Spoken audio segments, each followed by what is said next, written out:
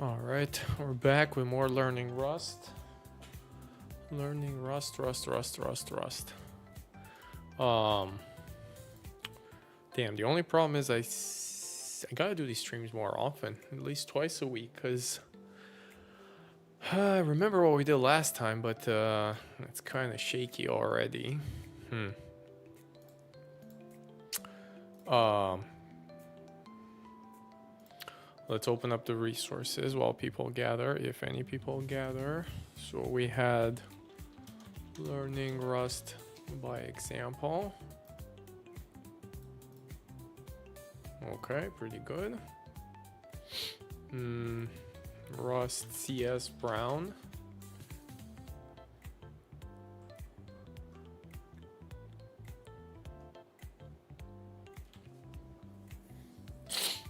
So we did last time we did understanding ownership. It was quite a beast. I also think we did really well from what I remember. What else do we need? Rust Playground, of course. But the thing is, today, no, I don't know what they have new features. Interesting.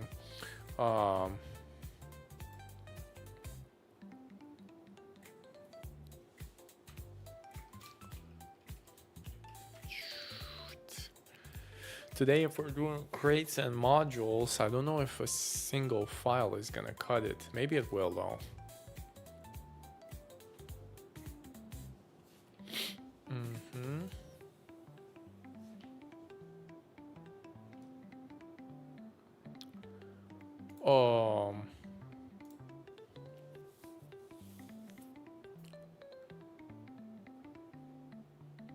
And Rustlings, which we left off. Yeah, okay, so we gotta do chapter 10 modules.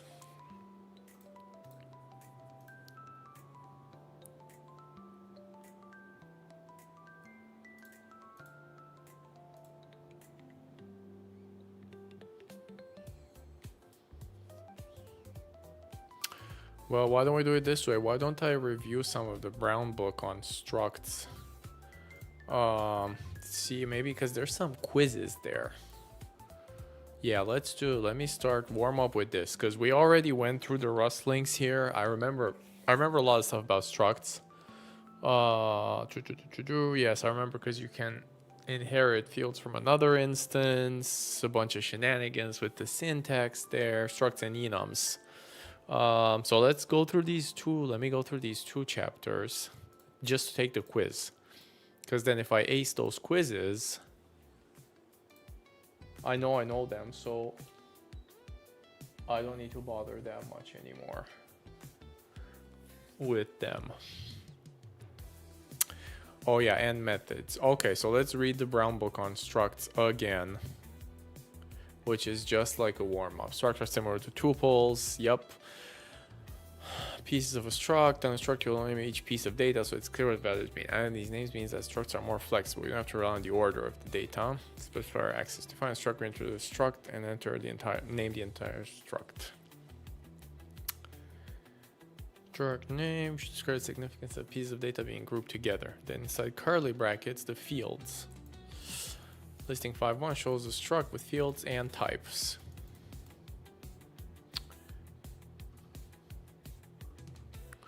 Oh yeah, interesting. This book has the heap. Aha, I'm starting to remember now. Okay, so this book has the stack and the heap representation for every example, which is pretty helpful.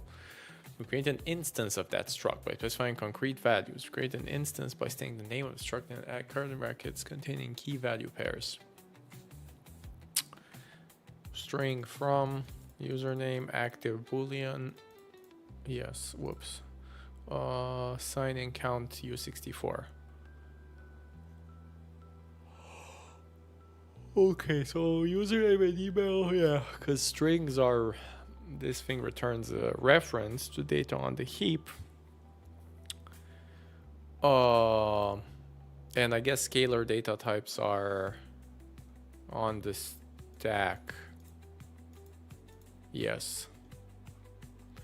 To get a specific value, we use the dot notation, pretty basic, to access the user's dot email.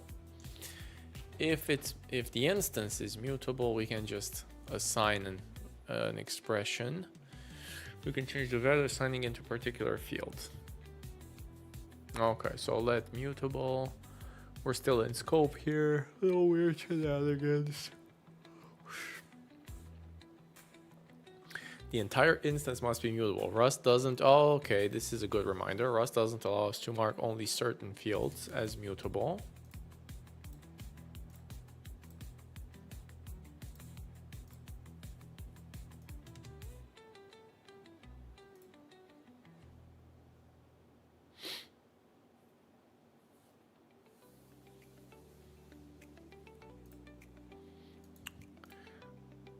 Listing function build user that returns a user instance with the given email, and the active field gets the value true. Okay, so this gives ownership back. It makes sense to name the function with the same name as the struct field, but having to repeat the email and username. If the struct had more fields. Okay, so this is some tactical sugar, which I don't really like. Just type email because the parameter names are exactly the same. We can use the field in its shorthand. Interesting.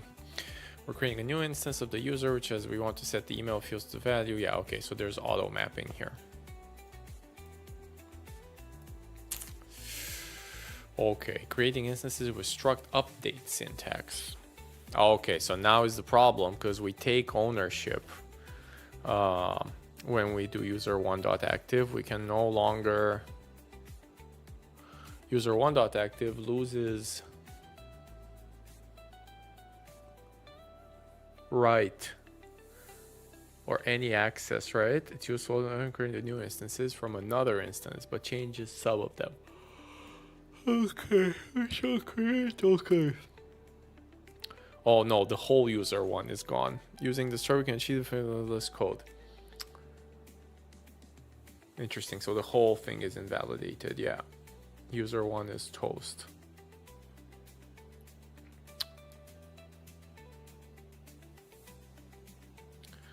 Yeah, there's the dot user one must come last to specify that any remaining field should get corresponding field. We can choose specify as one in any order, regardless of the order of field. Okay, I know this is ugly notation because it doesn't allow a comma after. Not the best.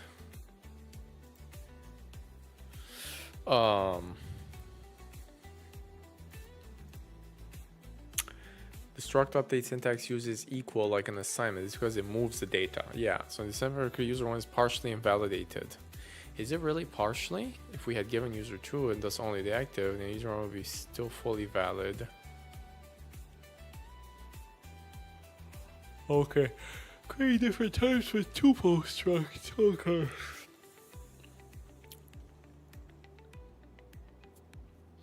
Don't have names, they just have the type. So just want to give the whole tuple a name, make the tuple a different type from other tuples. Okay, so they're like basically a name tuple, and they're on the stack. In this case, doesn't have to be though, right? I'm guessing. Let's see, struct names. Also, I guess these are camel case string. String let names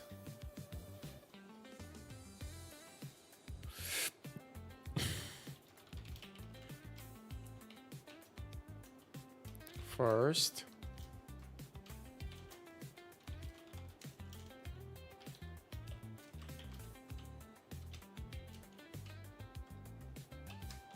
print line the debug syntax names.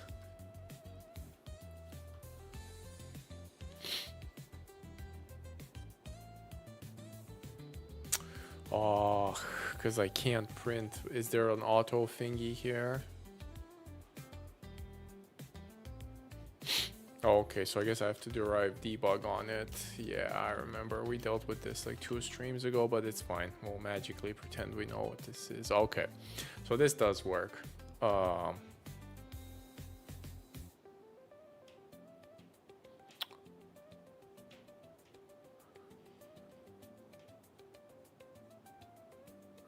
Why does it say fields 0 and 1 are never read?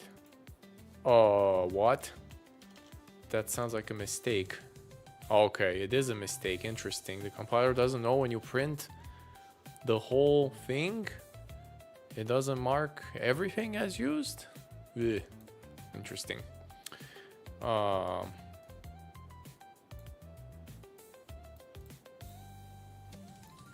Annoying warning. Okay, so we have a struct. Okay, so then color, triplets. Okay, so these are just named tuples. Okay, and I guess in this case the picture is not quite accurate because they would be on the heap, but in this case these are on the stack. Black origin are different types. Yes, even though these are tuples of the same things, they're actually different types because they're two differently named tuples. For example, function color. Okay, blah blah blah.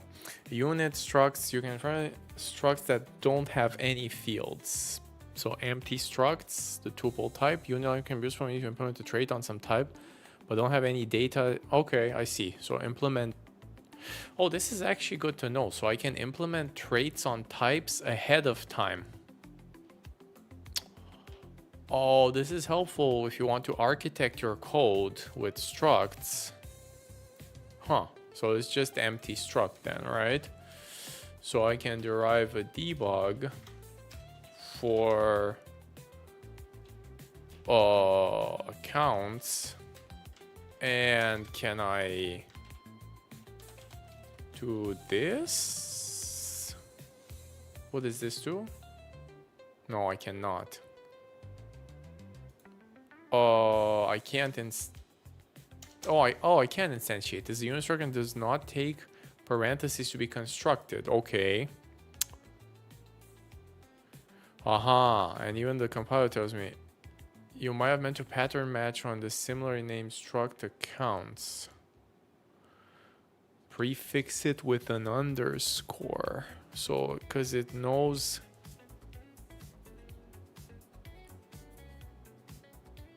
Can I print this? Is it gonna be empty?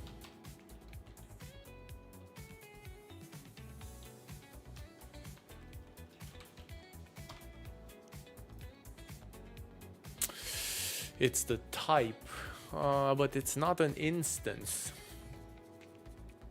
Interesting.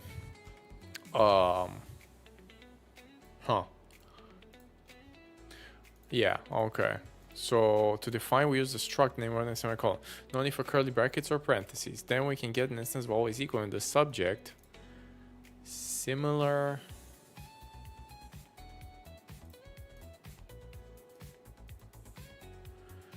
Similar way. We are using the name without any curly brackets or parentheses.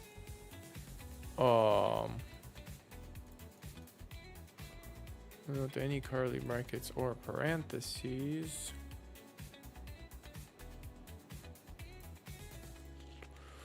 We'll implement this behavior such that every is equal to every type. Perhaps have a known result. Okay, so we gotta get the traits. We're getting there very soon. Ownership of struct data. Now, here's where it gets a bit hairier. Let's see. So in the user struct, we use the own string type rather than the string slice type. It's a deliberate choice because we want the instance to own all its data and for that data to be valid for as long as the entire struct is valid. It's also possible for structs to store references, but to do so requires the use of lifetimes. That's why I didn't. Okay. Lifetimes ensure that the data referenced by a struct is valid for as long as the struct is.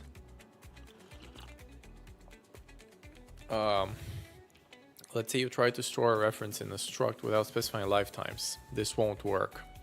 The compiler will tell you expect a name lifetime parameter. Okay, so we can't use references in structs yet, or we knew this.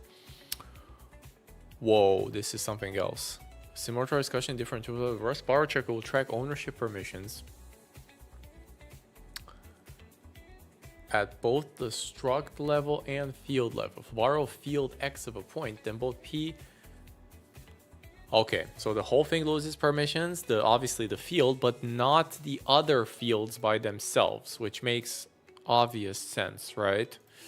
So you can borrow a field, but you can no longer borrow the struct again, or again in causal code. But you can borrow another field. So then I can go here and I can say, okay, let's turn this into a named struct, not anonymous, right? So we have two names. And first is a string. Second is also a string. Is it like this? Yes. And this should work.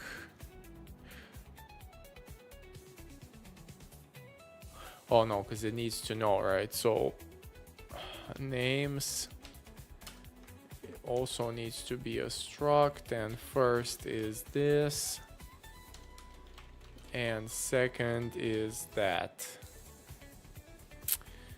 Okay. So now what do I want to do? So let's say I do let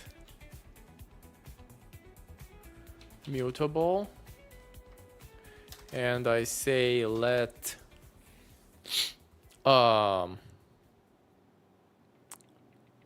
first name is a mutable reference to names dot first. Okay, and I say first name, let's see, Rust string methods, because we don't know them, but there is like two lowercase or something, right? Two lowercase. So what does this do? Returns the lowercase equivalent as a new string, not in place. So then I do let first name is first name to lowercase. Now if I print the names again, I cannot, because I'll get a borrow checking error. Okay.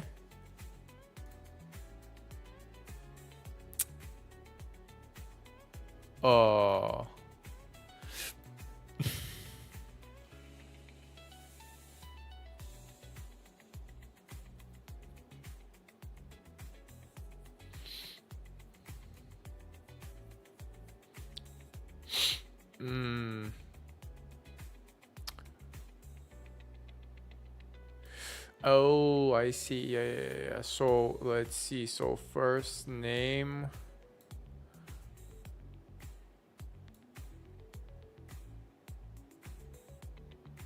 Damn, do I have to dereference? Okay, so I'm stumbling a bit on string syntax here again. Let me remind myself, what is this? So S is a string. Okay, these are all just strings. This doesn't help me much. So string.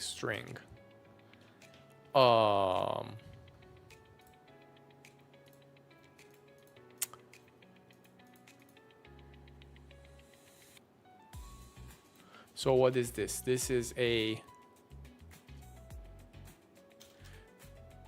mutable reference to a string. And what? I have to go to do string.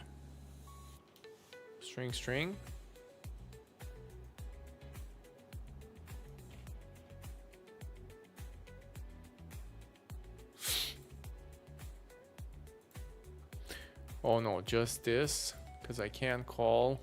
Yes, okay. All right, so what did I get wrong here? So first, I can't call first name to lowercase, so that I knew, but this gives me a string. Oh, yes, of course. Maybe I meant to do names dot first name. Sorry, names dot first. Yes, okay, because the reference I can use, so what does string, am I making a mistake here? From return in Rust. I think this returns a string slice if I remember correctly, right? Or, oh no, it's a string. Okay. It is a true string. It's not a string slice.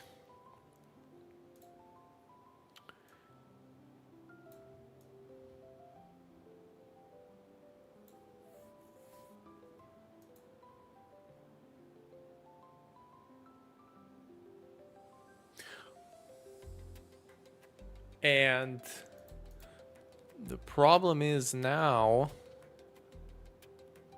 yeah, so I can no longer do this. Let my name is a mutable reference to name. This is borrow checking error. Names, I meant. My names. Yeah, this is a borrow checking error, but I can do last name. I can borrow the second separately. Okay.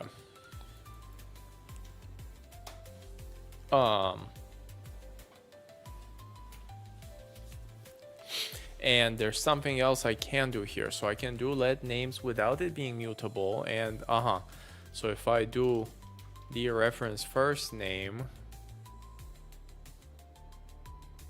no, I still need mutability on the core one. Okay. Yeah, there's nowhere. I cannot beat that.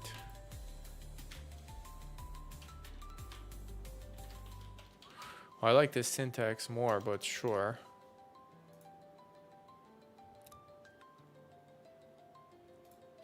Okay, so borrowing field. So we know how to borrow a field. Yeah, so you have to dereference it.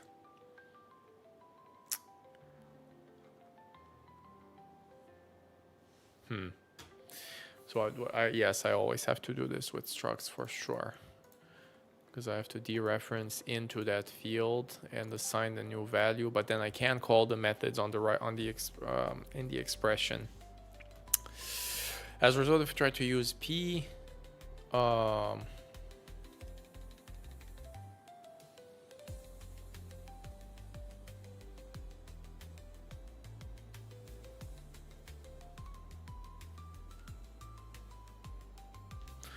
yeah, so what I meant to do here is if I had something that, but the interesting thing is I can print.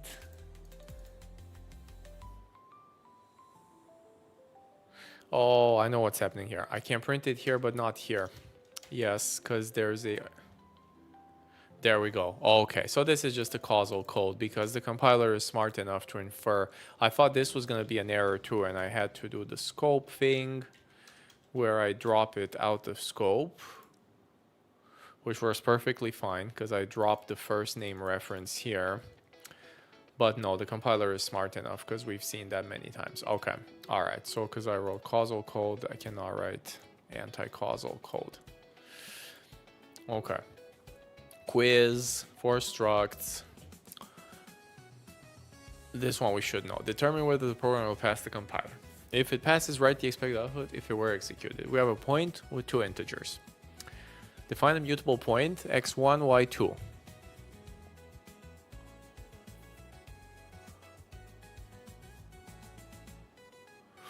Okay, this doesn't compile though. Does not compile because, or does it because they're scalars?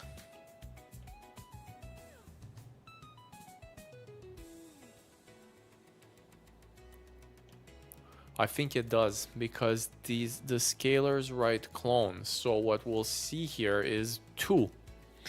Okay, because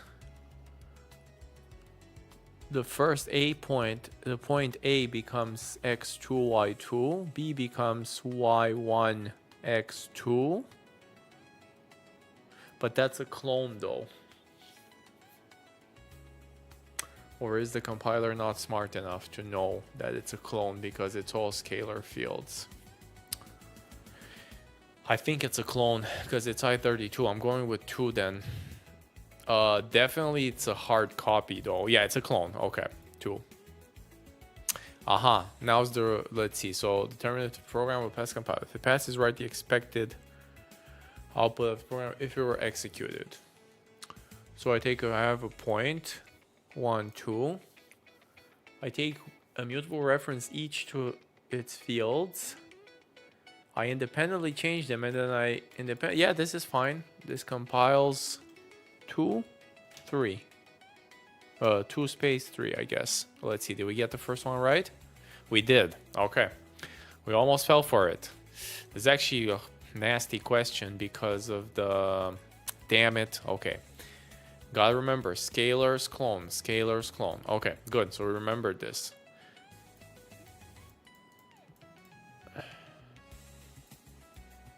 See, if this would have been a reference or something else.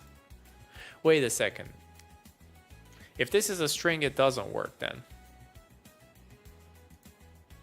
Okay, because I say let the names. And I say names first. Okay.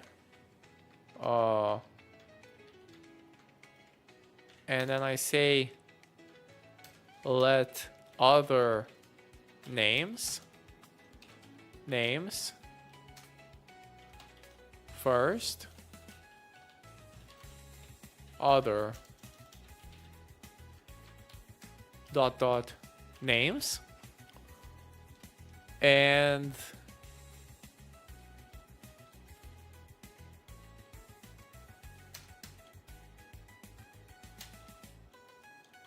to uppercase, print names, other names. Does this work?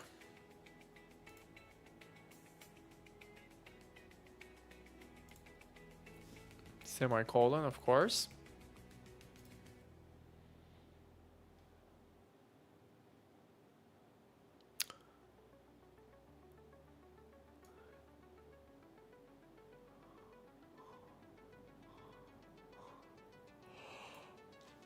Cannot assign names first. Yeah, so we have to dereference first name. And we're gonna dereference first name again.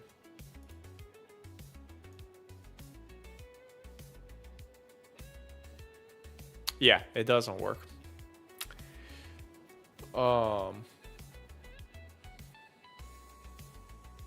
Oh, but it doesn't work because, wait a second. It doesn't work because I took a borrow already. But if I don't take a borrow at this time,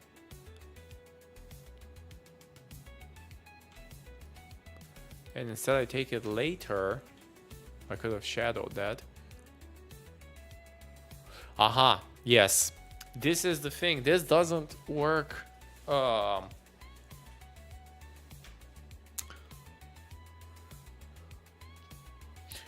Yeah, because it didn't create a clone, but then the... Alright, hang on. There's more though. What if I do it the other way around then? If I have this struct that only has scalars and I try to do this thing, which we know works, but in the middle, so I don't even need to, I don't care about the +1. What I do care about is, can I take a reference now? I believe I can, because this is a clone here, right? So I can say let xref is a mutable reference to a.x.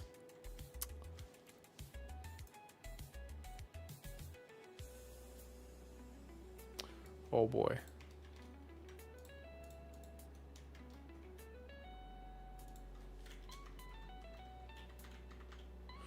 Oh yes, I cannot print names anymore, obviously, because I moved it already. Yeah, this does work here. Well, does it? Let's see, can I print A after all this circus? I believe I can, yes.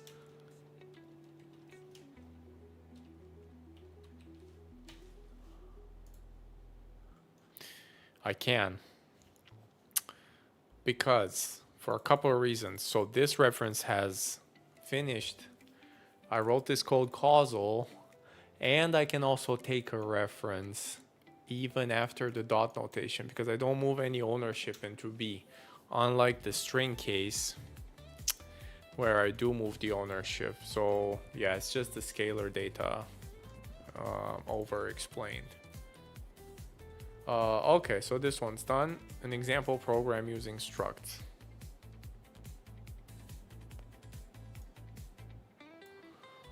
Oh, we've seen this. Okay, so I'm not gonna read this again. Refactoring with tuples. Yeah, we've done these exercises. Area of a rectangle. So I take a reference. Yeah, because I don't want to drop the data. Obviously, I always do references.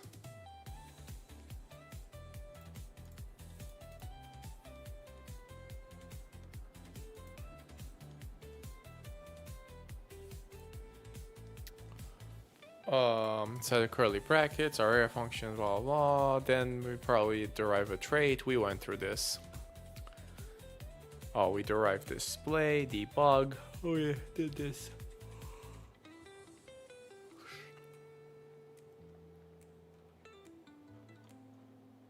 Oh, I can just do the quiz then. Let's see.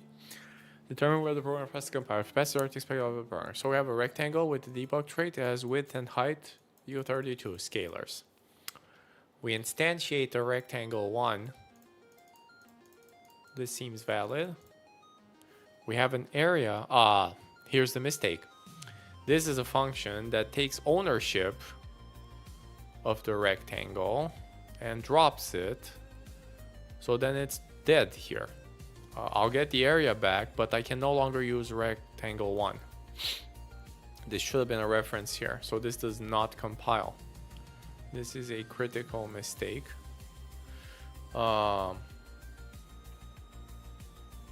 Which statement best describes the difference between display and debug? Bah, we're gonna have to YOLO this. Displays for presenting. This one sounds right. Okay, we got both of them, yeah. So the area function takes ownership, calling area before moves rectangle, meaning cannot be used on the next line. Yep, so the print here is dead. Correct. Okay, this one is easy. Methods. We've seen this too. Impulse, right?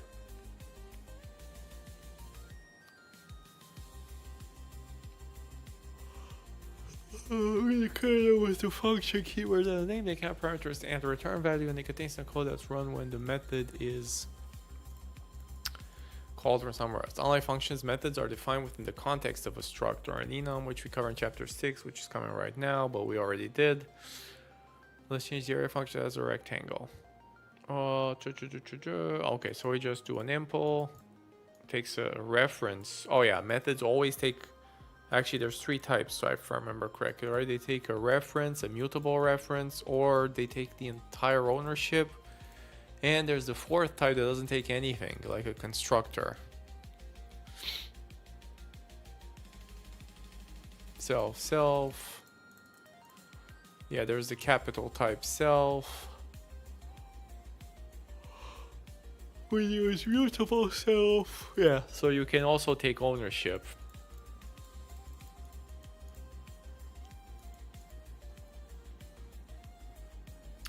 Methods with more parameters can hold.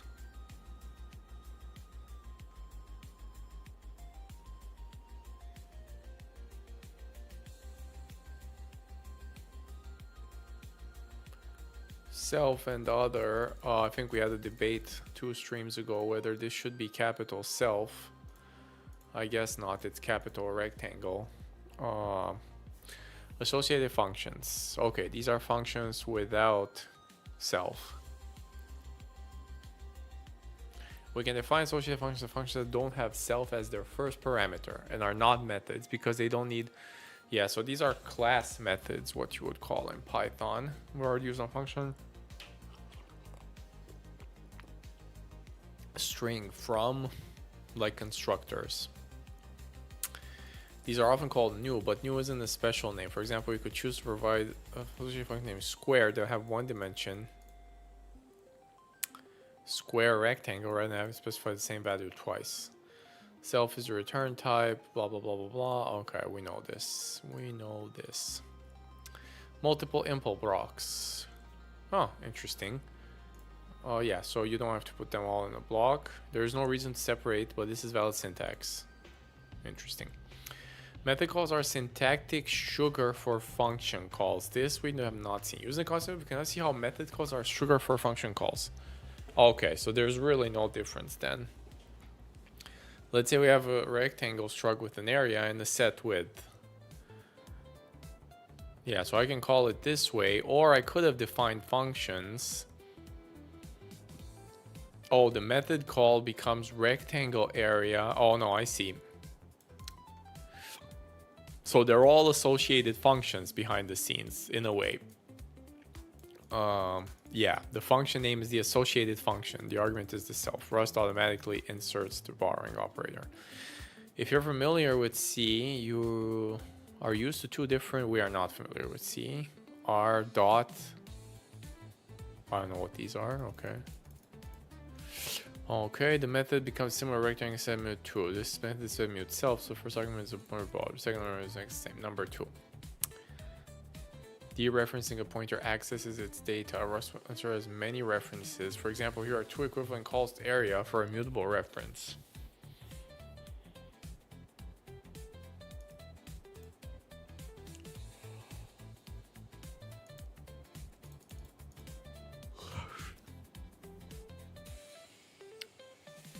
Oh, so we can call methods on references, not only on the object. I see. And then it's basically oh, okay, we went through this. Yeah, it dereferences twice, gets the data, then it borrows it again with the borrow operator. So it goes all the way deep. So then if I took a double reference here, I have a triple dereferencing here, which fortunately Rust does for me. For whatever reason.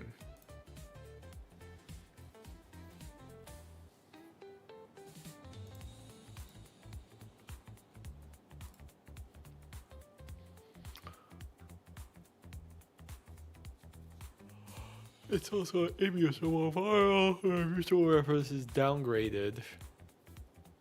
Note that it's also a situation where immutable reference is downgraded to a shared reference.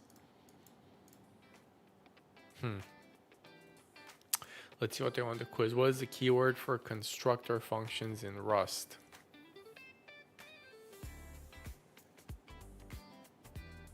There is none. This is a trick, right? It's new, but that's just for convenience or idiomaticity. Determine whether the program will pass the compiler. If it passes the right, expect output for execute. So we have a point anonymous with anonymous field, so this is a tuple type struct or whatever. 0.12.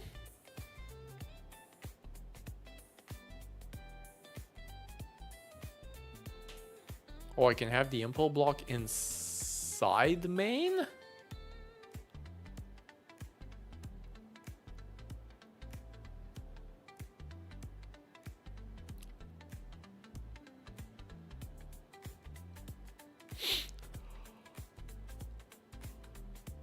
I don't think so.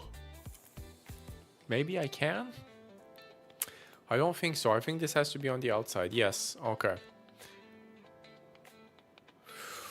Oh, yes. Duh. Actually, wait. So I got tricked here. So I would have answered this wrong had it been impl point. I think this... Yeah, I would have answered it wrong. Okay. Okay, so you can have methods inside... these are basically the same thing, or you can do the methods ad hoc. Oh, so very Pythonic again, right? Because Python lets you do that too. Yep, you can define a function wherever you want. Or in this case, a method. The mistake here was different though, so I answered this incorrectly. I got lucky because it's you can't implement for instance of a struct, obviously. Or a variable, yeah. This is what she call have this her permissions. We use these 3 bits that take So a computing method that only access, a read-only method, a write method that sets, and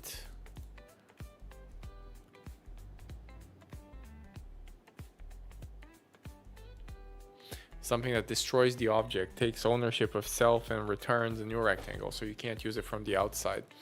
Reads and writes. If we make an owned rectangle with let rect, then rectangle has read and own permissions.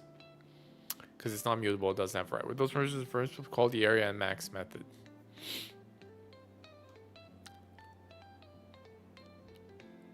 Yep. However, if you try to call set width, it's immutable. Yeah. Immutable reference, even if the underlying rectangle is mutable. Interesting.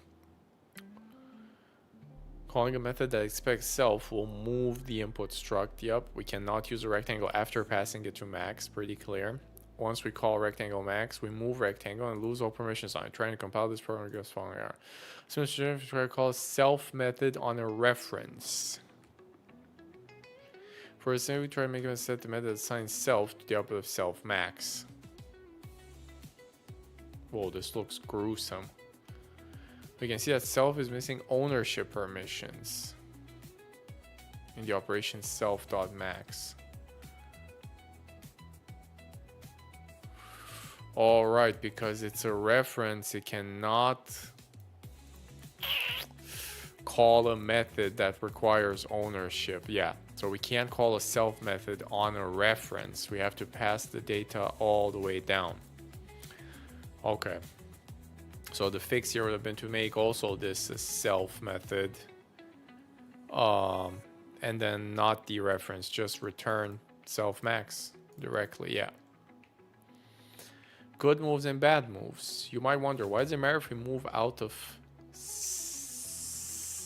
the dereference self? In fact, for the case of rectangle, it's actually safe to move. For example, if we simulate a program that calls the rejected, we can see nothing unsafe occurs. So set to max takes a mutable reference to self. We get a new rectangle from this, and we force jam it in. I mean, sure, this is fine, right? Because I basically at L3, yeah, other rectangle itself is consumed. I just force change my first rectangle. The reason it's safe is because rectangle does not own any heap data. In fact, we can actually get Rust to compile by adding derived copy clone definition of rectangle. Unlike before, self-max does not require ownership. Self-max desugars to rectangle max a dereference self and the other. The dereference self does not require ownership. Ah, so we're back to the scalar trick. Okay. Yeah, so you can force this with the derive copy clone traits. You might wonder, why doesn't Rust automatically derive copy? Rust is not auto copy for stability across API. Imagine a third, so that a name string. It's not gonna get rejected. Blah blah. Okay. Say we had a name string to rectangle. What happened if Rust automatically compile? Let's see if we can get this one. So we have width, height, and name. So I take a mutable reference to self, I get the max.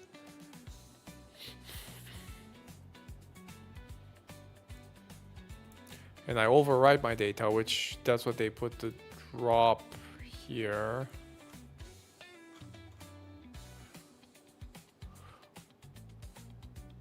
Ah, the problem is I dropped the string here. Yeah, because then I would need my method max to also do something with my string, but it doesn't.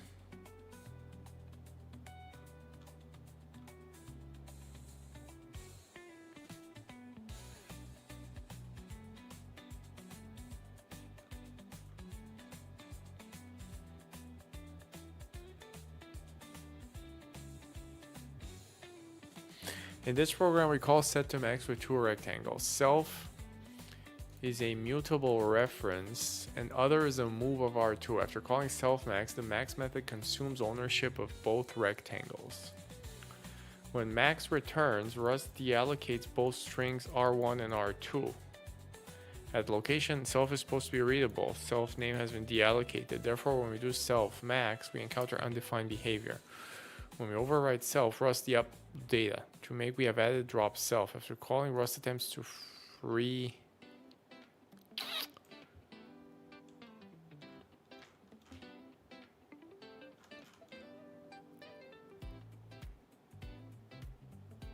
I see.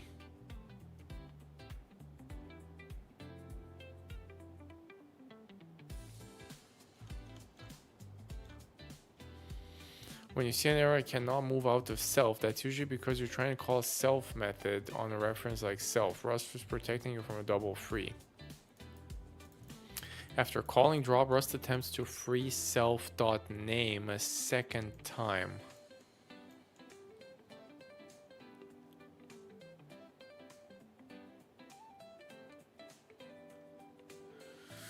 Interesting.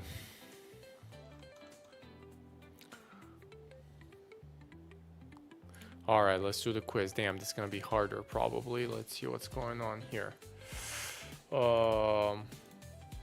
Say you have a variable v of type mutable, a mutable reference to a vector of I32s, and you want to call the length method with the following signature. Implement for vector, length to self, usize. If you try to compile the expression v.length,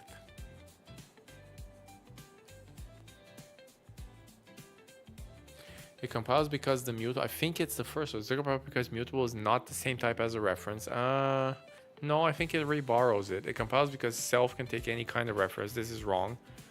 It does not compile. V is not explicitly dereferenced.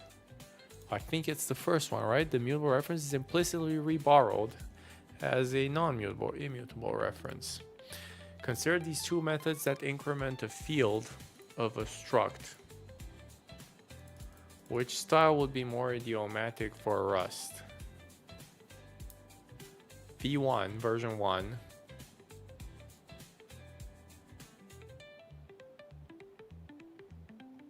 Oh, it can't take mutable self. Mutable self is wrong. I mean,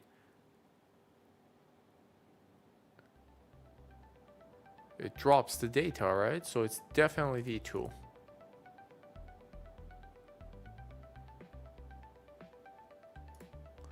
Determine whether the program passes compile. If it passes, write the expected output of the program if it were executed. Struct point, we have to put a nameless structure, implement for it. Increment. Okay, sure. We have a mutable point. We increment it.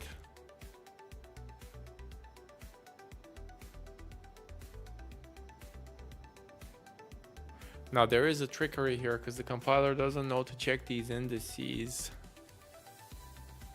But then it also doesn't matter because the ordering is correct here. So it does compile and it outputs 1.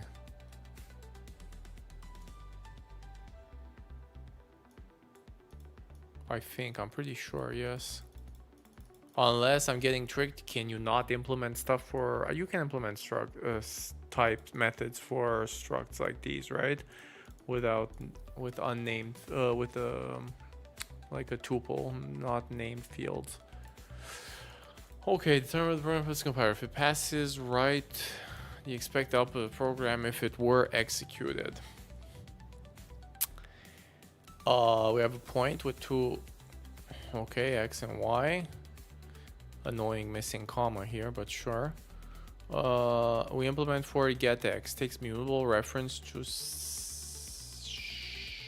okay, returns a mutable reference, and it's the first field. It's a mutable reference to the first field. Looks pretty good so far. So we create a point. we get a mutable reference. Now here's the trickery. Can I access PY after all this?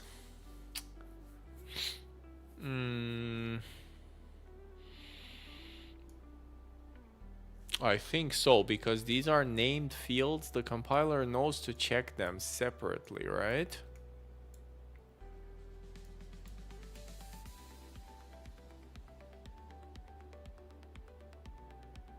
And this does compile, and it outputs 2, 2. Alright, we got one wrong. So, yeah, this one was right. So this compiles, correct. Damn it, it is the last one. It doesn't compile. Because getX mutably, where does it say? Oh my, where? Okay, mutably borrows all of P. A program cannot be, yeah, okay, so these don't work in the same line. I got tricked here, damn it. Because even though it only returns a reference to a field,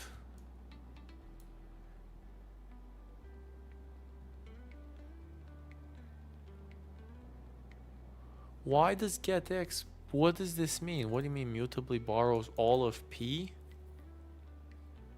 So the compiler is not smart enough to distinguish fields then. Because this is wrong. Like getX only mutably borrows the X field. No, but it's not, because it says anytime you borrow a field, the whole thing. Okay. But then why? Because I could use just Y though. I guess the way to do it would have been to take a mutable reference to Y. Okay. Alright, let's try to fix this then, because I think I know how to fix it. So this doesn't work.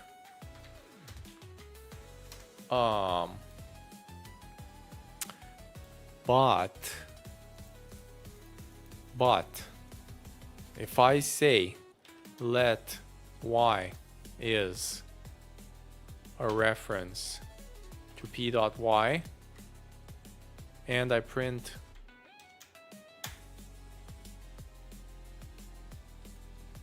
Y, I think this works now.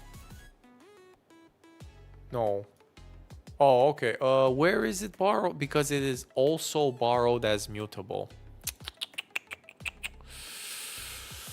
Okay, so this thing actually takes the whole struct.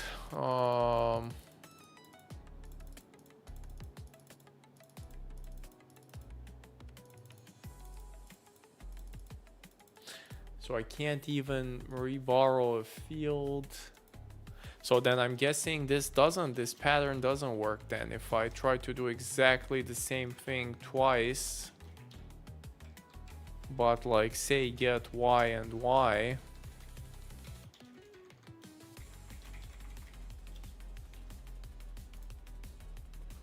Yeah, okay, so the compiler doesn't know.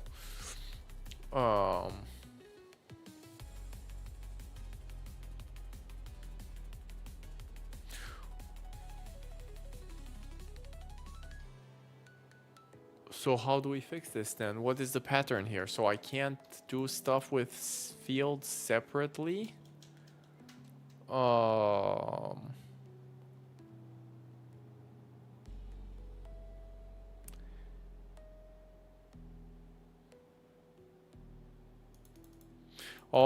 no, because I don't know lifetimes yet. I think it has to do with that, right? Yeah, there's probably a different, there must be a way to do this. It seems too basic. Interesting. Okay.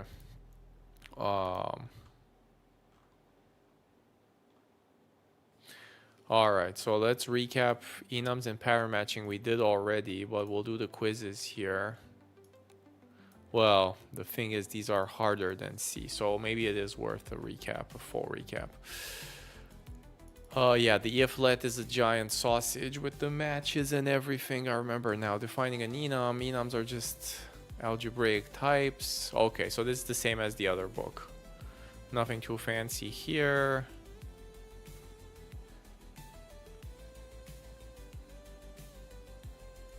IP address has a kind which is one of the enums, and the string. The kind is on the stack, I guess, because there's no real data on the heap backing these, or it's just some scalar proxy for a type.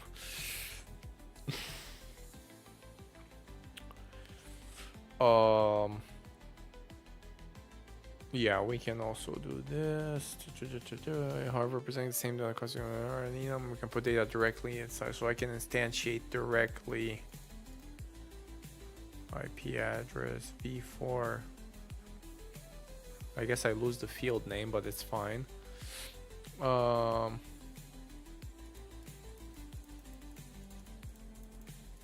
Yeah, so this is basically a struct now, a tuple struct, or each variant of these is a struct, a tuple struct.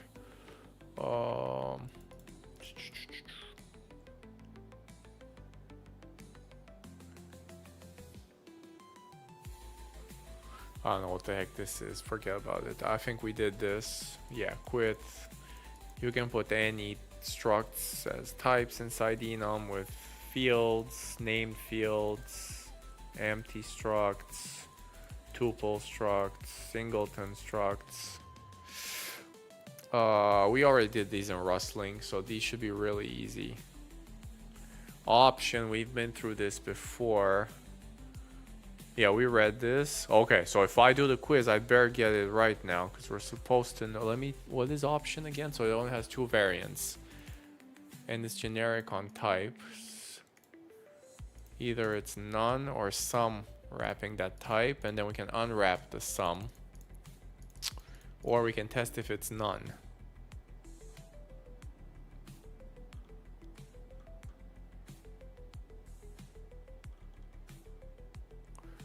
Rustlings are an option because they're different types.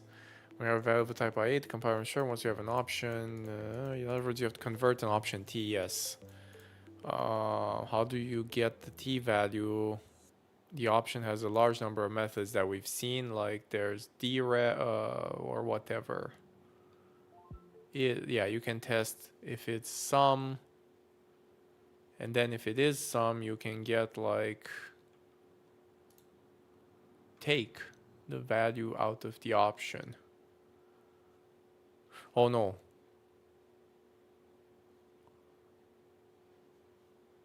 I guess this could work.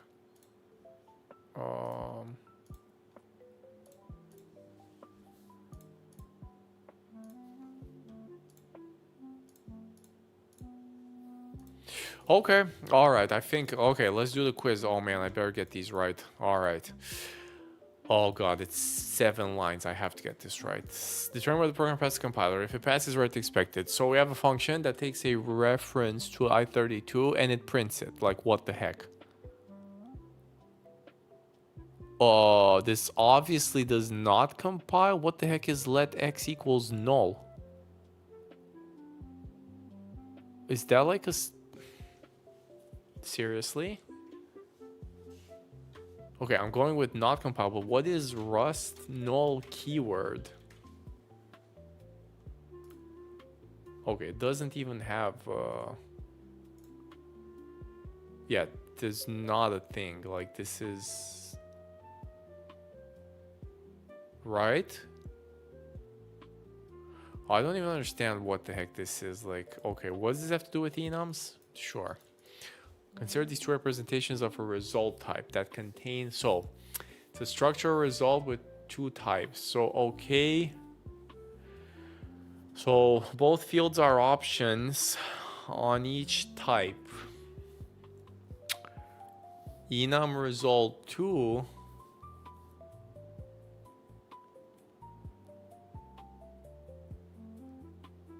is... I guess this okay again. These are in the standard library. Am I supposed to know this already? Types. I see. So this is another. So result is a type. I mean, it's exactly what it is. Okay, representing success, and And what the heck is this is okay? Like, it's just a wrapper type, right? It's nothing, basically. Okay. The enum result 2 is considered more idiomatic. Which statement is not a valid reason why?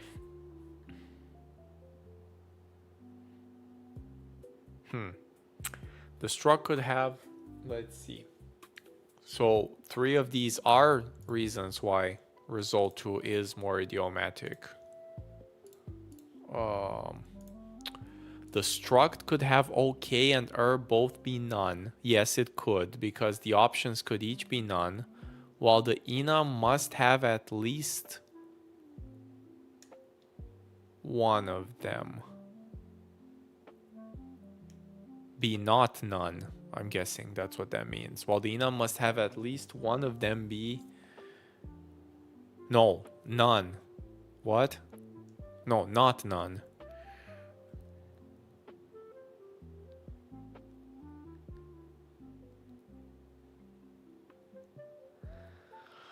The struct contains option types which are only intended to wrap structs. No, I think this is wrong then. 2 sounds horribly wrong. They're intended to wrap types, right? The struct uses more space in memory at runtime than the enum. Yes, this is true. This is a real reason. Okay. Because it actually has to compute both cases, no matter how you implement it, where this one you can match on it. The struct is more syntactically... Yes, this is also true. Okay, so then the obviously wrong one is the second one. I don't understand why the first one is right, though. The struct could have OK and both be none. I see. Well, the enum must have at least... So basically this says you need more checks at runtime for the struct. Because you would, as a programmer, you would have to check for this case, even though it's nonsensical, to check for both of these, because they both exist. I think it's related to the third one then, right? Because both OK and exist at runtime, but that's nonsense, because you know only one of them is possible. That also, this is horrible phrasing here. Well, the enum must have, I think it's even exactly one then, because you can't have an OK and an error at the same time. So one is none and the other is not none, or vice versa. Okay, I'm going with this. Okay, we got the quiz. All right, so we understand some basics. Let's move on. Oh god, the control flow stuff. This one's pretty long, I remember, but we did this like 2 streams ago, so hopefully I just aced the quiz and we can move on to the actual crates and modules. Rust has an extremely powerful controller called match. Okay, so we're matching on coin, and I remember... Okay, so match on an enum means we need to write arms for each type, and then there's the default case. And then the right-hand side can be arbitrarily complicated because everything is an expression in Rust. Yeah, so I can even write some stuff like this on the right-hand side.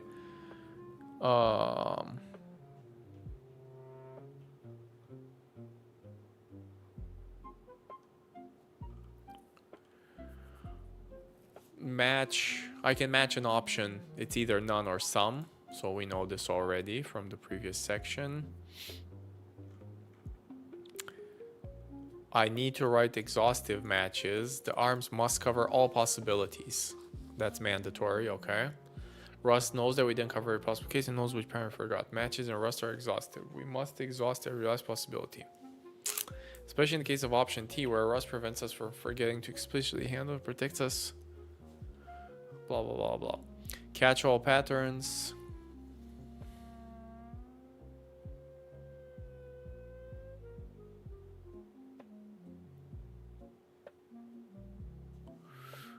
Other?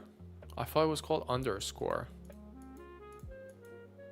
Oh, I see. Other unpacks the value.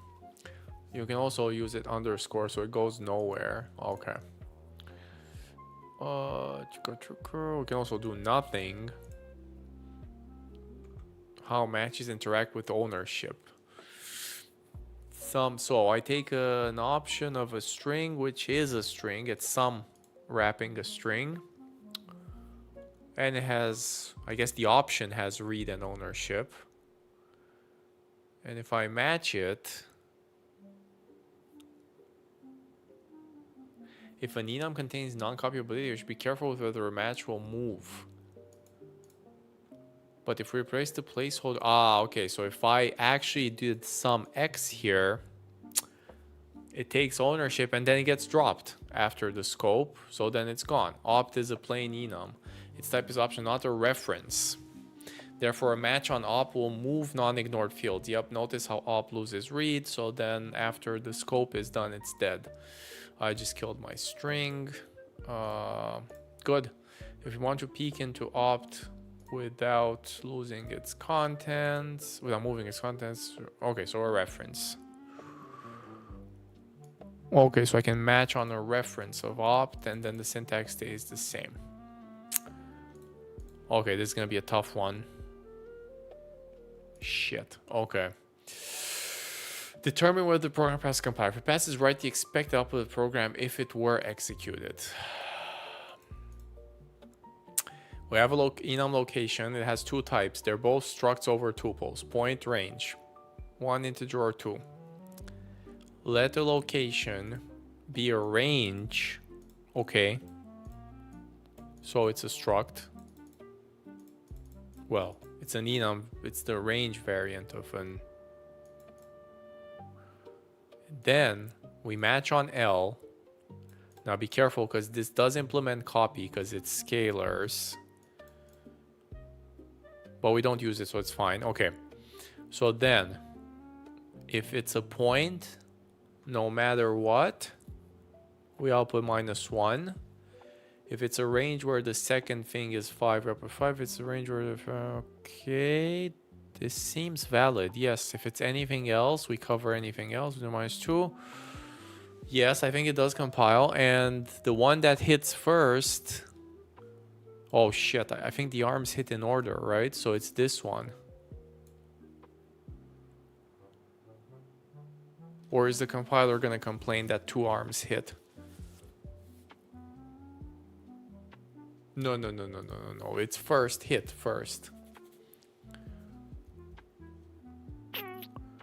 So I'm going with 5 then. Because I hit on 0.5 because it is _5. And I get back a 5 and that's it. Okay. If the branches would have been reversed, this would have been different. I would have gotten the 0 hit first. Consider this method implemented for the option type. Option over type, unwrap or. Self other. So if I have something in me, I return it. Otherwise, I return the other thing. Okay. Returns the object inside self if it exists, and otherwise. I think that's just what I said. Returns a reference. No, that's wrong. It does not return a reference to the object inside self. Returns a new option. No, it also doesn't return a new option. It returns the T, not option T. Insert other into self. No, that's wrong. Okay, so it is this one. Returns the object and otherwise. Determine whether the program will pass the compiler. If it passes, write the expected output of the program if it were executed. So I have an enum and it has 2 struct variants. They're both structs on tuples, usize string. Either left or right. I make an X, which is the right variant, hello world. I match on X.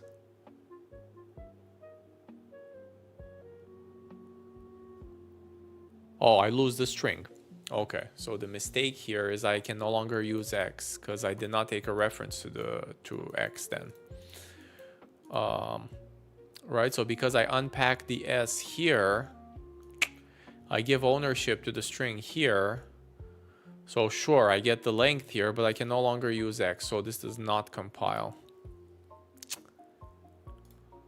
Consider these 2 implementations of a function to decrement an unsigned number twice. the functions have the same behavior for, oh god. So both of them take an integer. They just copy it into, because scalars don't have ownership. I mean, they always copy. Move through copy, and they return an option. So, oh, I see, because it's unsigned number. So if okay, so I cannot subtract from 0 or from 1. So if it's 0 or 1, I get a none, which is a valid for an option. Otherwise, I get sum. I get the wrapped integer 32 and sum. This other one does... Oh, it's just the... I think they are the same, yes. This is just the match written in if-else's. And it's exactly in the same order. So if n0, none. If n1, none.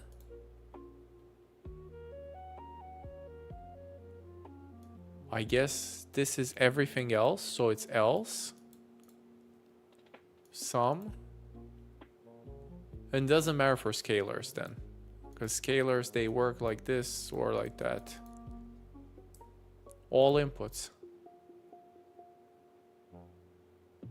Is there any input that's different? No, for 0 they both return none. For 1 they both return none. For 57 they both return sum of 57 minus 2. If, else. Okay, it's all inputs. All right, we got everything. Good, pretty good. The first one was the trickiest because indeed the arms, they match in order. So this one hits first. Each match is tried from top to bottom, both the second and the third parent. So the second one is used. Very important. I forgot this. But it has to be this way. Otherwise, the programming language would be absurd, right? You can't have two simultaneous matches. Good. We got 4 out of 4 on matches. Pretty good. So good recap. Consider this method implemented for the option type. What was this? Unwrap. Oh, this was easy. This function unwraps the option by consuming ownership of it and retrieving the value inside. Yeah, this is a real function. This program does not compile because of the string ownership. Yep, the match arm either write S moves the field S, so you can't use X anymore. Gone. And these are exactly the same. Yeah, so you don't have to use match. You can manually write the if else. Of course, it looks horrible, but it's not the worst thing in the world. A match is like a specialized if. Okay. All right, more stuff. Concise. Oh, okay. This is the nasty one. So even more control flow now with if, let, else. If I pass this quiz, it's really good, but I don't think so. So this will be a good recap. So if, let, lets you combine if and let into a less verbose way. It handles values that match one pattern. So I can do it the manual way. So let sum match sum print. I can also write it if let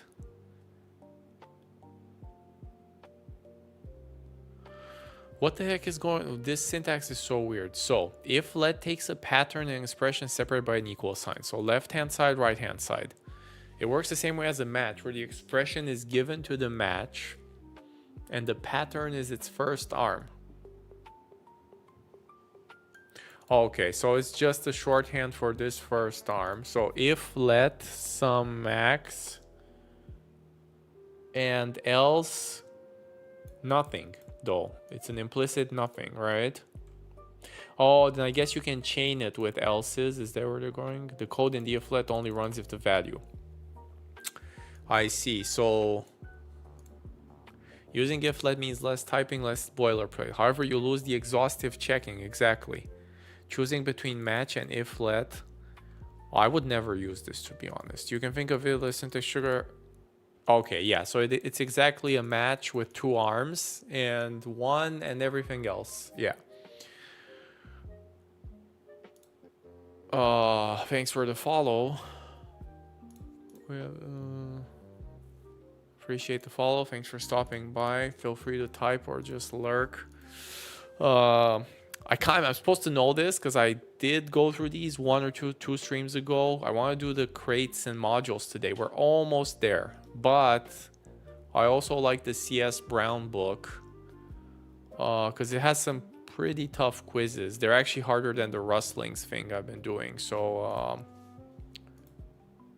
I will stick. Oh, we'll basically finish this recap first, and then we'll move on to other more newer things. Okay, so if let is pretty bad, to be honest. I don't know if I would ever want to use this. We can also include an else. Yeah. So the block of code is the same as the block of code that would go with the underscore. So then you can chain if let with else if let. Staying on the happy path. The common pattern is to perform some computation when a value is present and return a default otherwise. Continuing with our example of coins.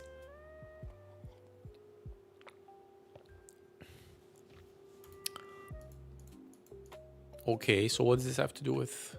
Oh, God. So let's see if we understand this. So if it's a coin, if this... Okay, so I unpack... If it's a quarter, this is what this means. If it's a coin and if it's a quarter from the coin enum, I unpack its state. I also match on the coin, but I don't do any... I guess, yes, this is the coin that I match on. Okay, so if the variable coin is a quarter in the coin enum, then I run some logic inside, else none. So this is the default arm. Then inside I can do anything I want because I now unpack state. Okay. Oh, this is the wrong way to do it. We could also take the advantage of the fact that the expressions produce the value. The expressions produce a value either to produce the state. Produce a value either to produce the state from the if left or to return early as in listing. You could do something similar. So let's state. Holy shit. What is this? Double, triple equality? Oh yeah, because this whole thing is either state or none.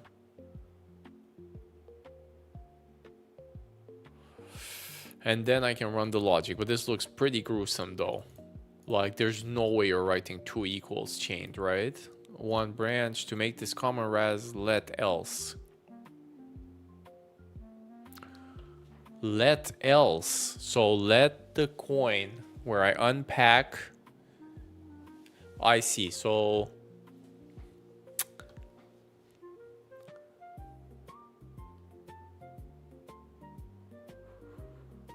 takes a pattern on the left and an expression on the right, but does not have an if branch, only an else branch. If the pattern matches, it will bind the value from the pattern in the outer scope.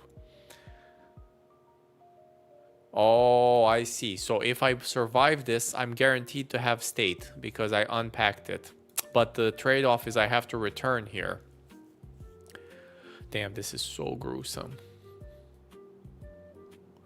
I guess, yeah, I guess the forced return here makes sense. All right, so let's do a quiz. This looks pretty easy. 6 lines of code. 2 lines of code. What the heck is this?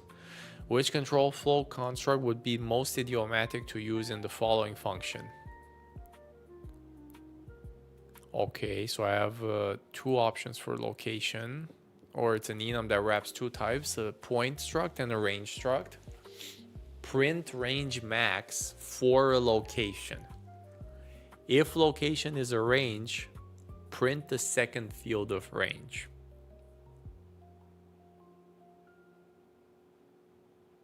I mean, it has to be... Okay, let me try to write this then, myself.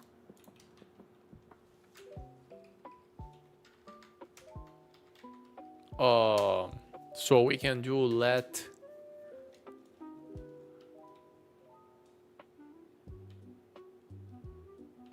Yeah, it's if let, right? So I go if let location range second field equals location print line second field. There's no way you can do it easier than this with match. I can do match location.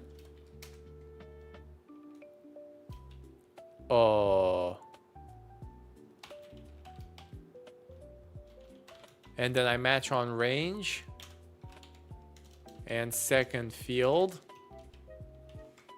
And then I print line second field.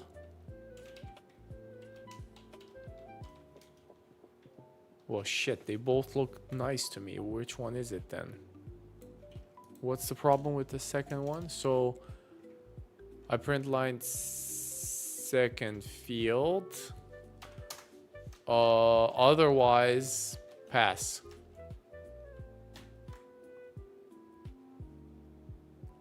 Okay, so then I go fn main.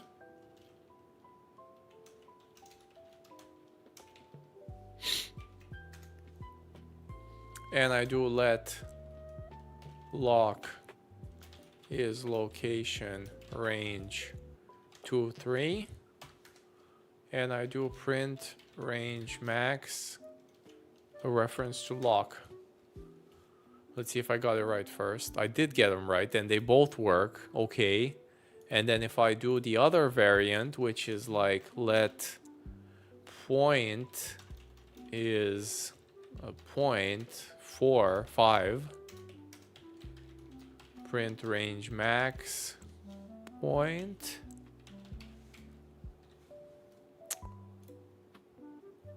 Okay, good. Which one is more idiomatic then? I think it's this one then. Because this is very annoying to write. Yeah, it is. Like, it's basically pointless to write this. Otherwise, these both look exactly identical. Yeah, match lock. I mean, this question is kind of dumb, but yeah, okay, sure. We'll go with if let. They're extremely similar though. I don't know if this is the best example. Okay, basically the same thing now. Okay, so now what do we have to do? Aha, this one's, I mean, obviously this one's a trick question. So let's see. Return the first field of range or the only field of point. Obviously the match is easy on this one. Because if I match on range, so the first field first, or the only field of point.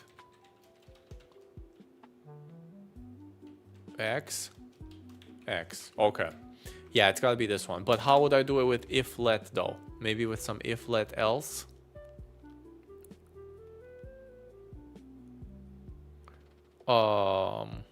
Return the first field of range.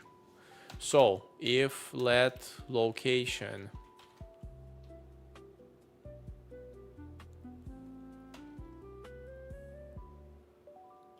first location first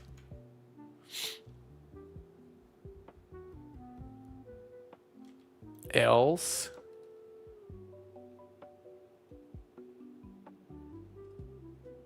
no, what can I write this? Point X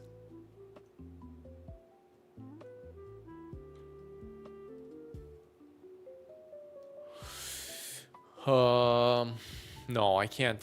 I don't know how to write it with the if let pattern.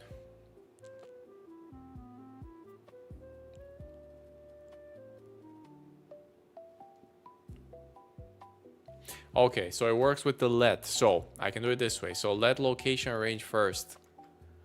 Okay, else return none.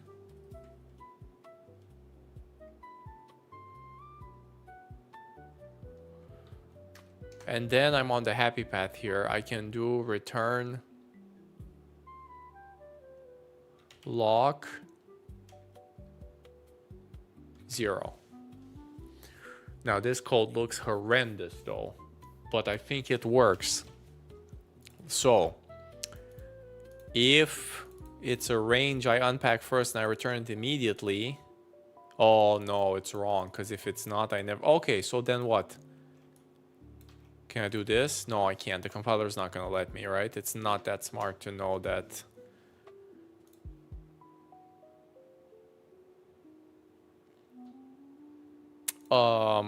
Sorry, these need a U32, I guess, or I32. Oh yeah, because I need to take the function signature. Yes, it's I32, okay. And let's do print line. So let stuff equals this one, and print line stuff.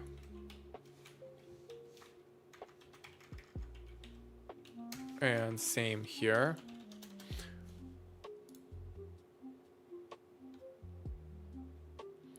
Okay, obviously I forgot the let. Okay, I'm going with match for this one because I don't even know how to write it. The match is easy though. Let's see, did I get the match right? Yeah, the match is way too easy to get wrong here.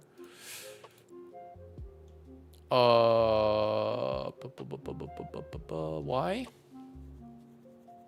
Uh-oh.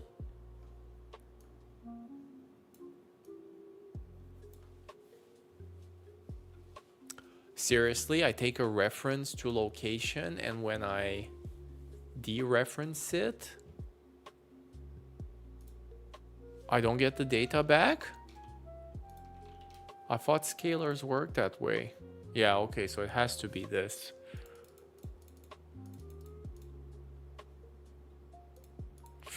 Okay. Okay, we got both of them right, but it doesn't really explain why. When if let, okay. If a function needs a return value, then a match. Okay, so kind of crappy explanations. We now cover how to use enums. Okay, anything else? Oh no, this is like a mega ownership quiz that we missed last time. Oh shit, okay. Well, this is it then. If we get this one right, then we've mastered the basics, which we were supposed to do last time. And we did, because we did really well on the final quiz. I remember that. Hang on, what is happening here? Okay. So the ownership is a series of quizzes that check your understanding of ownership in real world scenarios, as opposed to fantasy world. These scenarios are part of a common stack overflow question. You can use the question to test how... Okay, this is the mother of all quizzes then. Damn, we should have done this last time. It's because the Rustlings is messed up. These questions will involve Rust programs which use functions you haven't seen before. Therefore, we're using experimental technology that's... What? Hover your mouse over... Okay, I see. So I can get help here. Okay, hover your mouse over S2 to see its inferred type. String slice. Oh, right, because the string and S3 is also a string. A few important caveats about this technology. Okay, I don't know what the heck is going on here. WebAssembly, which can take the quiz. 6 questions, let's go.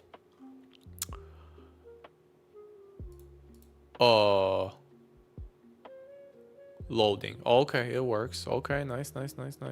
Experimental technology. Okay. Question 1, program 1. If you try to compile this function, which of the following describes the error you would get? Makes a string to separate line of text, returning a default if the provided string is blank. So I take a string slice. I want to return a string slice. If... Okay, so I compare string slice with string slice, and I guess this works in Rust. So if it's exactly blank, then I let the default... Oh boy, what the heck does repeat do? Oh, I see. This is the problem, because it's a string it's a string, and I return a reference to a string, not a string slice. Else I return just a string slice, which obviously works. Okay, so is this about ownership though, or what the heck is happening here? Is it because the default? Whoa, wait a second. Wait. Ah, yes, because this gets dropped here. I can't return a reference. Yeah, I should have returned a capital string here. It doesn't work like this. Function cannot return a reference of type string. No, this is a vague message. User string does not live long enough. That's also wrong. It's a reference. It doesn't have ownership. Cannot, yes, this is the answer. Cannot return reference to local variable because it gets dropped. I mean, you can, but you can't because this data goes out of scope, right? So it frees up the heap data. So then I get the junk reference.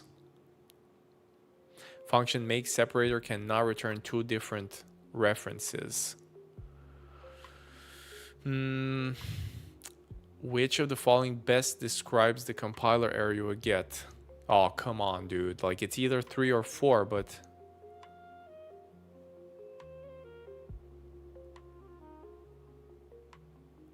Ah, it is a string slice. Okay, so it is correct. Okay. I see. So yes, this... Okay, so it's definitely 3 then. Because... Okay, so I'm dumb. Because if I put the reference symbol in front of string, I get the little string slice, right? Okay, so I'm going with this one. Can I return reference local variable default?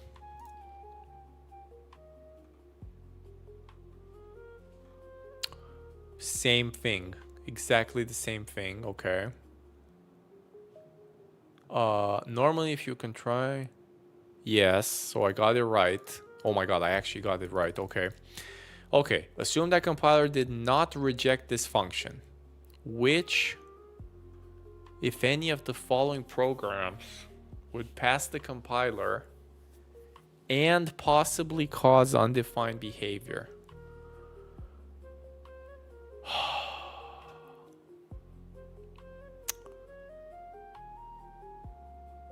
So which would cause undefined behavior?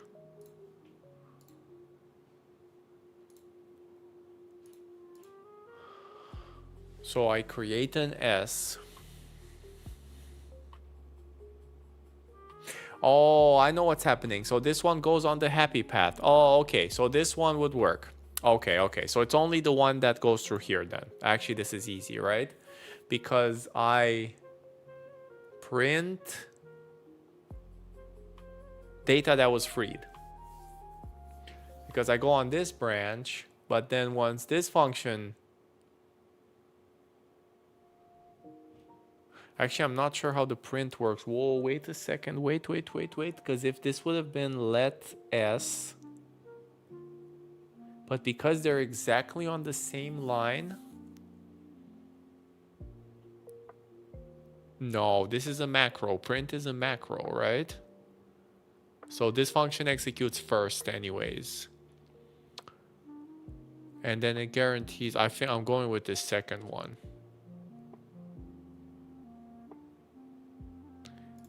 But it also wants you to pass the compiler. What the heck is going on with this bullshit, dude? They both pass the compiler because they're both valid strings.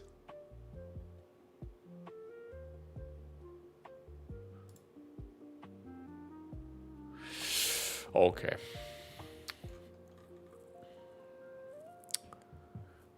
Of the following fixes highlighted in yellow, which fix best satisfies the 3 criteria? The fix passes the Rust compiler, the fix function preserves the intention of the original code, and the fix function does not introduce unnecessary inefficiencies. Okay, so basically what's the best fix here? So I can change the output type to string. Okay, this kind of works because I give ownership back here. Not too bad. And then I return a string here. I like this already. It passes the compiler. Yes, it does because it gives ownership back. No problems. Wait, can I do equals comparison? Oh shit. I don't think I can. Okay, so this doesn't work, because can I? I don't think so. Right? I can't compare a string with a string slot. Okay, so this doesn't compile then.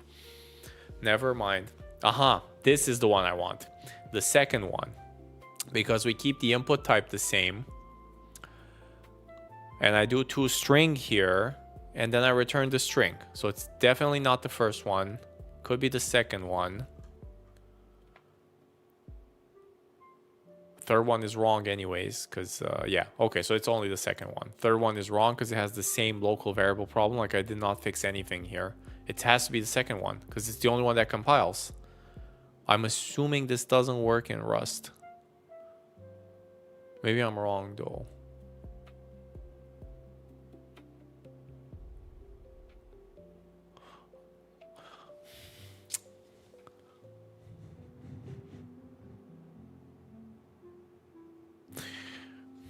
Let me mess with this. So then if I go seriously, so let s is string from hello. If s is stuff,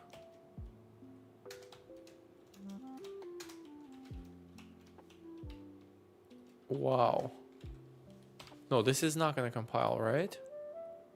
It does compile. So I can't compare a string. I don't have to do this because I thought it has to be a string. I guess this works too.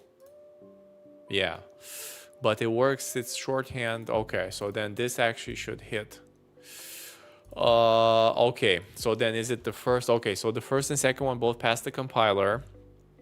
They both preserve the intention of the code. But which one is more efficient now?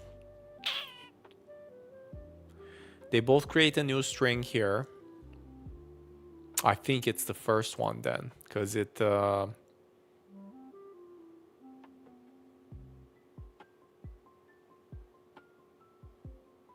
toString copy. I think it does, right? Okay, so we're going with the first one. Okay, another program now. Get the string out of an option if it exists, returning a default otherwise. Now be careful because we take a reference to an option of a type and I return the type. If I guess is none is a method for the option. Okay, so this works. So I guess they didn't want to use the match, sure.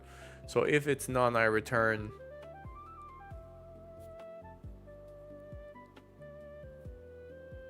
I guess an empty string. Eesh. Okay, so this works.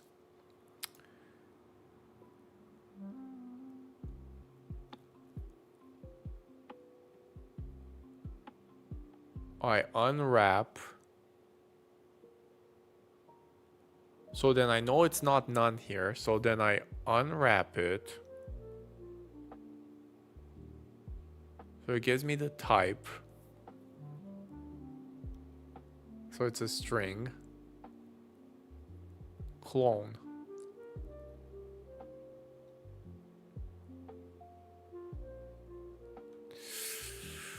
The problem is why the heck this doesn't compile. Let's see, because it seems like it would compile. Is it the reference?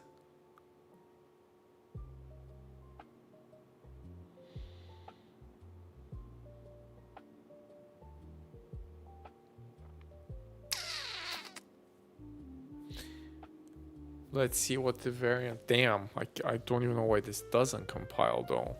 Cannot return S clone, which does not live long enough. Oh, no, that's wrong, right? It's a clone. Oh.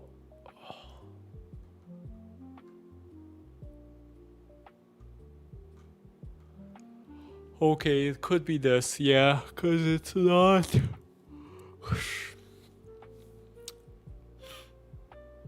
Cannot call arg is none without dereferencing arg. No, I think this is wrong. I think you can't. Arg does not live long enough. Wrong. Cannot move out of arg in arg unwrap.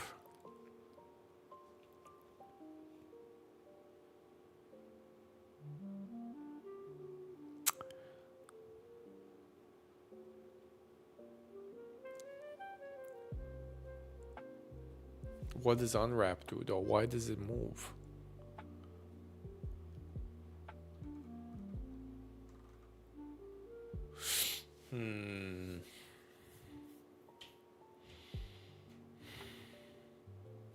I don't know the syntax for this one, but I think this is a dud. It's not. It's either 1 or 4 then. Cannot move out of arg in the unwrap. Is that true? Like if I have a reference to an option, I can't move out of it?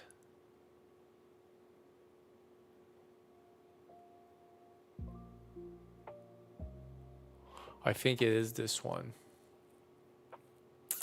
I needed to consume the option itself, not a reference to it.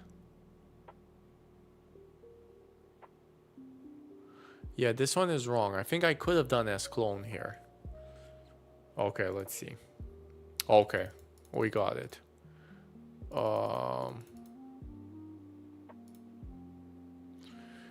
Okay.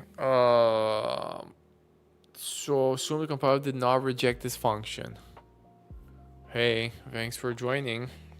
I'm doing the final. This is the final quiz. I don't know what the heck I found. Like, it's a quiz we missed last time on ownership in the brown book. But then, yeah, it's 2 more questions, and I'll move on to like modules and crates and stuff, because these are getting pretty tough now.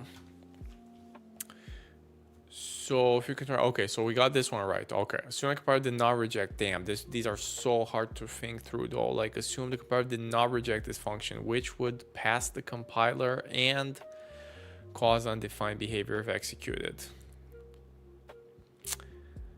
Oh boy. So I get the string, get or default. This one would pass because sum is an option type.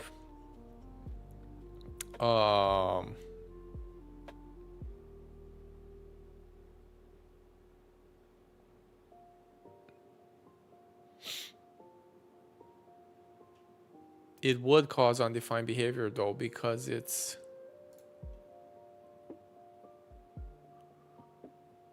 no, it wouldn't. This one would, because this would consume and then I can't print it after.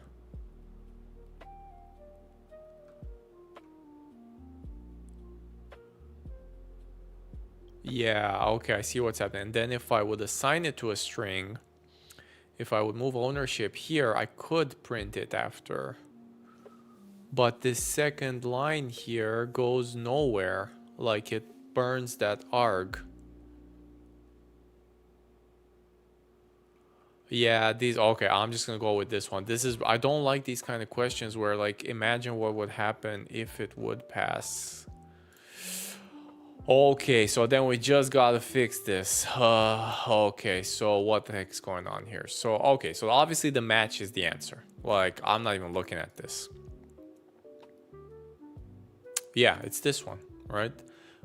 Which best satisfy the fix passes, preserve the intention, and does not introduce inefficiencies, right? So I match on an option. If it's none, I get new. If it's some, I unwrap it, I get the clone.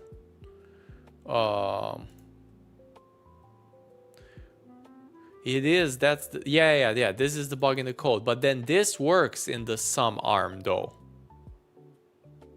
That's the thing, all right? So then this is the fix. These other ones, they look, yeah, these other ones are gruesome. Like, they go through as mute. I guess this also works. Like, I can just take the option, but it's not idiomatic. Like, it looks pretty bad. Yeah, this one also works. 4 also works. It's the manual version, but then I can do the match. Yeah, this will never work. Yeah, this is a fake here. Argas mute doesn't make any sense here. Okay, I'm going with 1. Okay, disaster. 3 out of 6. Let's see what we got wrong. So, program 1. Okay, we got it right. Yeah, this was easy, but we got... Yeah, I don't know how to answer these. Like, what would happen? We got it right here. Again, we got it wrong. We got it right. Okay, let's see what we missed here.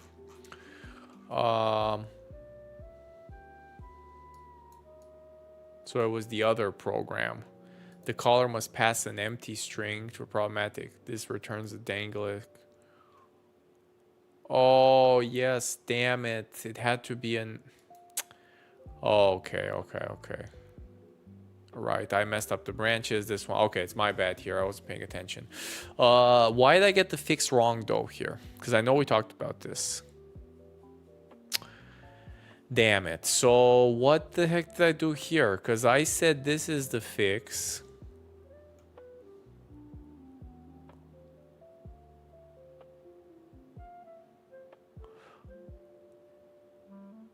Oh, so it still doesn't work. Yeah, okay. So you can never... Wait, but don't I give ownership back on the outside? Is it just that it's not idiomatic? Requiring user string to be a string. No, this works. Yes, requiring user string to be a string will reduce flexibility. It would also require calls to heap allocate. Requiring user string. There is no valid way to return a pointer to a stack allocated variable. The simplest solution is to change the return type to string and copy the input.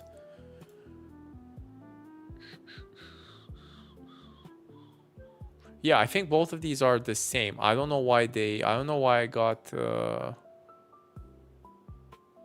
Oh, because... Wait, so this is not pass through though? Like, I can just take it in and give it back, right? It's not the temp thing. The temp thing works on... It's the same in both cases. Because I know I picked this one. I don't know why they want toString. Yeah. And then this little one, yeah, again, one of this bullshit. Oh, they were all wrong here. Damn. All of these programs violate memory safe due to double free. If Argon wrapper permitted, then ownership of a string would be assumed by S. Okay, so it's always basically there's, yeah. Right, because I forgot the where, compare where.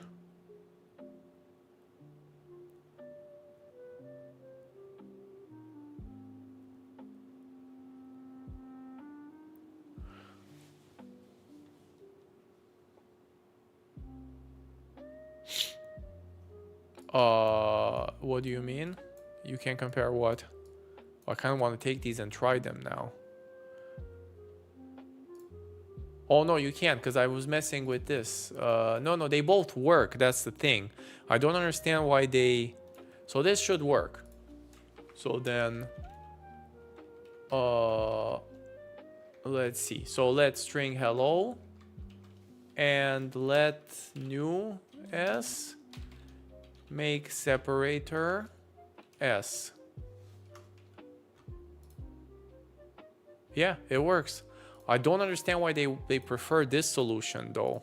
Like, because it's more changes. But I guess they say something about like, this is the problem. Requiring user string to be a string will reduce the flexibility of the API. Okay, this is kind of bullshit though. Like, sure, yeah, they don't want you to change the API. They would rather, but you do need to change the output type, but not the input. Okay, never mind. So these were all wrong because I forgot that the program frees at the end, obviously. So it's always double free. And that's it. All right. Well, I don't like these questions where you have to imagine. I guess the only real miss was this one, but still, this seems like very difficult to me. Like, what the heck, dude? They're both right. Okay, so let me go back. It's been a while. Um, let's start chapter 7 then. Packages, crates, and modules. I wonder, this is not that interesting though, because this is more like the build system and stuff, right? Or the, as you're right, yeah, it's about code organization. I'm curious how, okay, so let's do it this way. Let me continue Rustlings then. So where was I here? Because I was at this thing. Yes, I was. Okay, modules. Okay, these are gonna be pretty easy, I have a feeling, because Rustlings is pretty easy. So maybe it's not gonna take that long. And then what do we have? Collections. Oh, generics is a big one. Okay. So as you write large programs, organizing your code become increasingly important. By grouping related functions as separated code, you'll clarify where for the programs we wrote so far have been in one module in one file. As a project grows, yeah, no, we can, because we tried it before. Like you can say if s is stuff. No, it's a, so this definitely works. I mean, we just checked it compiles, right? So it must work. It's just that they wanted something weird, so whatever. The programs are so far have been in one module. As a package can contain multiple binary crates and one library crate. As package grows, you can extract parts into separate crates. We're also discussing encapsulating, which crates to reuse. Once you implement an operation, other code can call your code with its public interface without having to know how the implementation works.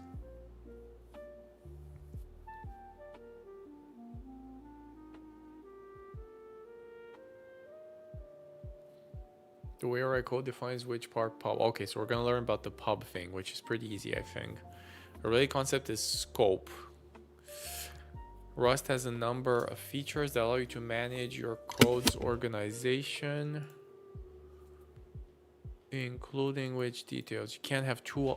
You can create scopes and change which names. You can't have two items with the same name and the same scope, obviously. Rust has a number of feature packages, crates, modules, paths. Okay. Packages and crates. The first parts.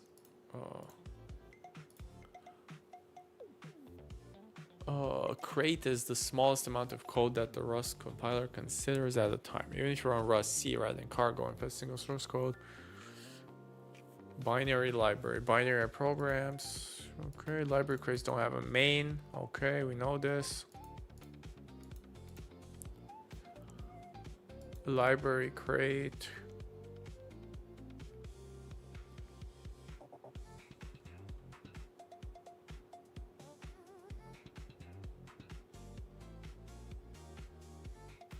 Okay, so I have cargo new. SRC main, SRC lib, binary library. Okay, this should be pretty easy.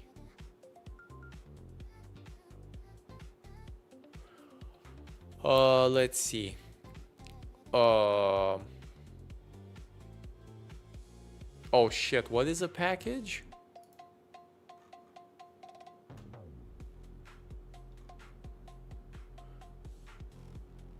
A package is a bundle of one or more crates. Oh. Okay, so then it's crate pack, no, module, crate package. I think so, yes, this sounds about right. Imagine you see a Rust package with the following files. How many crates? One library, one default binary, another binary, so 3. I think so, yes. One library, one default binary, and another binary.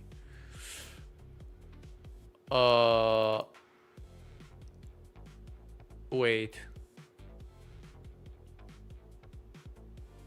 No, it's, wait a second. It's 1. Those are 3.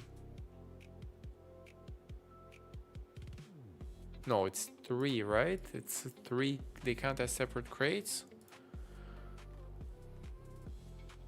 Yes, the package can contain as many binary crates. All right, okay. So module crate package 3. Was it not module crate package? Oh my god, that's what I meant. Sorry, I meant module is in crate, is in package, but I got the order in reverse. Yeah. Okay. So a module is contained in a crate and a package. A package contains a crate and the module. Okay, doesn't count. Okay. Modules. We'll talk about modules. Okay, so pub use brings a path into scope as external packages and the glob operator.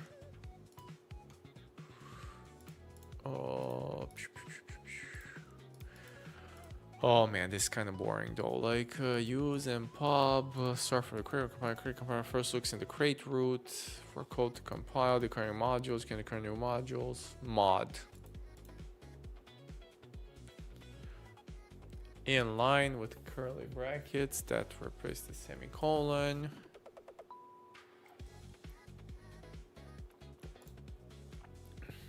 Oh, let's see what we have here. Oh, this one. Okay. No, this one is nicer. No, it's not.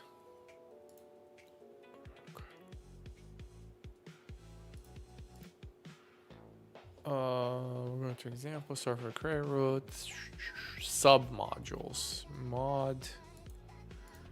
Okay, so I can have folders basically, and then oh, I see. So I can have a file and a folder named like that, and it has to be mod rs if it's a folder. Paths to code in modules. Okay, this looks pretty messy to be honest. Like, why would you have a folder and a file? So then I use crate, garden, vegetables. Okay, so I go here. Pub mod garden. It's this one. Okay.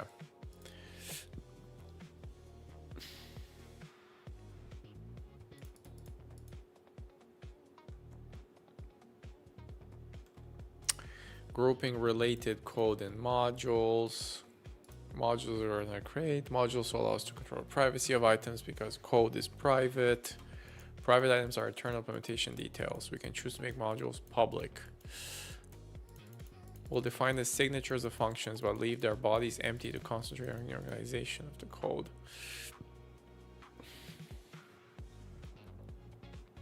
Okay, so I have a module with 2 nested modules and a bunch of functions. Where's the front?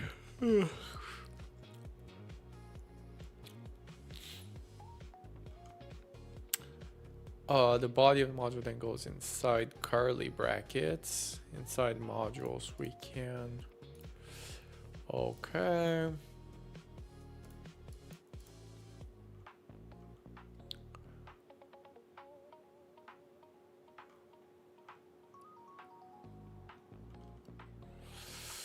Well, this is pretty straightforward. I'm not sure what I'm supposed to learn from here, but it's basic file structure and code organization. Similar to Python again. Yeah, file directories. Okay, let's see what they want here. Which of the following is not a benefit of using modules? Oh, it's literally the first one. Like, it has nothing to do with performance, right? Modules provide the scope. Yes, this is true. Encapsulated implementation. Yep. Group related code. Okay, so it's obviously the first one. Yeah. Okay. Pretty easy. Paths for referring to an item in the module 3. To show us where to find an absolute path, a relative path starts from the uses self super identifier. Both absolute paths are followed by double colons. Okay. Say we want to call the add to waitlist function. This is the same as asking what's the path of the add to waitlist function. So let's see, it would be create front of house hosting add to waitlist. Yep. Or relative to here, it would be front of house hosting. I see, add to waitlist. Oh, it's not pub. Is that the problem here?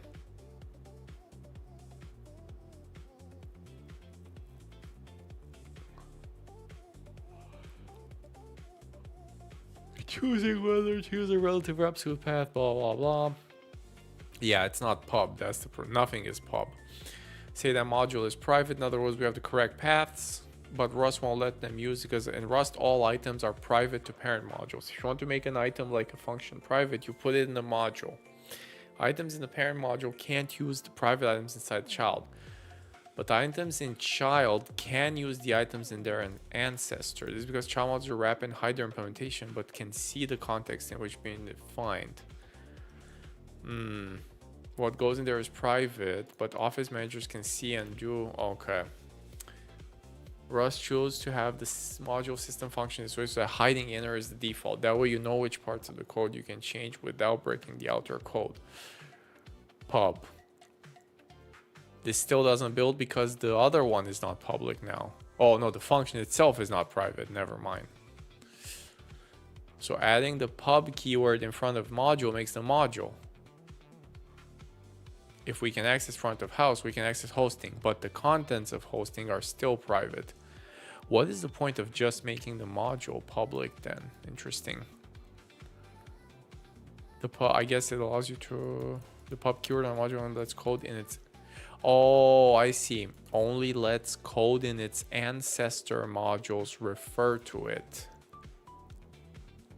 not access its inner code.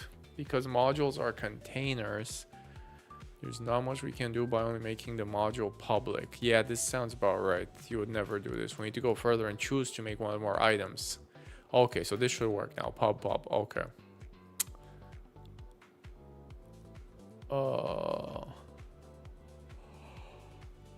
Well, front of house is a public and the relative path. The logic is the same. If you plan to share a library, retention a package contain both the source. Okay. Typically, packages contain both libraries. Just this. Let's the other project. The module tree should be defined in. Okay, quiz time. What is the keyword used as the start of the absolute path? It's crate, obviously, to an item in the current crate. Crate, because it's absolute path. Determine whether the programmer passed the compiler. If it passes, write the expected output. All right, so we are in main. I don't even need the pub here, but it's fine. Okay, so I have a module foo. Okay, this doesn't pass the compiler because the bar is not public. So I messed up here. It does not compile. That's it. This one does compile. It literally has everything public. So then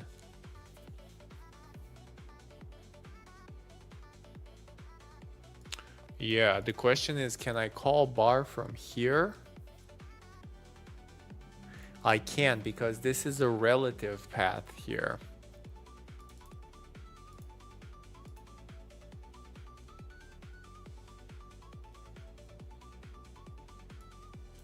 Right, this is a correct. I don't have to say, yeah, this is, it's not B because it's not in the same module, it's bar. Okay, this one is a bit tricky, so it prints B.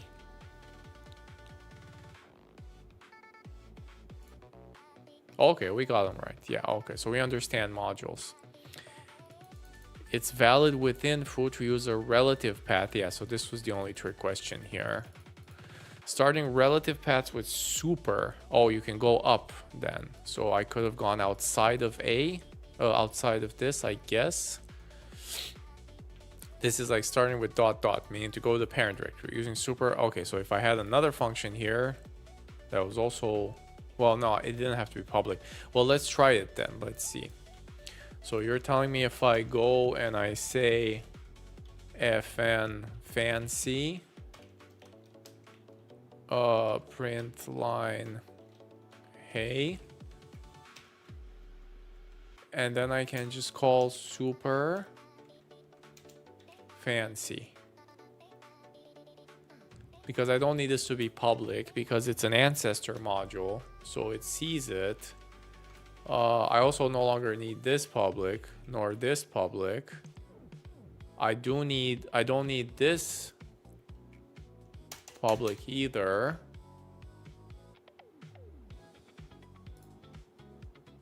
Okay, nice. Okay. So this is the minimal thing I need now. Yeah, because super, I don't need a pub here. It's useless if I do it. Okay, all right.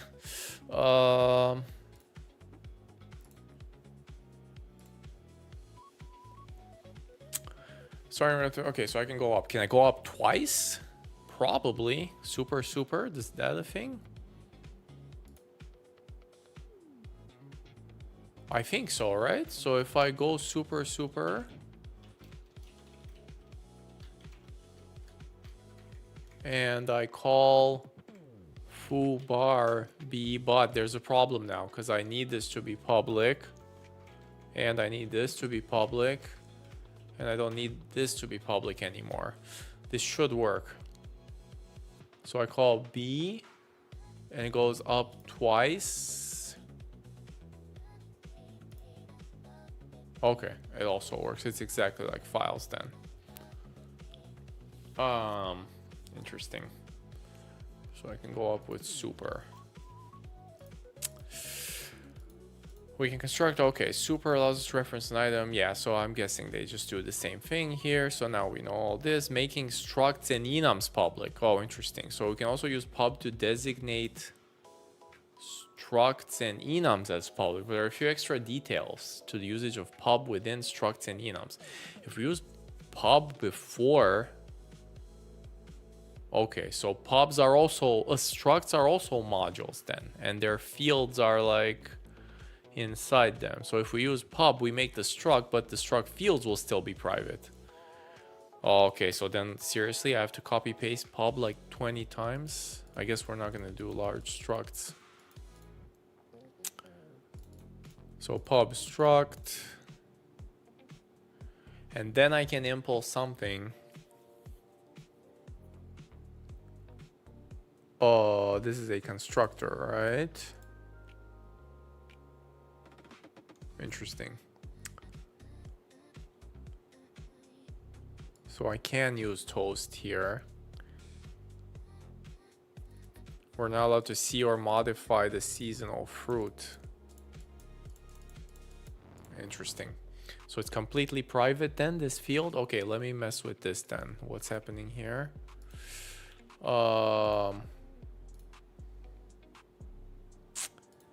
Yeah, so this works, but then this doesn't work.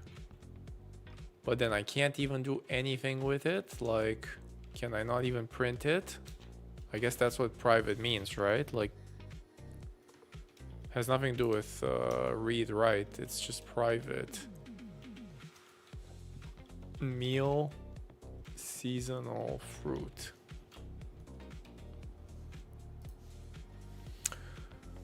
Yeah, I can't. It's for public. Okay, then I can do a constructor.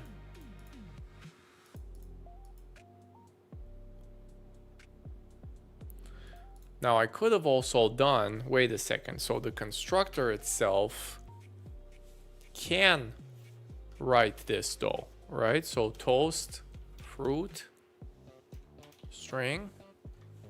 And I can say string from fruit, or I can't.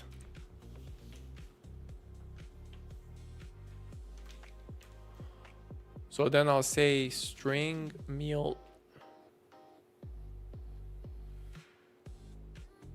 Yeah, so the meal is rye and strawberry.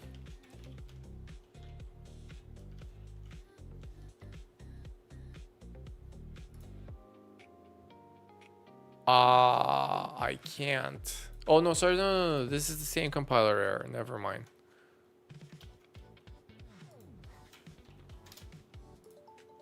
Okay, so I can. So in the constructor, I mean, yeah, because I construct it, this doesn't have to be known at compile time. I can assign a variable to it, which I guess is the only place where you can ever touch this in a constructor function. Even though it is private, you need to do something with it, right? Interesting.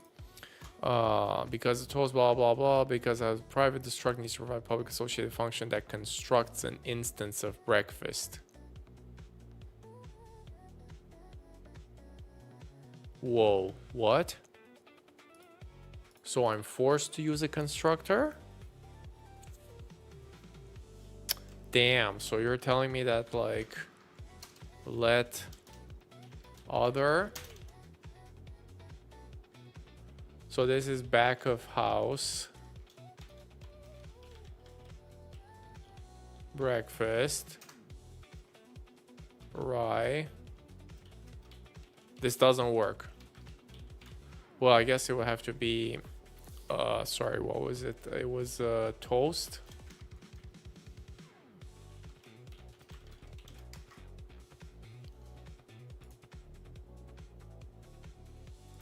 Semicolon. Oh, I have to do string from, obviously.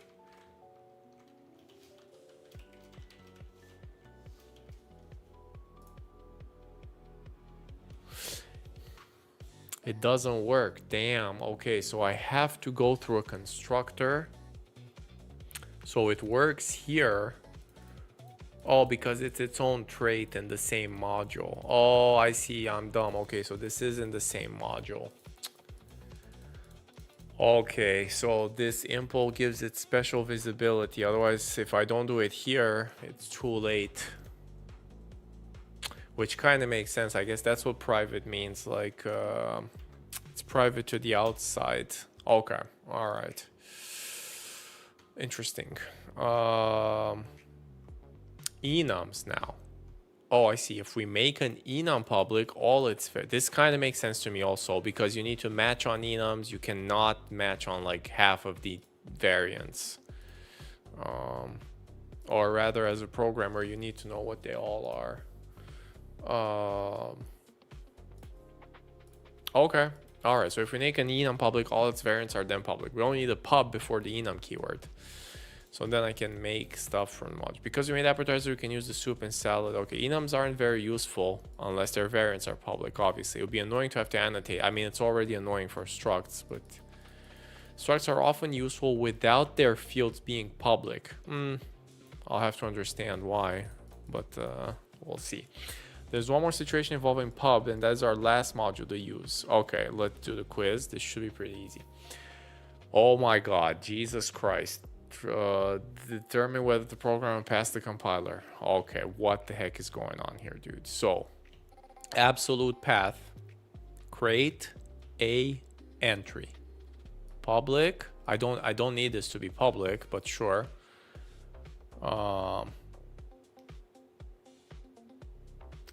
Pub create. Let's see what that is. Rust pub create. Makes an item visible.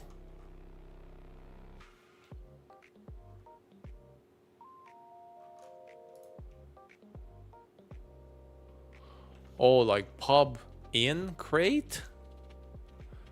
I get, oh, like all of these variants, right? Like pub, oh my God. Like you can actually make it public somewhere specific, or in the whole crate, or in super, or in like somewhere in an absolute path. Okay, this is good to know. Yeah. Or self.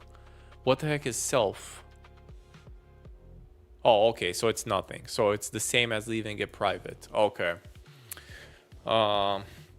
I guess it kind of makes sense to, I guess if this is more explicit, right? It's just a fancy way of writing private, but at least it's more consistent. With an outer mod, so you can give it, oh, this doesn't work. It's in 2015. Okay, never mind. So absolute path, create or super. Interesting. Yeah, this is good to know for sure. Okay, so let's see what the heck is going on here. So this looks okay. So create A is public. It doesn't have to be though, because it's already visible in create. Entry is public. Now entry goes super into B, which again, it doesn't have to be public, but C is fine. F is fine. I think this is fine. Now the trap here is that Ah, no, wait. This is not the B here. It's super B is this one, not this one. I know where the trap is, right? Because it goes... It should have just been B. Well, it goes through this path. So this is public, which it has to be. Then the C here is public. Then the F. So I'm going with C2 then. I think there's a trap here. I would have said C1, but it's wrong. Because of the super. Yes. Okay. All right. Determine where the program passes compile. If it passes, write the expected output if it were executed. Okay. All right. Classic question. Let's see what's happening here. So we have a point, a module point, which has a public structure. No, really? Wait a second.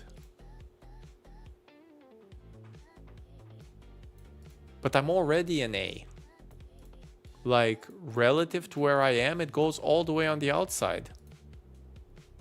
Or am I reading it wrong? It's the super of A here. Or is it the super of my... It's the super of the module... I'm in. Yeah, okay. All right. So it does go all the way outside to B and to C2. Because I'm already an A, right? So it's the super of the module I'm in right now. Yes, I think that sounds right. Otherwise, I can use a relative path to... okay, so now this one. It has a module point. It has a structure inside.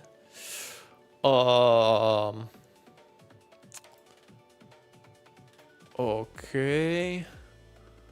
Shit, I don't know how it works. Okay, there's a problem. How does the syntax work if the structure doesn't have named fields? I guess a pub here makes everything public because there's no way to annotate these. Like, it's not pub I32, pub I... No, that... No. So a tuple struct must have everything public when it's public. And there's implementation point, which is a constructor that returns... Yeah, it is like enum. It makes sense. Yeah, because... Yeah, okay. And then I do this. I go point, origin, P0 plus 1. This looks about right, to be honest. I'm not seeing any major issues here. So pub struct. Origin takes no arguments. It's a public function, so I can call it. It returns a point.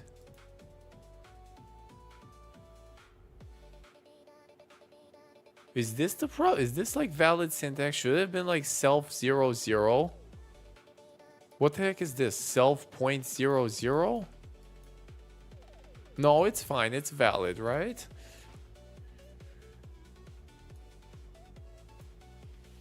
Yeah. No. This is good. This is for tuple structs only. And I take the first one and I add +1. It's mutable. Not seeing any issues. It has scalars. Okay, so it does compile. I don't know the syntax for this print though. I guess I'll go. It's gonna be like the tuple, right? So it'll probably be 1 0. I don't know the formatting of this though. Format for tuple struct in Rust.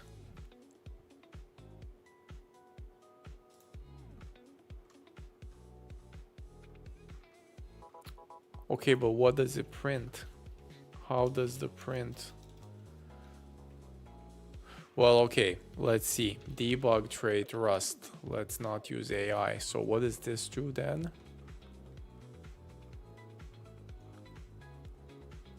There's nothing that shows me what it does.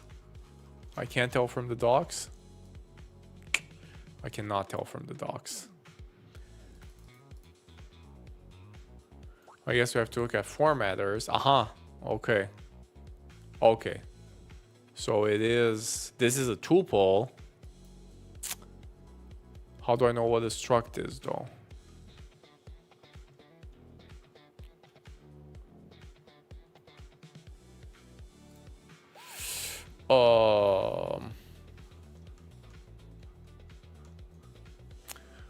I guess I have to memorize it, or I have to look at how debug is derived for structs.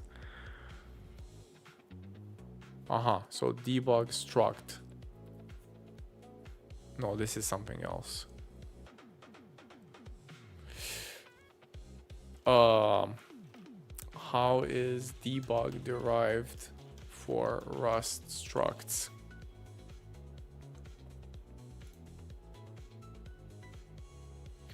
Okay, so it prints like this. But where is this answer in the docs though? I guess you have to look at the, it's in the manual, but interesting. So then the right answer is a bit more complicated. It's like what? Point this.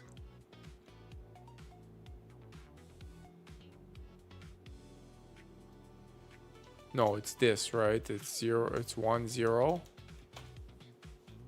I don't know the format. I'm just gonna go with this one. Okay, obviously got the format.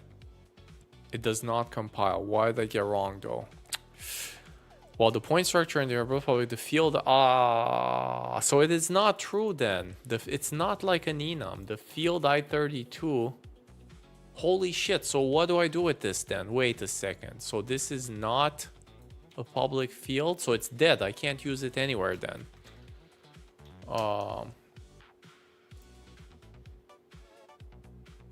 Okay, so how do I make it public? It's not like pub I32. Oh my god, is it?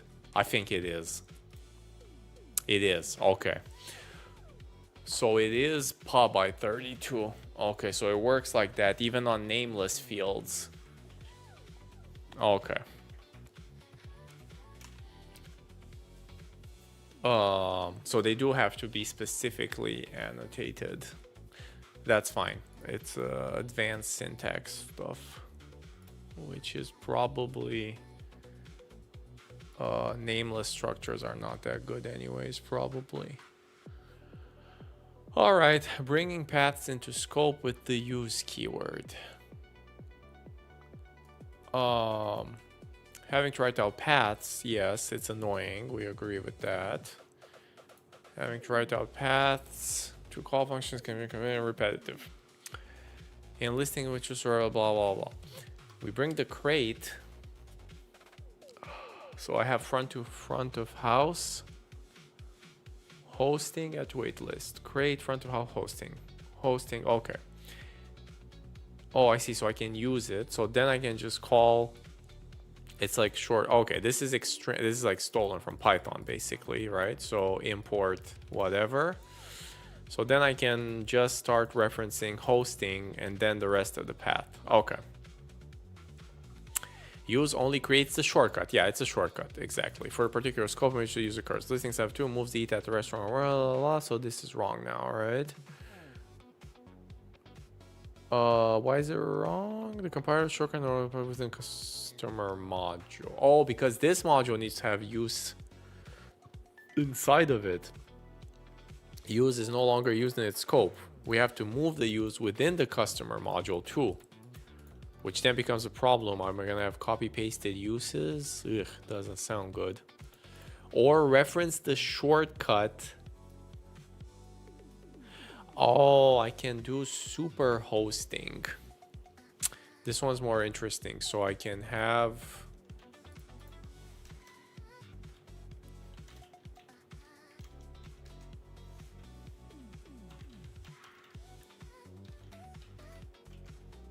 Okay, so then this doesn't build.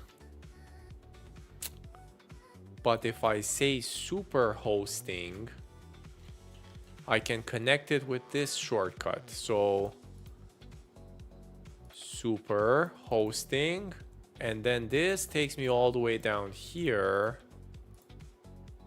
Interesting. Okay. This is good, I guess. For deeply nested stuff, I can just, it's still shorter syntax. Okay, so then I don't have to, I can just keep my uses at the top. Oh, by the way, do these things work before a module? Yeah, they do. Okay. So I have my use statements at the top, which give me shortcuts, and then I use them over. Okay. Blah, blah, blah. Creating idiomatic use paths. I mean, yes, I can get the function directly, sure. Although 711 is idiomatic. Oh, so it is actually 711. It's not, I don't want to bring out super detailed things, which makes sense. Bringing the function parents module means we have to specify the parent module. Specifying the parent module and calling the function makes it clear that the function isn't dead. This is true. This is way better. While still minimizing repetition. The code is unclear, correct, because now I see this thing and I have to go read this. Okay. On the other hand, we're bringing in structs. Oh, is it? Okay, when bringing in structs, enums, and other items with use, it's idiomatic to specify the full path. There's no strong reason behind this idiom. It's just a convention as emerged, and folks are used to reading and writing Rust code this way. The exception is if we're bringing obviously two items with the same name, then I can't even do it because I have a hard conflict. Using the parent module distinguishes the two result types. It's always specified use standard format result is standard IO result. Yeah. I didn't even know there were two result types though. This is pretty insane, but sure. Okay, in the standard library. Providing new names with the as keyword. Okay, this is also Python. Basically, use standard IO result as, so you can give a custom name. So then I can go here and I say use as hosting. And then I can just say super hosting. Or is it just hosting?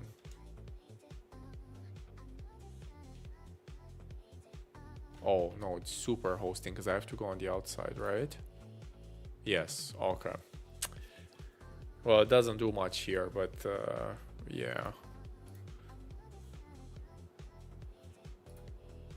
I guess front hosting would be the thing, right? Because you know it comes from front. Yeah.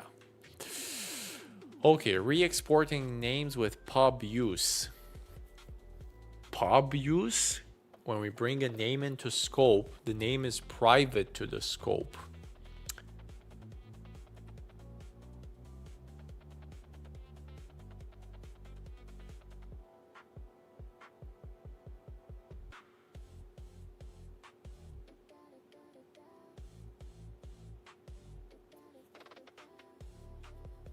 I'm confused. So this doesn't work without the pub?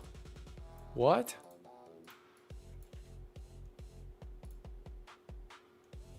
So if I take the pub out,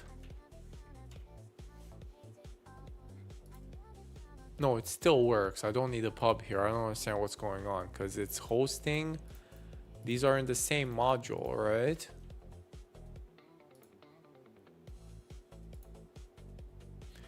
Oh, it's talking about external code, like, oh, I see, like a completely different module. Wait a second. So then if I do mod restaurant and I put it all in here, okay?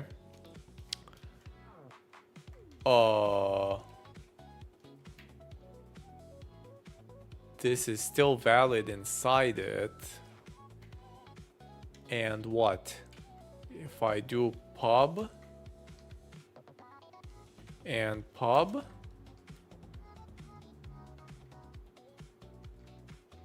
also the crate is wrong now. Hang on, I gotta fix this. So use front house hosting.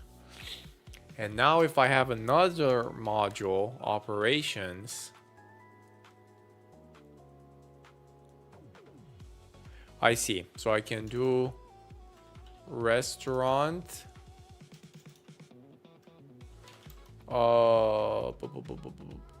Add. No, I can do pub fn add.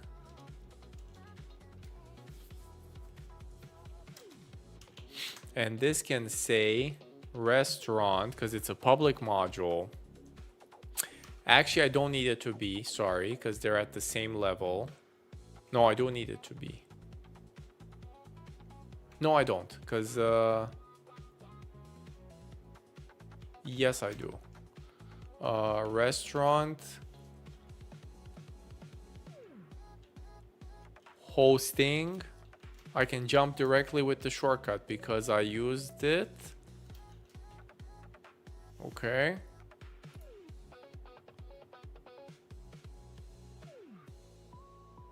Cannot find module or create restaurant.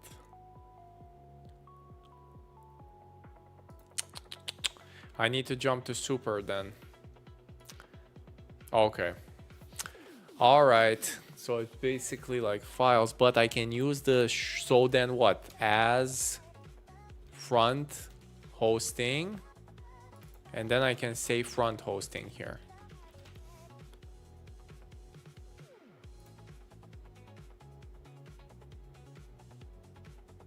I cannot. Oh my god, I have to change this one too. Duh. Yeah, okay, I can. Okay.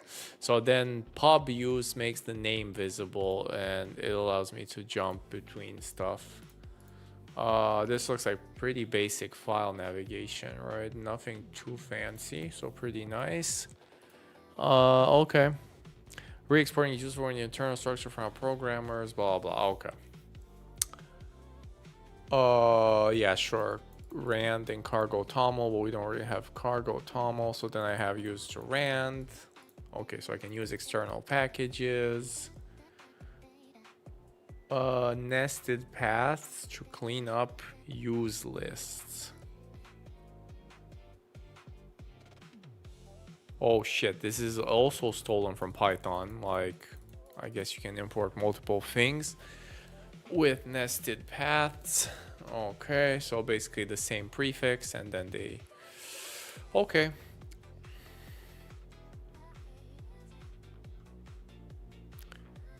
Oh, and self is shorthand for terminate at myself. Okay, nice.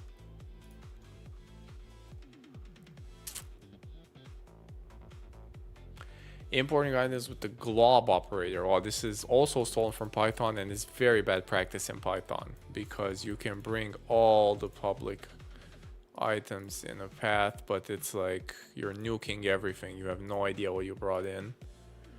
Be careful when using. Yeah, this is horrible. Okay, let's see the quiz. We should ace this then. Which of the following statements best describes the function of the use keyword? Definitely doesn't copy anything.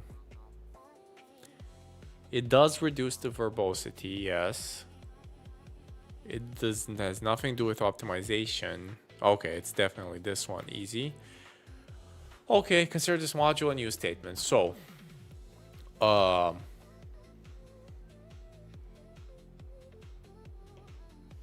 god, so inside main, what is the total number of paths that can refer to A, B,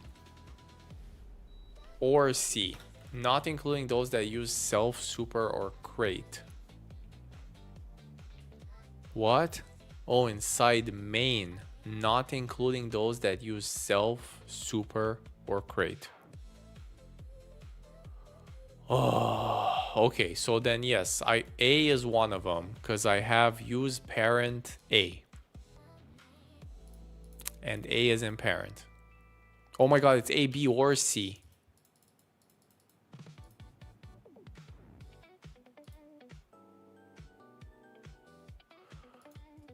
So A is one.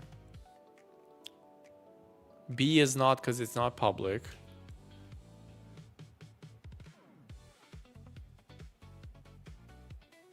Child C is another one. And alias C is another one. because it's use parent child as alias, which is really annoying. I guess it's a double thing. So yes, I have child because it's the star. Nothing can refer to B. A only has one. And I'm not allowed to use self, super, or crate.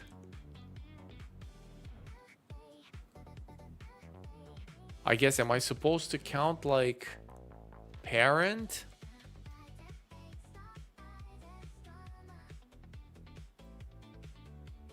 A is also another one. Parent, child. C is also another one. Because they don't contain self, super, or crate. And I'm not forced to. I can use them even despite this. Is this right? Hello, yes, thanks for all the hard work defeating AI hypers. I'm kind of sick of AI myself too. Thanks for stopping by again. What the heck is going on here? So can I use parent A, parent child C? This is the thing I don't know. So I believe I can.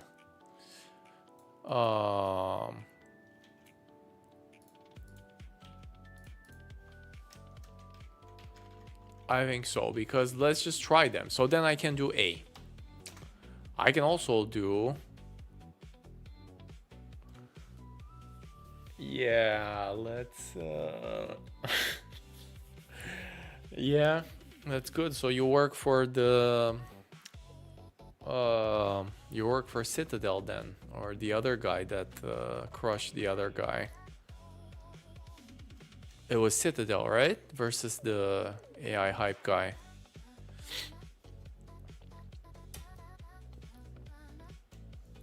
So I can use A. Yeah, team. Yeah, definitely. Yeah. But only if you had to pick, for sure. I can use child C. I can also use alias C. I believe yes, I can use parent A, and I can use parent child C. So this should compile. Okay, so it is 5. Yes, the answer is 5, not 3. We need to remember about the parent ones.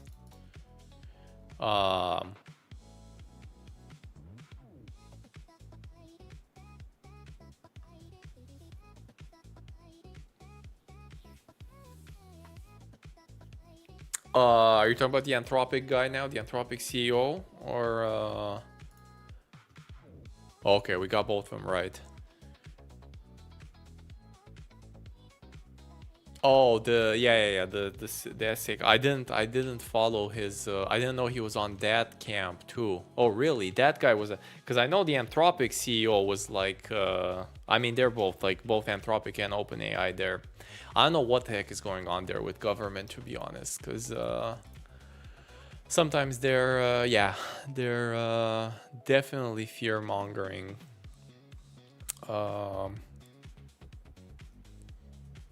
Hey, thanks, Archification. Thanks for stopping by. First time chat. Pretty good. We're pretty much done with packages, crates, and modules. So stream number 5, Learning Rust, is going pretty well. I'm about to finish the book, and then we'll go through the Rustlings exercises on this. And they should be pretty easy. Then we can probably move on to something else even today. Yeah, they did. I'm surprised they let the Kimi model is already loose now. It's actually too late to ban it, probably. Like, it's pretty wild that we have such a strong model open source now. It's probably spread to like hundreds of companies already, and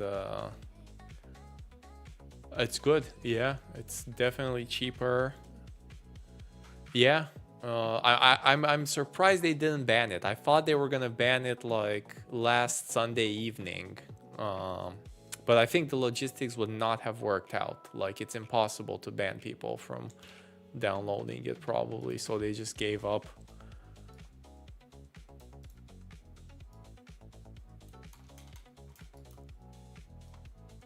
which is good for us, I guess. And then I saw the OpenAI cut the prices down a lot on their small model, the Luna.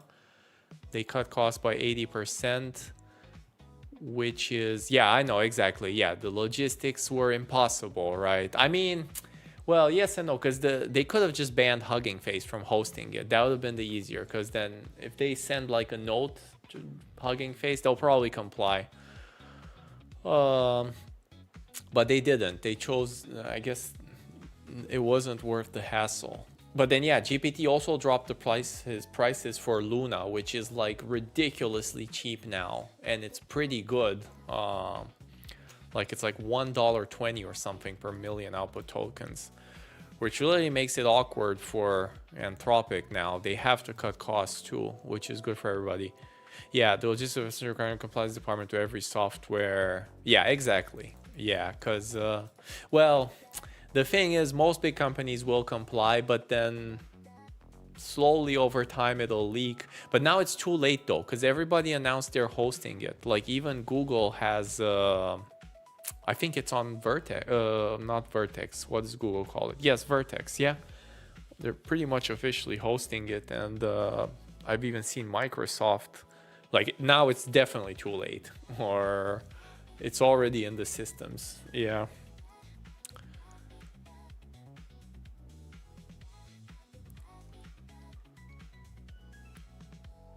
Yeah,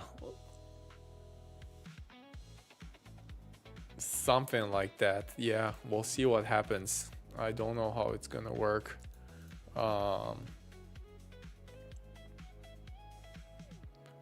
right, so separating modules into different files. So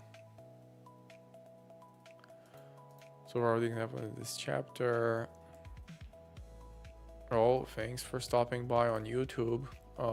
Let me put you on here. So we have.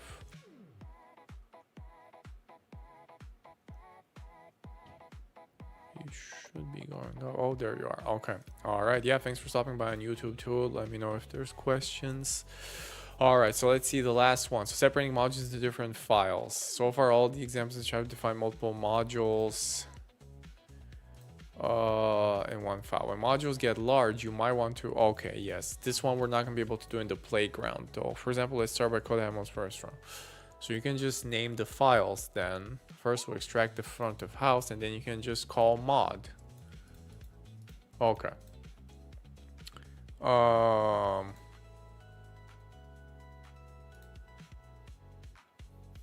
Next, place the code. Those in the curly brackets into the center front of house is shown in listing. You only need to load the file. Okay. Okay, so you just do mod file and that's it. Once the compiler knows the files for the project, other files should refer to load this using a path where it's declared. That's covered in this bin. So preparing anything writing. Okay.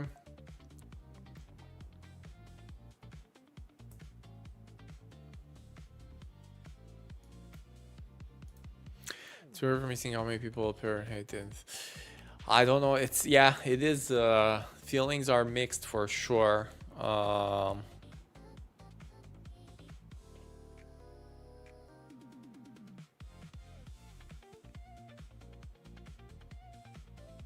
Why do you say you've had you're talking about even before? Like I had enough trouble with everyone telling me everyone gonna build this garbage. Like you're talking about way before then, right? Like before 2022, stuff like that. That sounds like yeah, that's bad.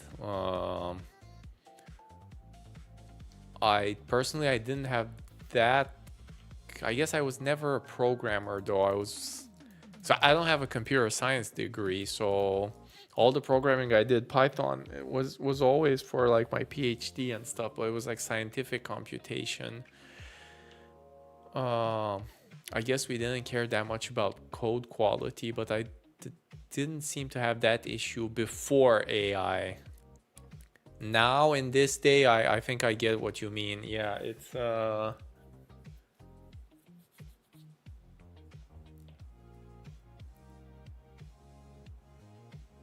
yeah, people tend to over accused, I guess, of using AI. Although it does have a distinctive style, which yeah, I try to code by hand, but it is tempting too.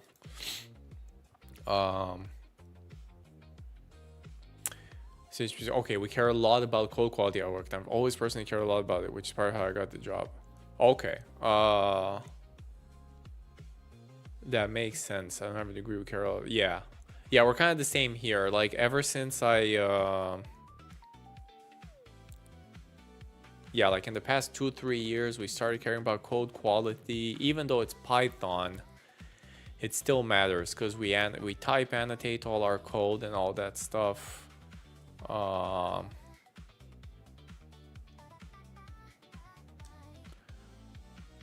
But yeah, I can see it is hard to find friendly. I can see what you mean, because the people that tend to care about quality, they may slightly overlap a bit with not being too friendly, right? Possibly. Because they tend to be a bit more rigid, maybe. I don't know. You just have to appease to them, I guess, to their coding style. That's definitely okay. That is something I face too, but I basically adopted other people's coding styles, and it's worked out pretty well for me. It's just weird to me how AI is apparent just negative tends to use certain patterns, but the human have tendency towards certain patterns too, because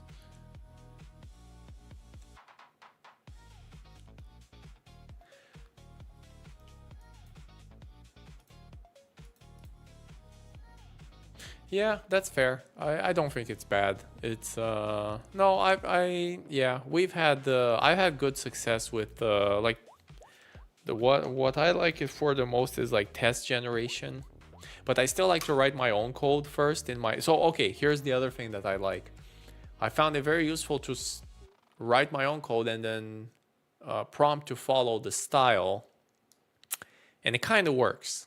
Yeah, so then if you give it a starting style, that makes a big difference versus, I guess, the more traditional vibe coding is like when you do everything from scratch, right? That I tend to stay away from too. Like if you were to start from empty canvas. But stuff like I do some work, then implement this, but follow my coding style has worked pretty well for me. That's pretty much how I use it today. When we're talking about these agent harnesses or whatever they have. And then also test writing.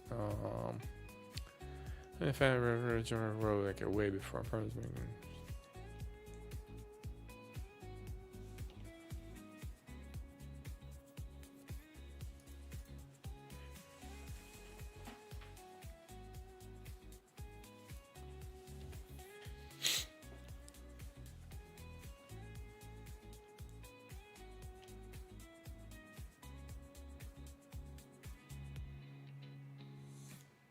Yeah, that's fair. I can see that too. My problem is people think they just need AI and don't need to know anything. Yeah, so this is more like the vibe coding, like let's do something from scratch type of thing. Uh,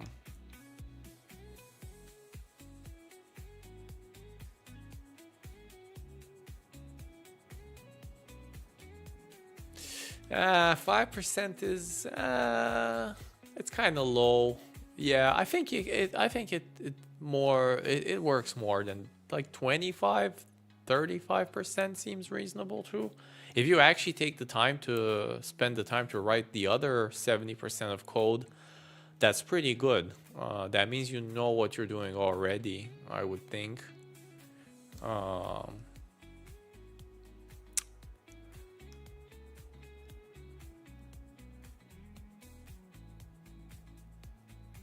Yeah, that I strongly agree with too, archification. Like, that's why I'm not, yeah, I'm not worried about that either. Especially after what I've seen, like, there was like extreme hype at the beginning of this year with Claude Code and everything.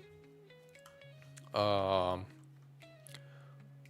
I don't know, based on recent developments, like the returns are not there yet. Like, they're doing a lot in security now because they have all these. I'm sure you've seen all these hacks in the last weeks, right? With like OpenAI and Anthropic hacks, hacking Hugging Face or whatever.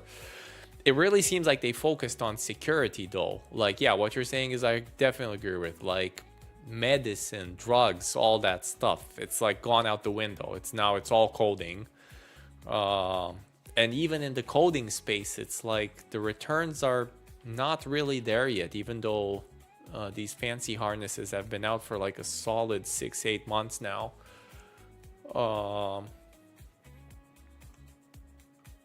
I don't think we've seen any major companies announce like major breakthroughs, like even in the coding space. So it's not really clear why would you pay so much for it. Should more people have 100,000? Yeah, exactly. Like, and there's a scale problem too. I think though, this is the thing. I think this is what the big companies want. Like, they want to trap you because if you do, so yeah, like let's say you're a big company and you decide I'm gonna do my hiring platform. I'm not gonna use Workday. I'll just rewrite all of it with AI in-house, right? It kind of works, but then you get like 100,000 lines of code, and yeah, that's what the companies want because they trap you then because you need AI to understand and repair that. So definitely agree with that one too. Code is a great area. Yes, I think that's what. Yeah, because then again, like this. Well, actually, it's funny because I did my PhD in generative AI and MRI, but it was in reconstruction. It's quite some years ago. But that space is like tiny now compared to coding, and even the image generation space, right? Even those are not that popular. It seems to be everything's about coding now, which I can see. It can frustrate some people. Yeah, but not even coding. Like it seems like they're going for cybersecurity now, even more specific, because they're doing all these. It's now all about like hacking or like the agents going loose or something. So I guess they're trying to convince the companies that, hey, you need these for security or like monitoring or something, or like to find vulnerabilities and fix them. And then maybe because you use them to fix vulnerabilities, you still need them to use to maintain the code. So then they want to trap you in like technical debt patterns or something like that, maybe. But it is curious that all the companies are going for, or at least OpenAI and Anthropic have started talking about security a lot, cybersecurity, for some weird reason. All right, so next, place the code.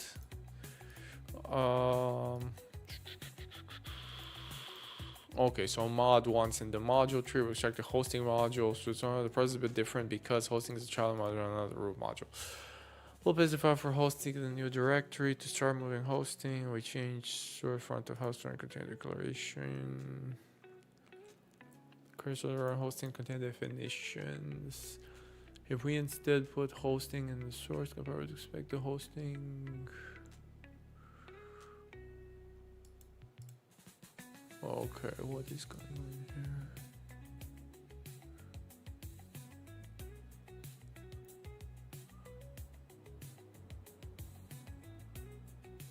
Yes, that is true. Yes, they're going for the vulnerabilities because it is easy to find them and exploit them. You're right. I haven't seen major announcements on fixing them with AI either. It seems like they always stop short, like, hey, we found 134 vulnerabilities. But then for some reason, I don't know, it still ends up humans fixing them. Why? Because we don't trust AI? Well, that's kind of a paradox, but sure. Although I guess even in theory, finding a vulnerability and exploiting it is easier. So maybe it is a principled use of AI then, to find vulnerabilities and exploit them, but still let the humans patch them, right? Because then... Yeah, it's a lot easier to test, so it's a lot harder to test the entire public-facing attack surface it built.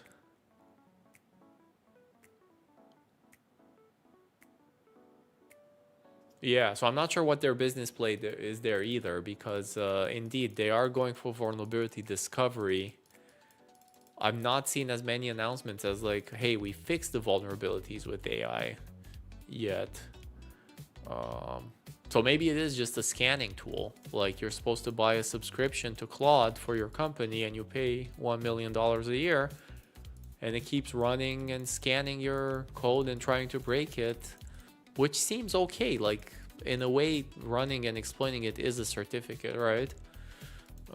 It's not the worst investment, but it's also not like the super hype everybody says it is. Like we'll do everything. So yeah, I don't know if it's a sustainable business model.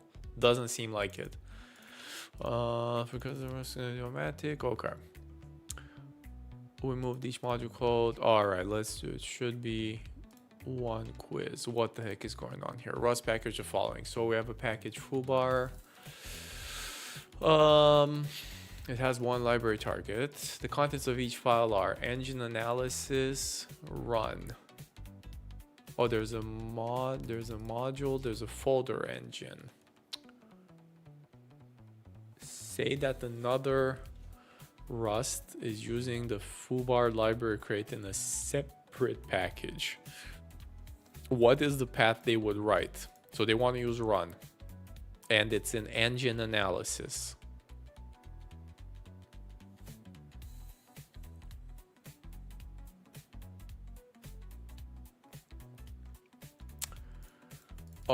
So my crate is lib and it has engine.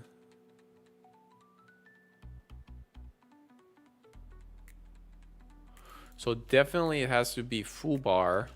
What?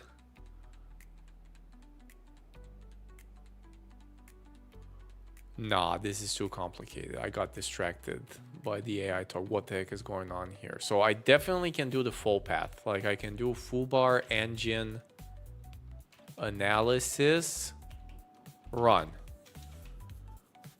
I don't think this is what they want though. This seems way too long.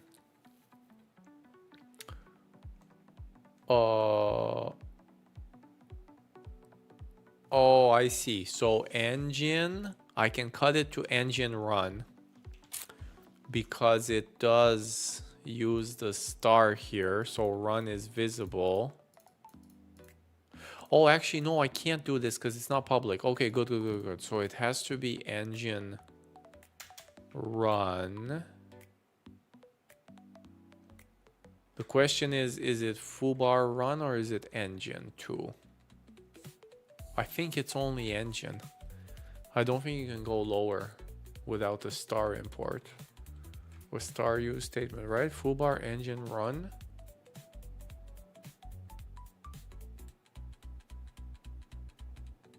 Damn it. Let's see. I got it right. Oh my god. Okay. All right. So we understand modules. Yeah. This is pretty good. Rust lets you split a package into modules, blah, blah, blah, multiple crates, and creating the modules so you can refer to items, path can burn to scope, so you can use a shorter path.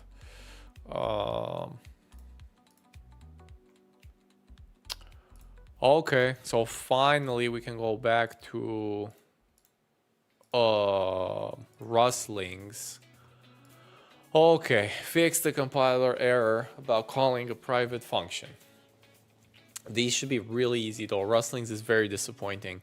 So sausage factory, I don't need this public. Make sausage, I do need public.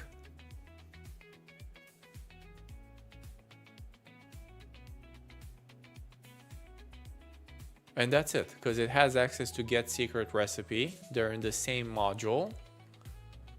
I do not need the module public because it's visible here.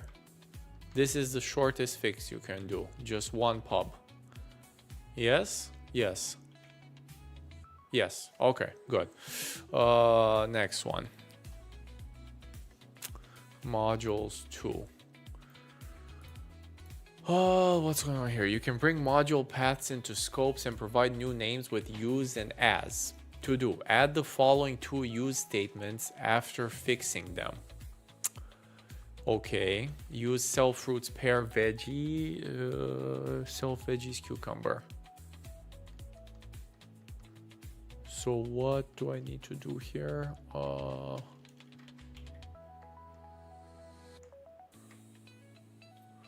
Pubcon's cucumber, fruit.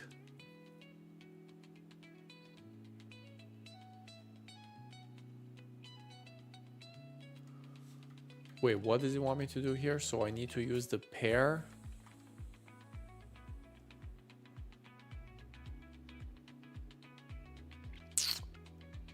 Delicious snacks, fruit. Oh, I see. It's just little fruit then. And veggie. Yes, because these are missing, right? I guess these are all distractors. I can just delete this code and it's still gonna work. Yes.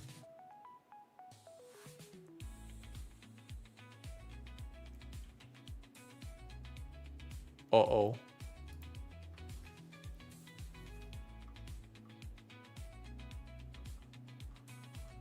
Wait a second. What's the compile error?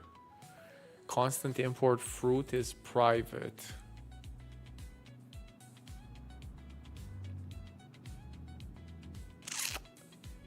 Constant delicious snacks fruit.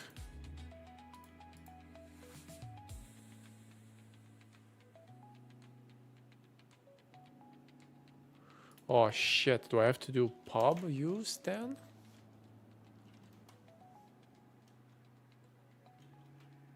Yes, okay. Okay, yes, because around the outside, did we get a... Oh, thanks for the Twitch follow. Appreciate it.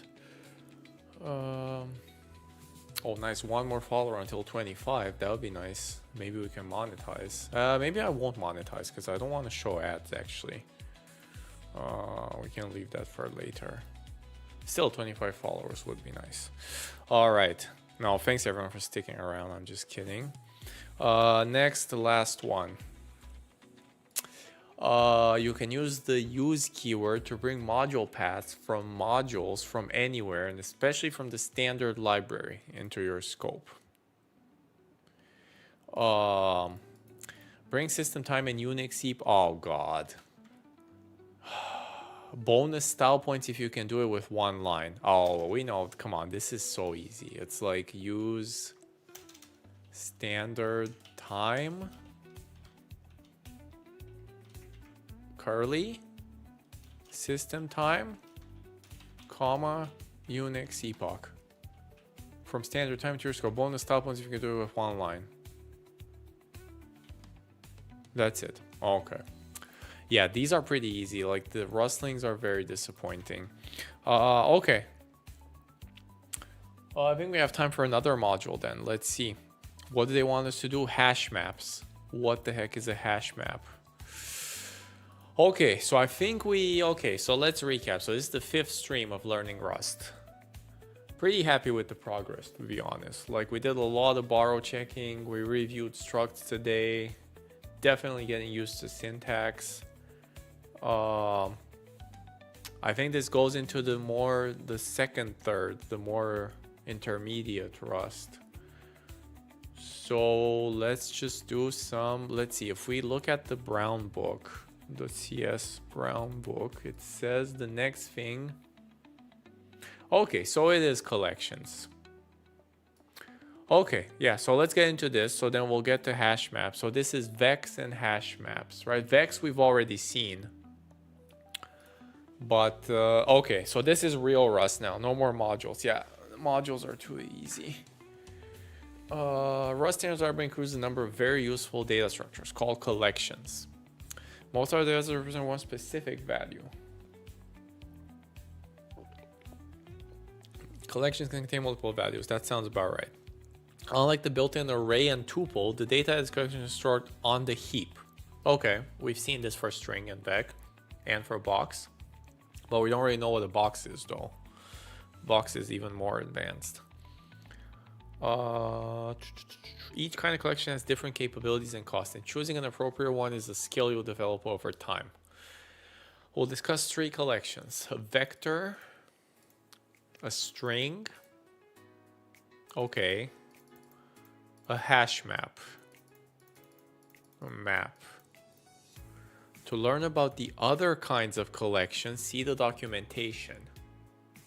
Oh shit. Oh, even Rust has deck, DQ, binary heap, linked list. They already have this.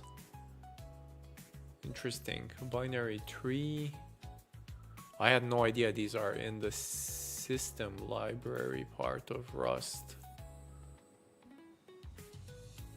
Okay, so Rust has doubly linked lists basically. Like all that bullshit people are saying about like, oh, it's so hard to implement doubly linked list in Rust. Seriously? Like, is it hard to implement a double linked list in Rust? Yes, it's notoriously difficult. But at the same time, it's already here. So I had no idea this is here. I mean, which makes a lot of sense though. Probably the Rust developers got so annoyed by people mentioning the doubly linked list. It's like, dude, we'll just implement it. And it is memory safe, right? Yes, append.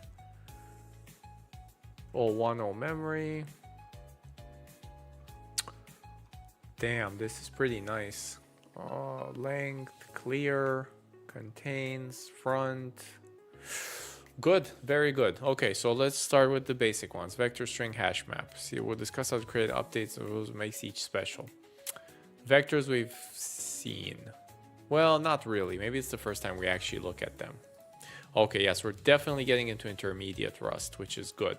So then maybe it's useful to have the vec Rust vec. We should have this on the side because we're gonna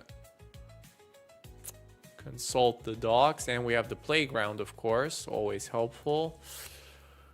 Continuous global array type, written as vec, short for vector.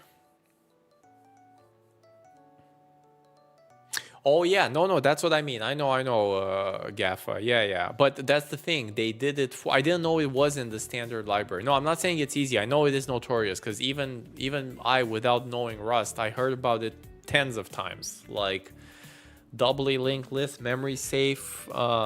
It's probably, the thing is, it probably has unsafe inside the standard library, but it's the methods it exposes are sound or something.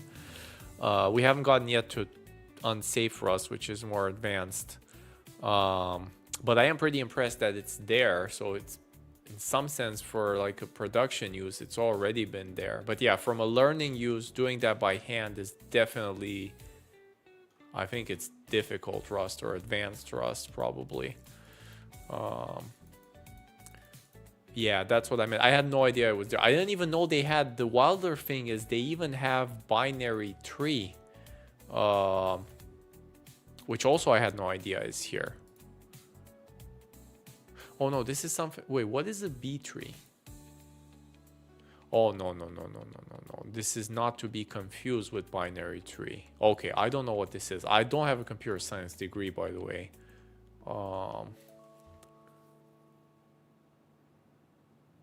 Binary heap. Interesting. A max heap. Interesting. When should you use actually, maybe we should read this. Whoa, wait a second. This seems pretty useful just to learn some of these data structures. Are very how we can use a vec when you want. We use a vec because we're going to read vec. You want to collect items up to be processed or sent elsewhere later and don't care about any properties of the actual values being stored. You want a sequence of elements in a particular. Okay, this is the Pythonic way, right? And we'll only be appending two. Interesting that they say or near the end. You want a stack okay, because it matches the second one. You want a resizable array. You want a heap allocated array.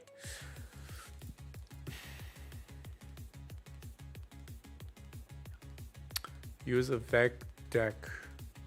You want a vec that supports efficient. Yes, this at both ends of the sequence. You want a queue. You want a double-ended queue.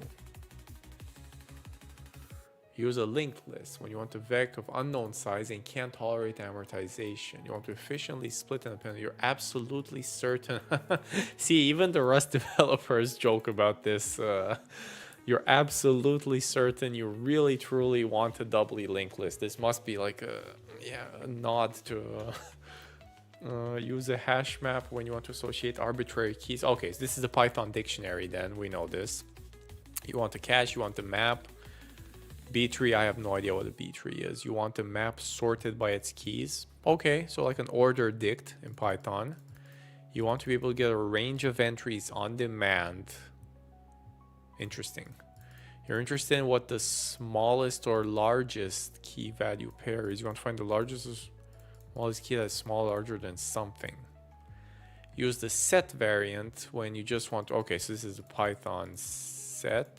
Binary heap. You want to store choosing the right collection. The collection size is noted by N. Item inserted by I. Cost of collection operations. Huh. We know which collection is right, doesn't permit to use it correctly.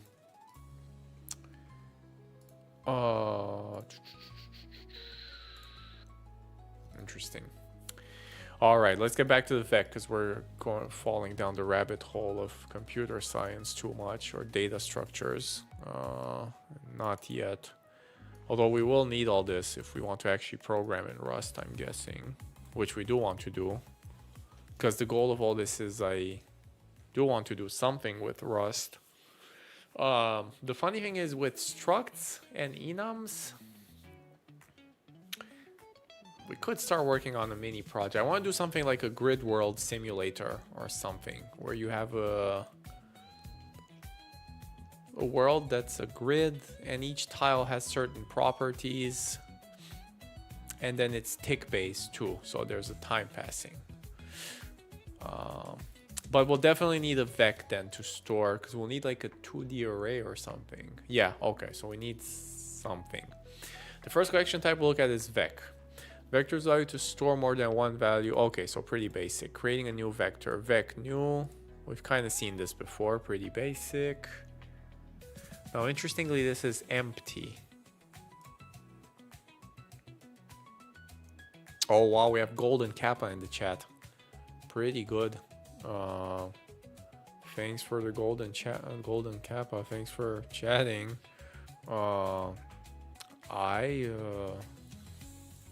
Do I have?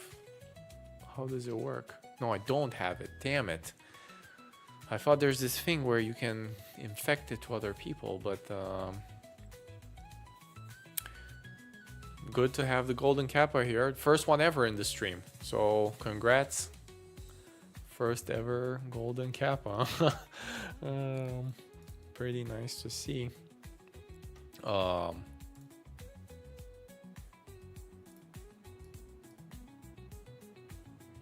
Alright, so it's creating a new empty vector. Note that we added a type annotation here because we aren't inserting any values into the vector.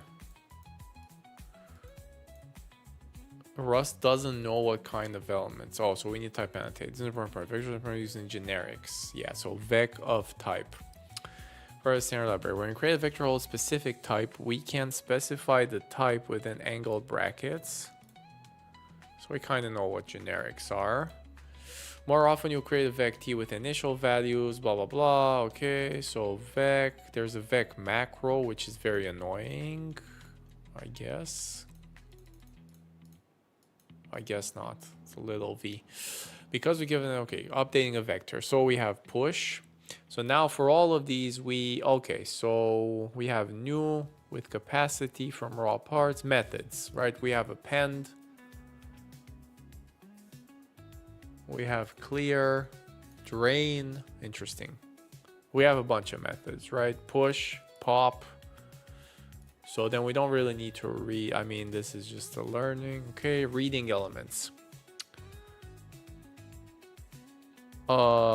Indexing or using the get method. I feel like we've seen this before, so we can accelerate a bit.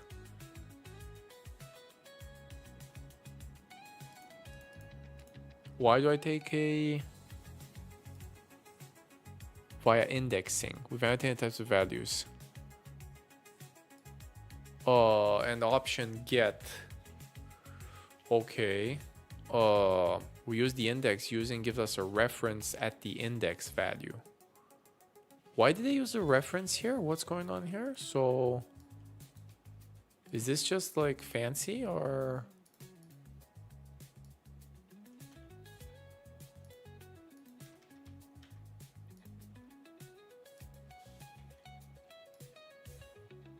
Okay, so if I don't use a reference, can I do this? Yes, I can. Okay, so it's just fancy notation. Are there any tricks here? Borrow checking tricks? No, there can't be, right? For a scalar, come on. At least not for a scalar. Maybe for a vec of strings?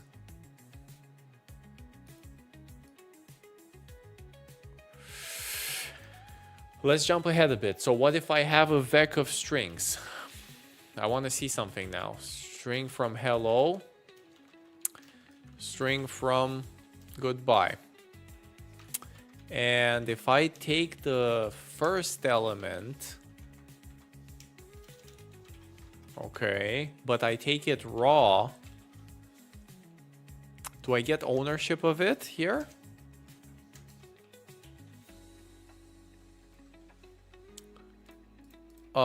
I believe I do, and there is a trap here. Let again.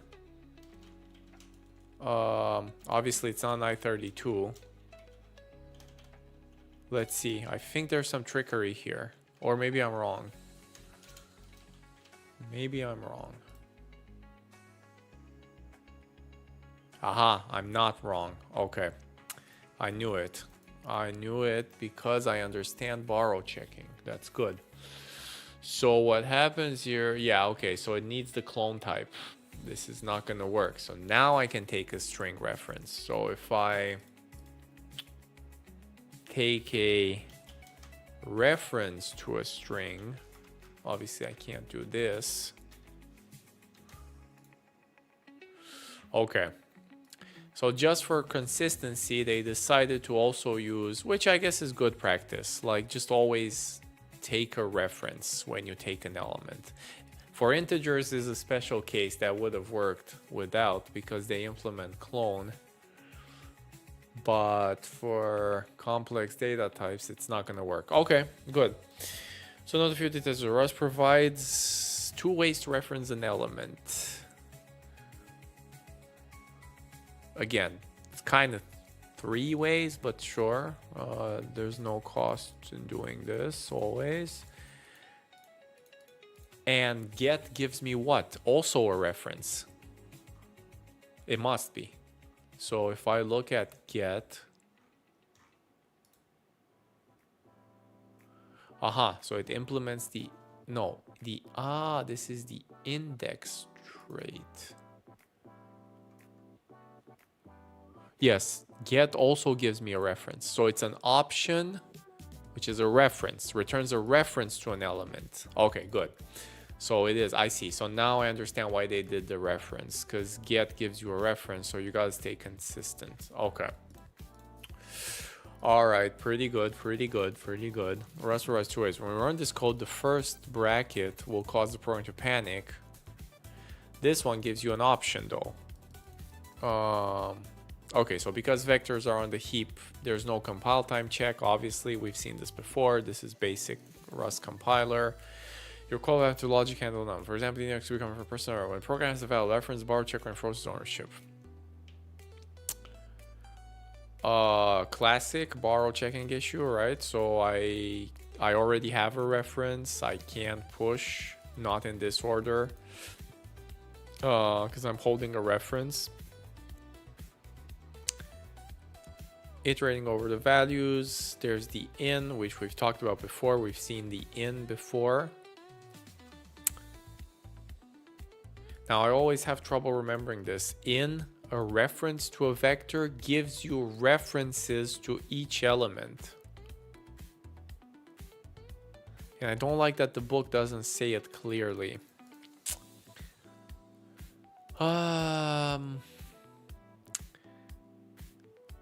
The answer is in the iter methods, or into. We talked about this many times. I never know where to find this. Yeah, it's iter. The iterator yields all items from the start to end. Okay, so it is a reference to the number 1. So the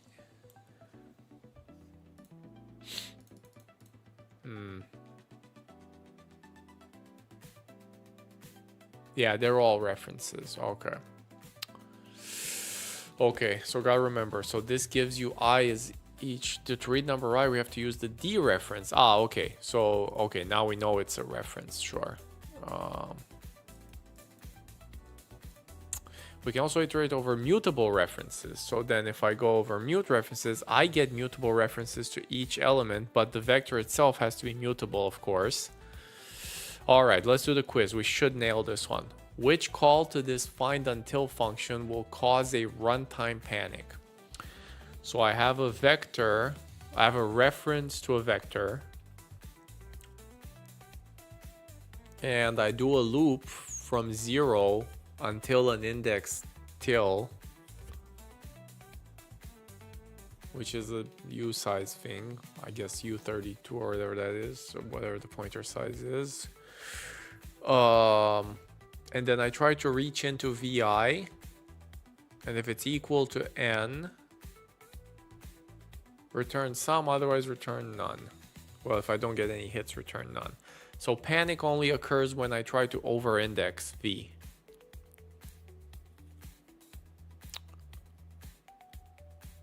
Oh, no, wait. If I over-index and I don't find the N. Oh, this is so annoying. So this one, I find the 3 here, so no panic.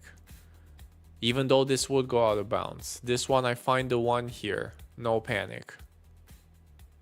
This one, I don't find the 0, but I also don't do anything. This is the one, right? Because I look for a 4, and I go up to 4 index, which is out of bounds. Actually, this is not out of bounds. Yeah, okay. All right. Determine where the program passed the compiler. If it passes, write the expected output of the program. One of the classic questions. So, main function. I get a new vector with an unknown data type. Careful here. So it doesn't have an initializer. We don't know what data type this is. String and hello space. Now the question is, does the compiler know when I do the push like this? I think it does. It's smart enough to infer it the first time. So now V is a string.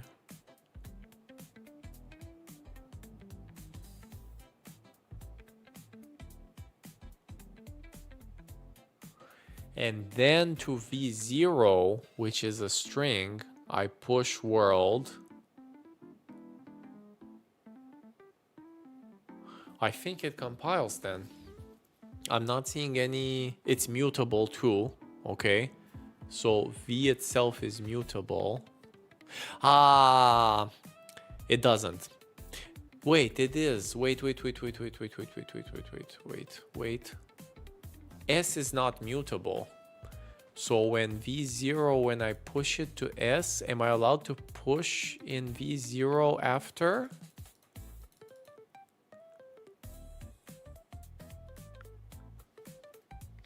Shit. If a vector is mutable, does that mean all of its elements are mutable? That's the part I don't understand.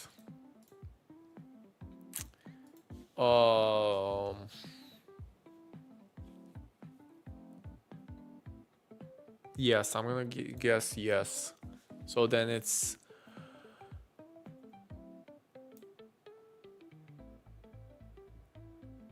I mean, I have to type these: original hello space new hello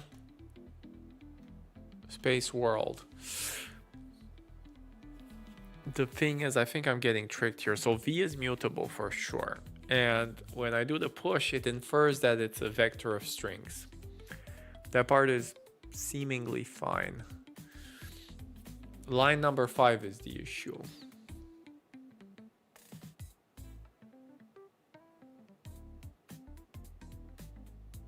So I can push to v0.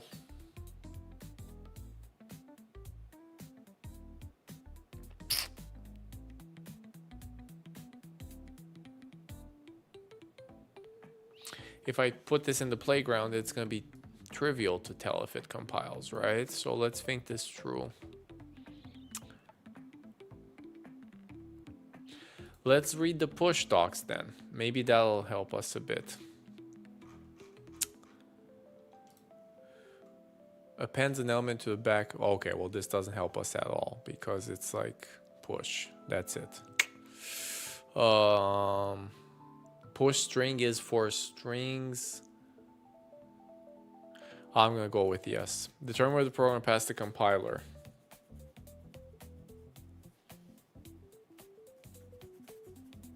Okay, this one doesn't compile, obviously. Actually, we just did this example. A vec with string, you need to take a reference here. This is the trap here. And this would have to be mutable. Yeah, this one does not compile. This line doesn't work because a string doesn't implement clone. You would have had to take a reference, a mutable reference. This would have to be mutable. They would have worked. Damn it. The middle one did not compile. Where's the error then? Which guess of mine was wrong? It must be line 5 then. Although I don't understand, so...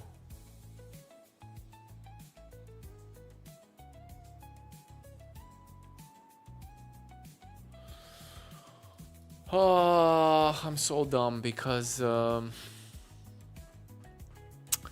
it's line number 6. I can't print it again. Because I moved. So push takes ownership. Yes, it does take ownership of S. Yep, I should have pushed a reference to S. Damn. Damn, dude, insane. Cannot borrow data in an index as mutable. And now I hit... I think now I hit the other issue. Do I need to push a mutable reference then? No. Yes. So now I hit this. And where do I try to borrow it as immutable?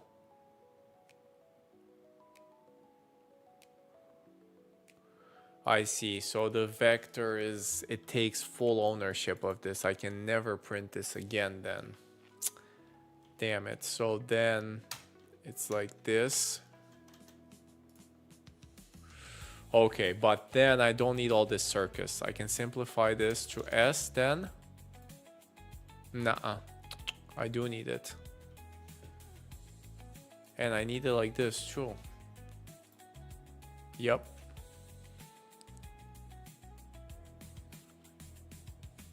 Interesting. So I can mutate it. I give ownership to this guy for good. Then I can change it inside this guy. Okay. Interesting. So let's see what the vec moves its argument, so it is not usable. Therefore, yeah, I mean, okay, sure. Okay, safely using... Okay, this one we have not seen. So we'll discuss more about how data arrays will process a series of items. For one more important detail, I don't like that the book is so fragmented, but yeah. Processing a series, okay. For important detail, it contain a pointer to data within the vector. We can see how iterations are desugaring a for loop into corresponding method calls. Okay, all right. The sugar of for loop doesn't sound too bad. The corresponding method calls a vec iter next. So vec iter next unwrap, next unwrap, next. So first, there's a 1 and 2. They both point to the beginning. Then the iter moves, and I pop the first one, then I get the second one, the iter is done. Okay, nothing too fancy here. The iterator is a pointer that moves through each element of the vector. The next method advances. The iterator returns an optional reference to produce either some or none. Detail is relevant to safely using vectors. Say we want to duplicate a vector in place, such as 1, 2 becoming 1, 2, 1, 2. A naive implementation might look like this. I take a mutable reference to a vector, and I push. Oh, this is horribly wrong, right? Because I changed this in. Yeah. So once I enter the for loop with this, I don't have write permission, obviously. So the Rust compile, I cannot borrow because it's also borrowed as immutable. When I iterate through it, I see. So every time I iterate through a vector, I freeze it. I must freeze it in place, right? Which makes sense because then this is true for, actually, this is very Pythonic too. Because you can make this mistake in Python. Well, Python will let you make this mistake where you can change the thing you're iterating from and then never exit the loop or encounter really weird things. So it makes sense Rust stops you from doing this. As discussed in chapter 4, the safety issue, there's reading the allocated memory. As soon as push 1 happens, the vector will reallocate its contents. Okay, so in Python it works different, but here it's Rust in the backend, it reallocates, yeah. So then your loop is desynchronized, like you're toast. Rust does not allow you from the vector, obviously. One way to iterate without pointers using a range. Okay, like we use for string slices. So then my iterator becomes a smarter pointer. You know what I don't like? This doesn't tell me how I fix this. Whoa, wait a second. So let's fix the issue then. Ah.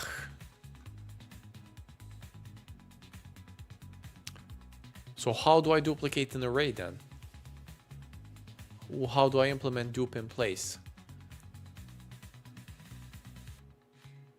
I know how to do it through a clone. Is that it? But it's not in place.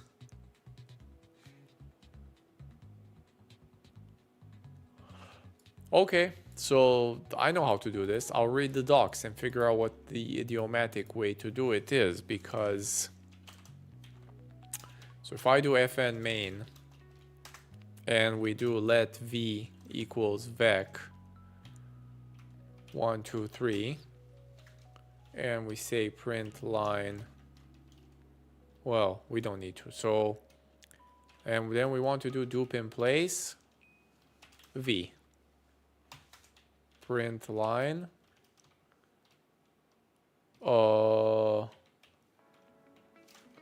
v. So how do we fix the program then? Well, it has to be in place. So I can't return, I can't give ownership back to weird stuff. This is a good question though. How do I do this? Well, I'll bet you there's a method that says push a vector to in a vector at the end of, right?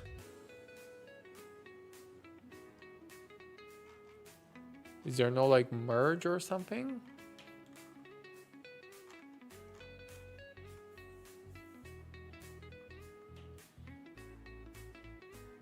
Append, is it called? Yes. Append the vector to a vector. Okay. No. Oh, no, it is append. Moves all the elements of other. Why does it say moves? Okay, so then we know how to do this then. It is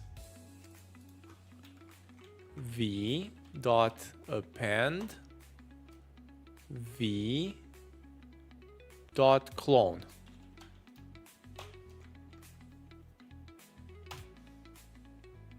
I'm assuming clone is a thing, right?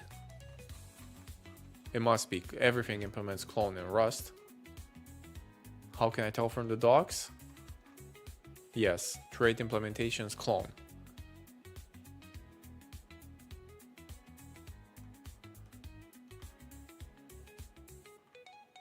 Returns a duplicate of the value.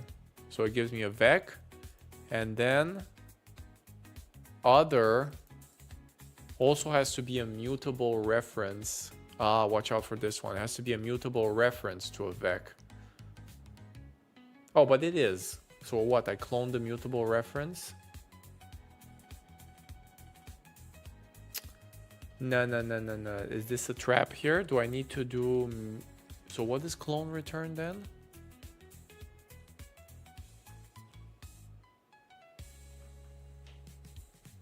Oh shit. I think it has to be a mutable reference to the clone.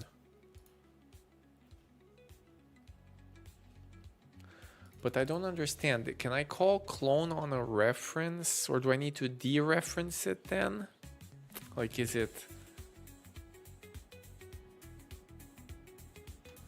Hey, thanks for stopping by. Just messing around with Rust. Yeah, it's stream number 5. It's going pretty good. We're getting into the intermediate stage, which I'm pretty happy with. It took me like 5 streams so far to get used to the syntax. That's pretty good. Borrow checking is pretty good, the basics. I'm at the point where I can start reading the documentation. I can understand what the heck these characters are. But now, for example, I don't know where to find this info because, so, if I have a mutable reference to a vec, can I call clone? Yes, and it gives me the type though, so it gives me ownership back. So then I need, if I look at the append method, it wants a mutable reference to a vec. So then I need to turn it back into a mutable reference. And then, whoops, I almost made a mistake. This has to be mutable, duh. And then also a mutable reference. Oh, I think I'm gonna YOLO this. This is it. Yes, okay. Wait a second. Okay, so this definitely makes sense syntactically. Now, did I put this mutable reference for nothing here? I think yes, because I think I get it. No, I didn't. Okay, so it is true like this. Hey, Han, thanks for stopping. But yeah, feel free to ask. Obviously, if you've checked out my channel, I do know some stuff about AI, so feel free to ask. It doesn't, because the docs tell me the append needs a mutable reference, so I'll bet you it won't work. See, this is the kind of stuff I want to do. I want to understand from the... Yeah, so let's try it. That's a good experiment. It will not work here because the... Oh, no, it will work because Rust can magically convert references to mutable ones, I think. What do you think? I think it will work because Rust is smart enough. No, it doesn't. See, types differ in mutability. So you have to strictly respect the signature, which makes sense because append takes a mutable reference to yourself and a mutable reference to the other because it drains it on the spot. Now, whether this is the best... Okay, so is there a better method I could have used than append? Because I don't like this leaving other... I guess it makes sense though. There's no other way to... Yeah. Oh, join.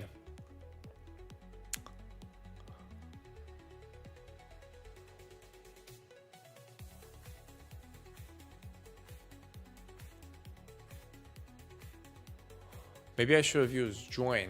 What the heck? Join sounds like it would join V with itself. You would think that's...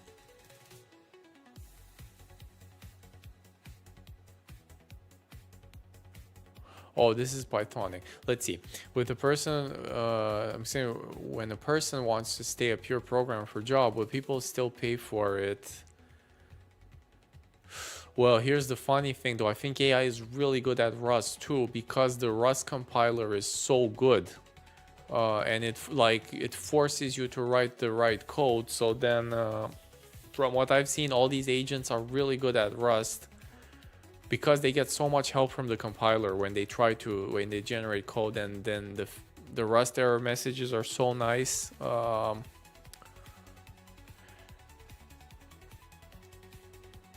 I wouldn't go purely on difficulty. Yeah. I think it's gonna be, I guess if you want advice, don't listen to it though, but maybe more like systems programming. It's like programming closer to hardware. That probably seems a bit safer than AI to me, because it depends what kind of Rust. Yeah, if you interact with the hardware, which maybe is what you meant by niche or hard.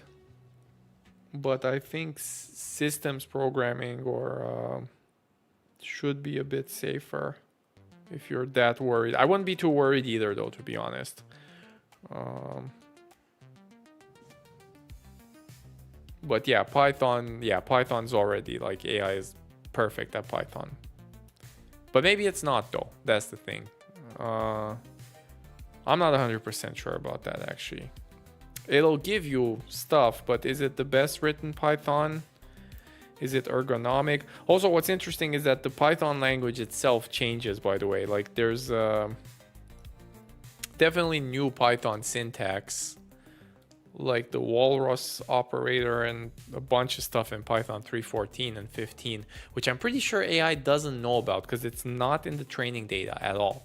Like, it's actually impossible for AI to use some of these newer language constructs. That's also true for Rust, that I know, because the Rust language itself does change pretty often. But yeah, so I think language changes are like, if you adopt a new version of a language, then you'll definitely stay ahead of AI. That's almost by definition, right? Because they train these models on some training data for a long time, but it's usually from the past like 6-12 months ago, so it may miss bleeding edge syntactical changes, which Python has a lot, actually. If you look at the release notes for Python 3.14, you'll find exotic things there that a lot of developers probably don't use fully yet. All right, let's see. Good, so we fixed the error, storing lists. Okay.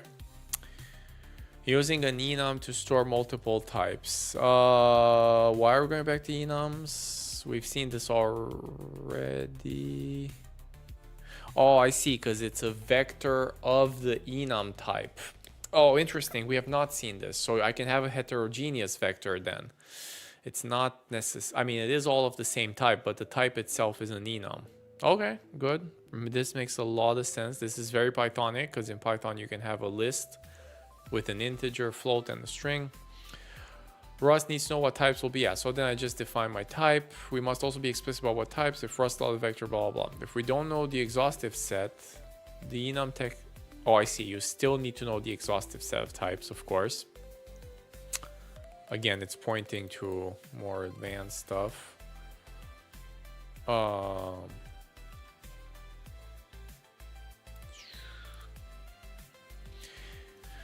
Now that we discussed some of the most common ways, be sure to review the API documentation. Of course, that's literally what we were doing. Dropping a vector drops its elements. We have seen this before when the vector gets... All right, let's do the quiz. It should be easy. Determine whether the program will pass the compiler. If it passes, write the expected output. Okay. So we have a mutable vector, 1, 2, 3.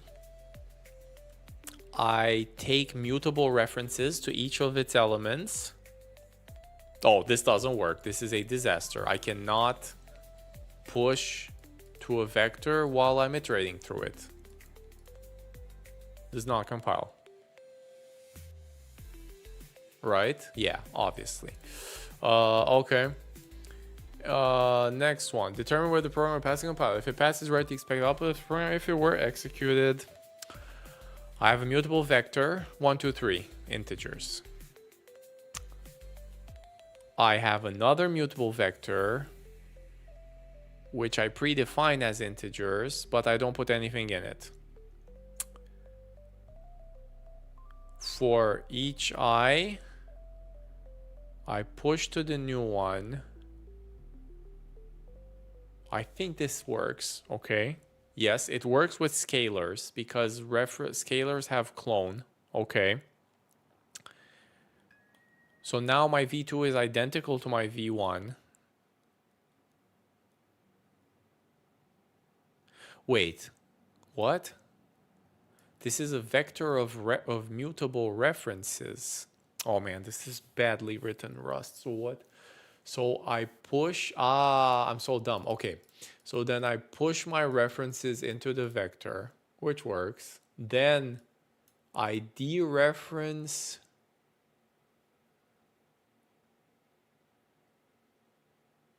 zero and give it 5, which also works, but I've touched V now because this is a reference that points back to V, so I gotta be careful.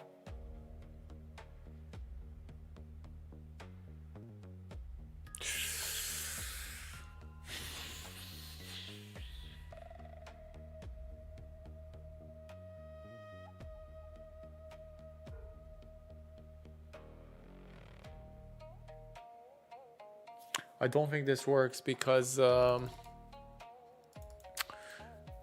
problem will be in the print. I'm trying to access both. I already hold a reference.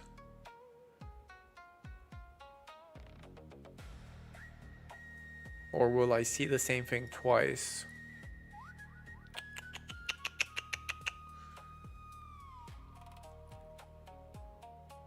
Damn it, I think this works for scalars though, right?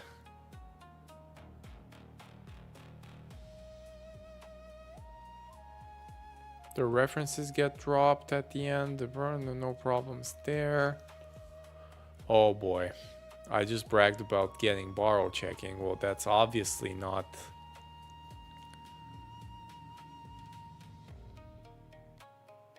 So let's see. So I make a vector, okay? Then I make a vector of references, which is empty. I take a mutable reference to each element in my original vector, all good. It's called I. And I push it to a new vector. All good, it matches the type. Then I dereference the contents that are pointed to by the first mutable reference stored in v2.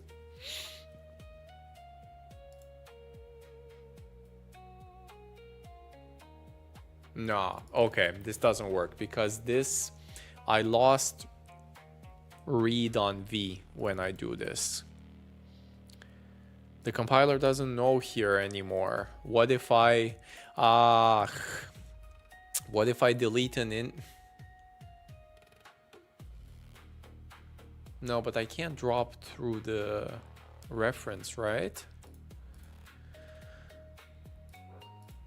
Like the compiler doesn't know what I did to V here, so it'll crash at this line because it's too risky to look into V0 once I touch a reference.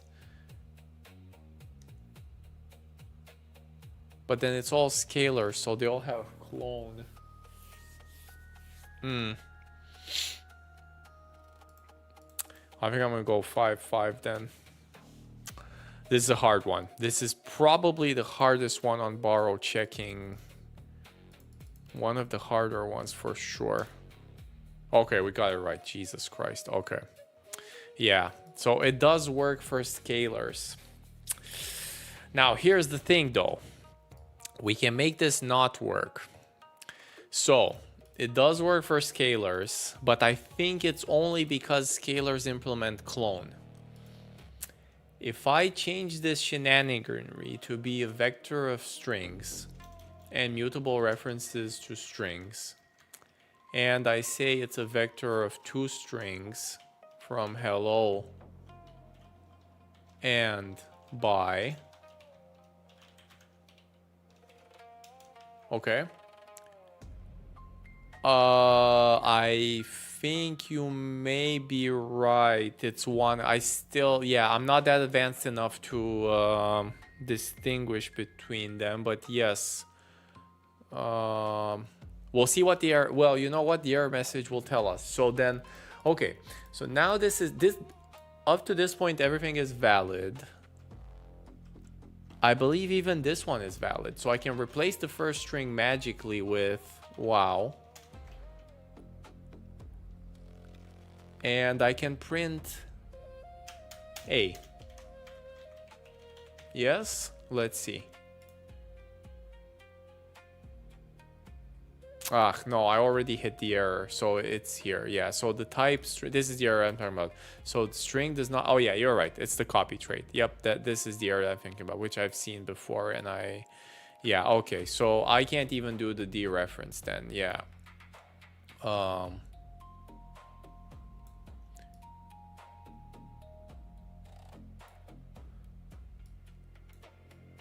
Huh, interesting.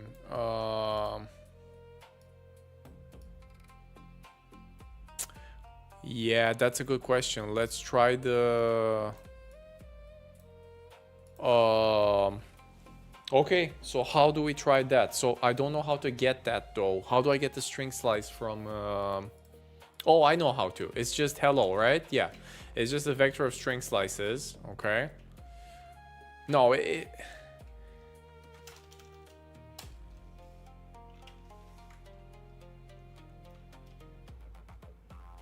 So then what the heck is this? References to a string slice? This looks horrible. Am I supposed to type it like this? Double reference? Or is it like this? Oof. And then I can say wow.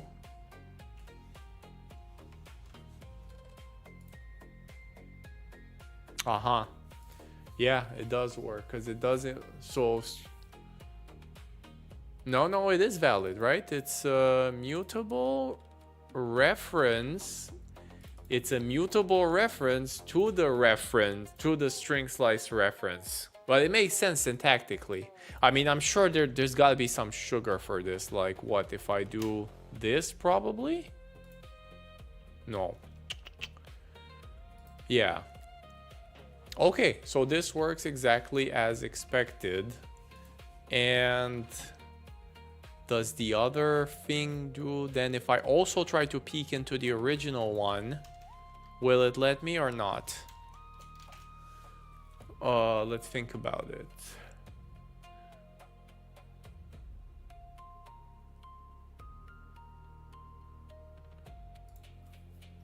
I think so. Or am I getting tricked here? No, because that means this implements copy, so then it's still gonna work then, right?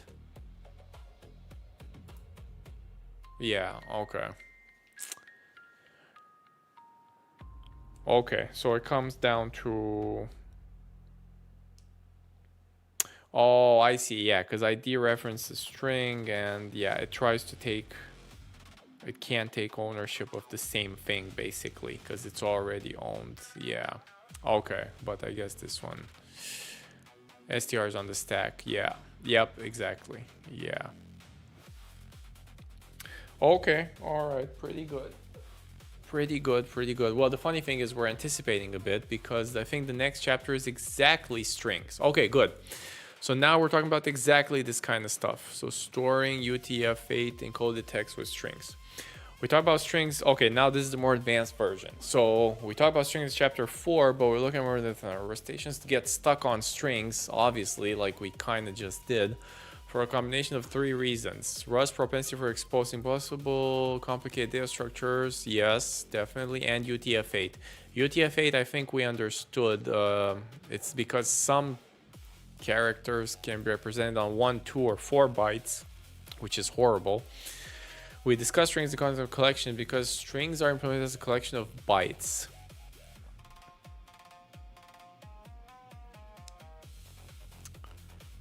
String slice reference is not on stack. Oh, hey, let's see. String slice reference is not on stack. Maybe they'll tell us this. Let's see. Yeah, I think that's... we should definitely learn about this soon. Oh, Timmy, thanks for chatting. Thanks for joining. Let's see. What did Timmy say here? Oh, also we got 25 followers. Thanks, Aratorius. Just noticed it. I'm not even gonna monetize though, because I don't want to. Do you guys see ads, by the way, or is it only just when you join?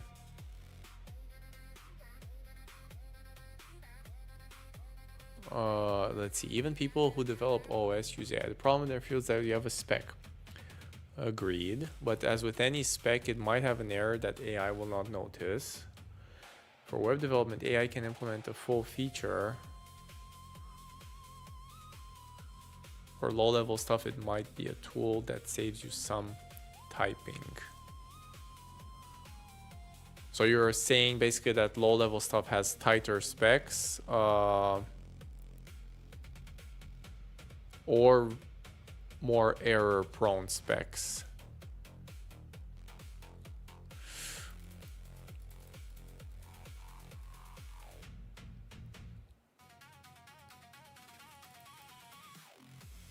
Well, first define by string. All right, let's get back to string. Rust has only one, but I'll pay attention to chat too, so don't let that, don't worry about it if you want to reply.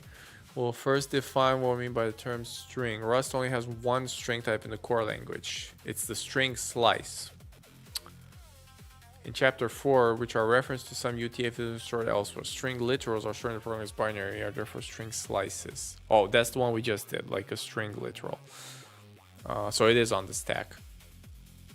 But the string itself and are therefore string slices. The string type, which is provided by Rust standard library, rather than coded into the core language, is a growable, mutable, owned UTF-8 encoded string type. When Rustaceans refer to strings, they might refer to either that or that, which is annoying. Both types are used heavily, and both string and string slice are UTF encoded. Many of the same operations are vect because string is actually implemented as a wraparound vector of bytes with some extra guarantees. Okay, so then we can open the string docs then, I guess. Rust string methods, which we have seen before.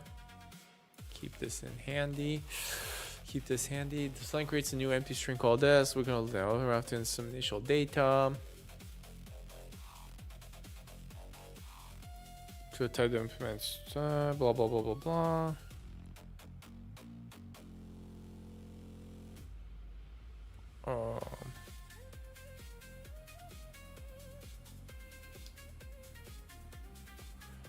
So that creates a new. Okay, this code creates a string containing initial contents to a string. We can also use the function string from. Okay, we know this. We can use many different generic APIs. This is something that can seem redundant, but they all have their place. String from and toString do the same thing. Remember the UTF-8 encode? Yeah, so you can type emojis or other language characters. A string can grow in size. Yep, so it's on the heap. If you can configure store the plus operator or the format macro to concatenate string values. We can grow a string by using the push string. So I can push a string to a string. No, a string slice to a string, sorry. After these two lines, S will contain foobar. The push string takes a string slice because we don't necessarily want to take ownership of the parameter. In the code listing, we won't be able to use S2. Oh, I see. So S2, so I can still use S2. Okay. Ah, that makes sense because anytime I have a function that takes a string, I take full ownership of it. So then when that function exits, I destroyed the string. But with string slices, I can still use S2 after I've done stuff with it. Let's see, for example, if you need to score for a drive, you have a spec what registers. Yeah, they're all written by people, likely not with AI, I would say. Definitely not with AI, probably. Yup, some register may have a typo or something, so I will follow the spec, but reality is that yeah. Yeah, it's definitely low-level software is a whole different beast. Yeah, so that's why I don't know if you were here, but that's what I recommended too when the previous person asked. I recommended them to maybe start looking at lower level software. Maybe that's more future proof, probably. But I still wouldn't worry too much, even for higher level things.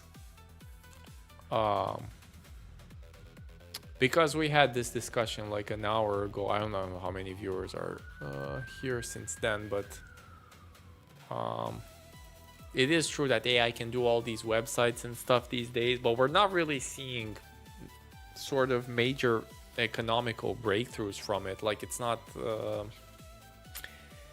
like these websites are bringing extra value or something. And I'm pretty sure people could do websites easily before too.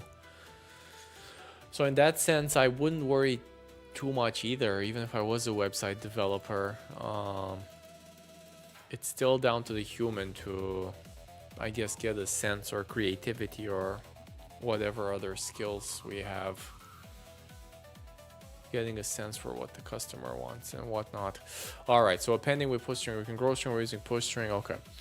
Push string took ownership. Okay, the push takes a single character and adds it to the string. Oh yeah, we know this is the single quote versus double quote. Concatenating with plus or format. You want to combine two existing strings. One way to do so is use the plus operator.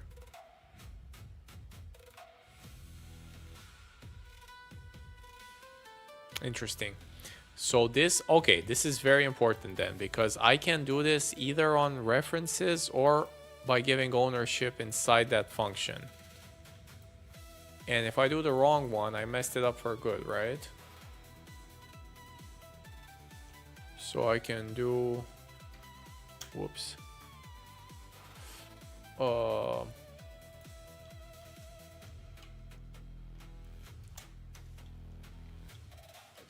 Yeah, so if I try to print S1 now, it's toast.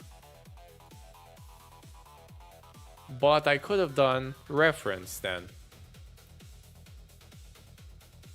Oh my god, what's happening here?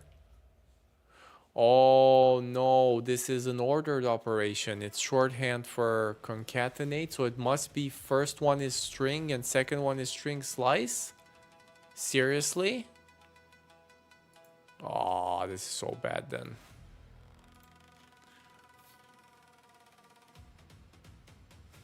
Oh. Yeah, so it's the add method, which takes self, but it's for a string. Damn. In the standard library, you see add using generics. Here we substituting concrete types, blah, blah. S2 has a reference. We can't add two string. I can't even do, but wait, the type is string, not string.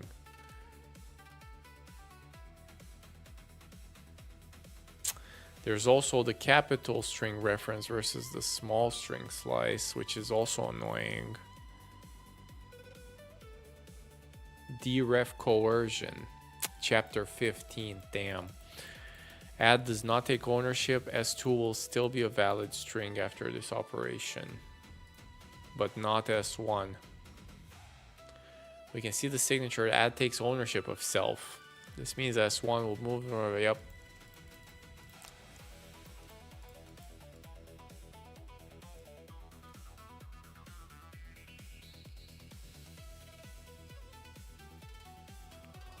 Okay, so then this works at infinity. I can also add, again, another reference to S2.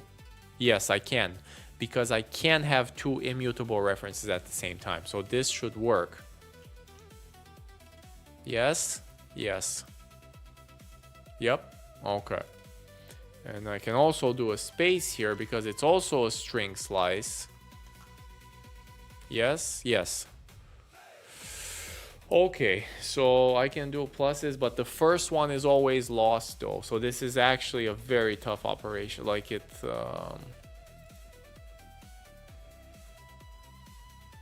I guess I can shadow it then syntactically. There. So I just gave ownership back to myself, basically. Yeah, but that's not good coding practice, I guess. At this point, for combining strings, you can use the format macro. But what the heck does the format macro do? Does it take ownership of anything? Probably not. Oh, okay, yes, the format macro does not uses references. Okay, so then just use format basically all the time. There's like no reason to pass ownership around. I think, I'm pretty sure. Okay, so quiz. What is the difference between using a plus b and a push string b? Well, let's see what the push string signature is again. Mutable, self. Oh, there's a big difference then. Because a plus b, oh yes, there's a gigantic difference. Yeah, this one does not consume ownership, right? This one's a clean push, whereas a plus b is a horrendous thing. So, oh, this is the first. Yeah, it's the first one. Plus consumes ownership of a, while push doesn't. This is wrong. Push string uses two references. There's no difference is wrong. Wrong. Okay, so definitely this one. What is the number of maximum times a heap allocation could occur?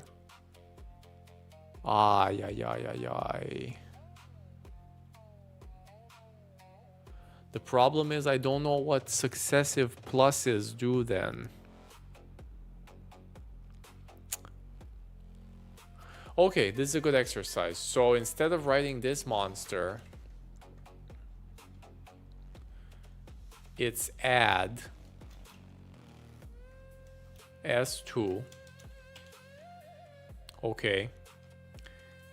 And then I do... So what is the add method? Does it give me back a string? Where was it? Where the heck do I find add here? Oh, here it is, add.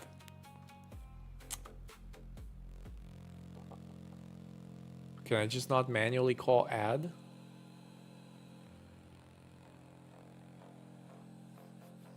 Oh, I can. Add, cell. Okay, so it gives me back a string. Okay, so then we can rewrite this because this is add, and then to that thing, I add a space, and then to that thing, I add S2. So this should be exactly the same now.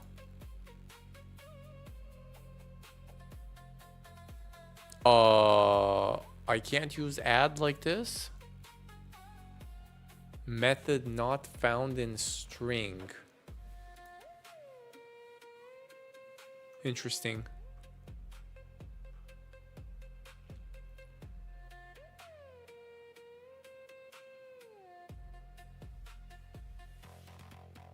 Like, why can't I use the raw add? The Rust library doesn't let me do it, or what's happening here? Implement add for...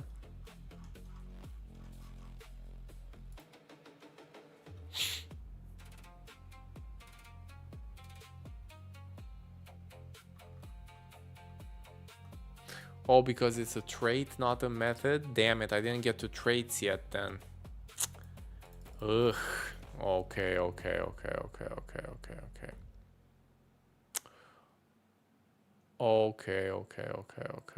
So, yeah, can you use add directly in Rust instead of plus? I'm guessing the answer is no. Because traits encode behavior. Oh, okay, so I have to use it like this, standard ops add. Well, this is wrong, dude. Calling A add B. Okay, so AI is not good then.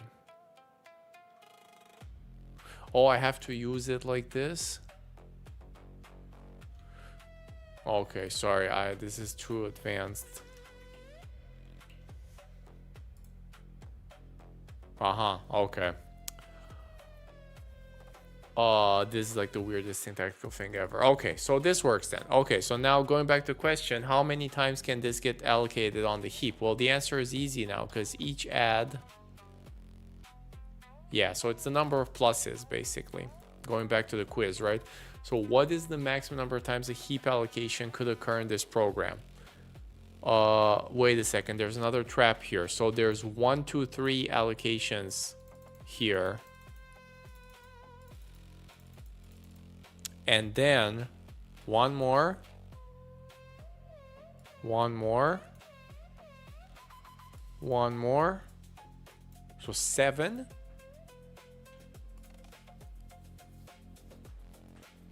Is there an 8th one when I pass it back to S?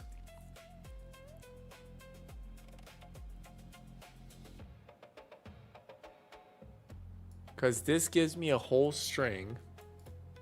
No, I don't think so, because then I would double count these too.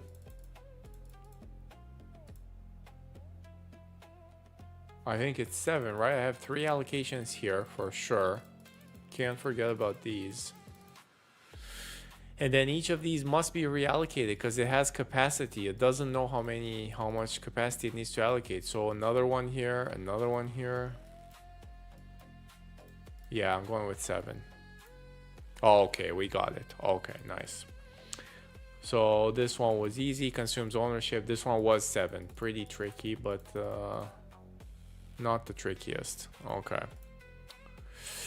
Okay, not the worst, pretty good. Indexing into strings. Aha, I think last stream, me and somebody else were trying to figure this out and it was so annoying.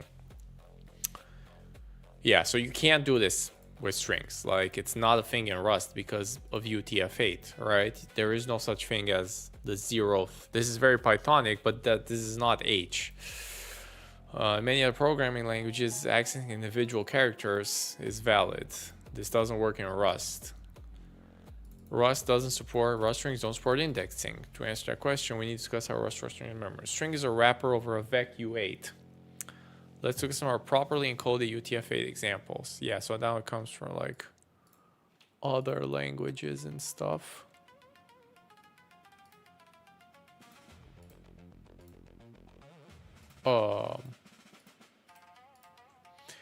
In this case, the length will be 4 because it's 4 bytes. But then if you use Cyrillic, it's like many bytes. 24 number of bytes because each Unicode takes 2 bytes, blah, blah, blah. Therefore, an index into the string bytes will not always true. Yeah, so you don't know the answer is not 3. It's like the first half of 3. So it's byte 208, which whatever this is an ASCII. It doesn't matter. The answer then is to avoid returning unspent, causing bugs that might. Rust doesn't compile this code at all. Okay. Byte scalar values and grapheme clusters. What's going on here, dude? For another point about UTF-8s, there are actually 3 relevant ways. As bytes is pretty clear. Scalar values and grapheme clusters, the closest thing to what we call letters. If we look at this Hindi word, it is stored as, so U8s are always, okay, that's 18 bytes. Unicode is splitting it in character. Although even this one you can see, oh, I see, I guess there are accents here, right? Yeah.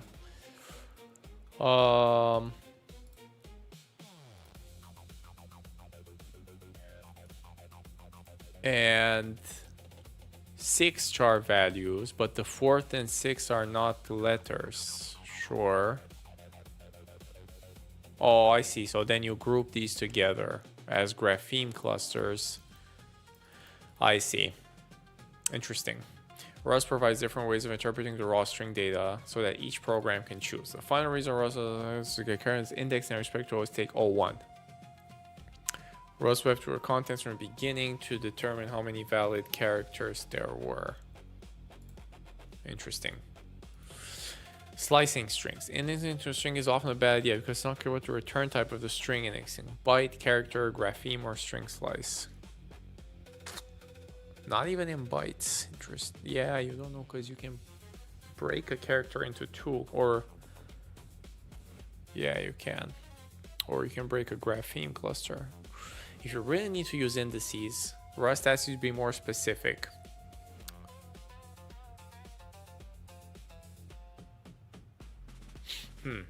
I think there's a trickery happening here. Let's see. So I'll bet you something here doesn't work.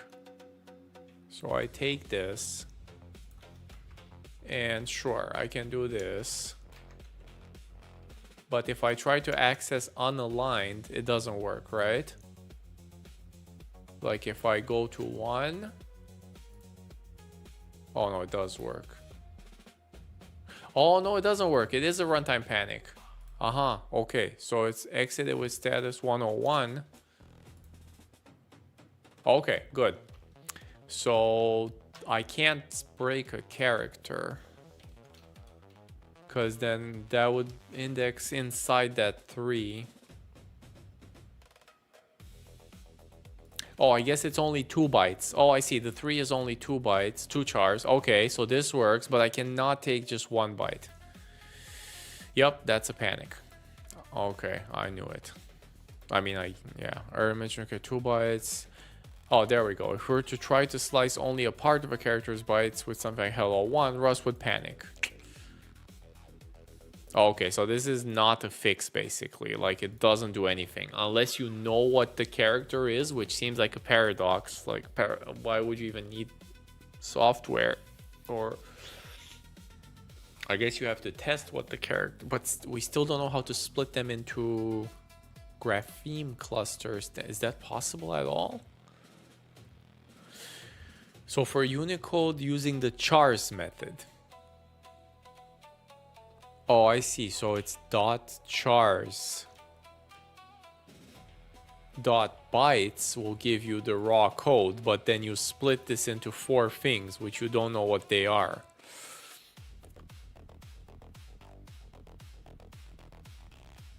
Oh, wait. So chars on this script doesn't give you... Oh my god, it's even worse then. Like, it doesn't give you the grapheme clusters. It gives you the 6 things.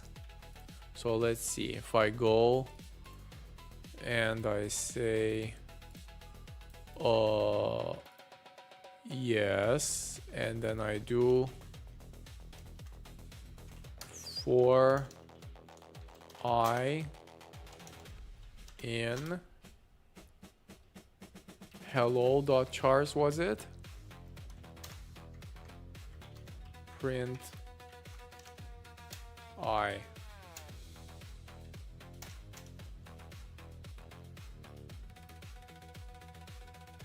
Oh, yeah, it doesn't even give you the grapheme, because if I press my backspace key... Oh no, they are there. Interesting.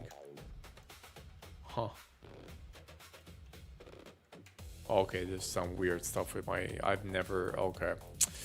So getting grapheme characters is much trickier. Clusters is complex. Is not provided by the standard library. Wow. Sucks for you if you write this language and you're a Rust developer, I guess.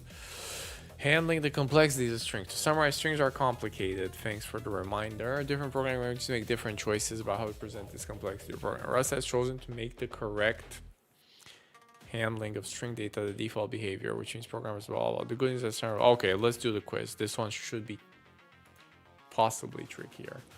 Which statement is the best explanation for Rust does not allow string indexing?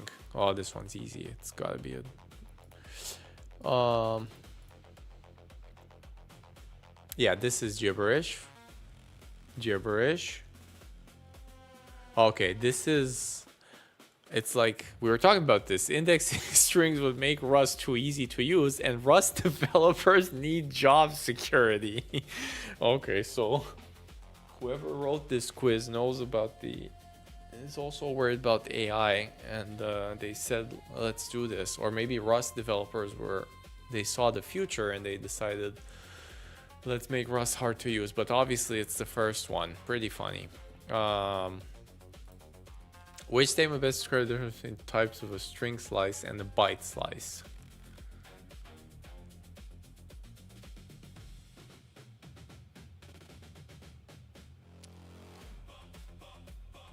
I think the first one is true. But the second one also seems true.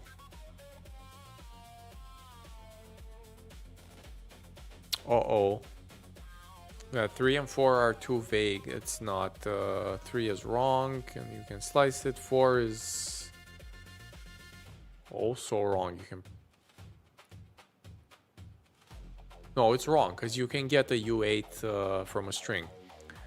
But the problem is 1 and 2, they both sound correct. So string always points to data stored in the program binary. That is true. Whereas a slice of chars can be stored anywhere in memory. I think that's false. I think that's also in... No, but it can't be, because if I do a... So let's try to answer this principle. So if I look at chars method... No. 2 chars, or what was it then?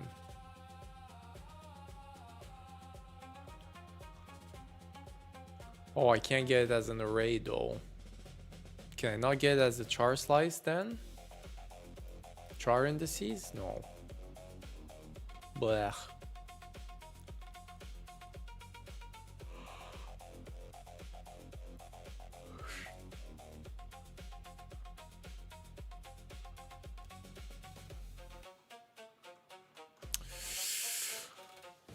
String points to bytes that can always be interpreted as UTF-8.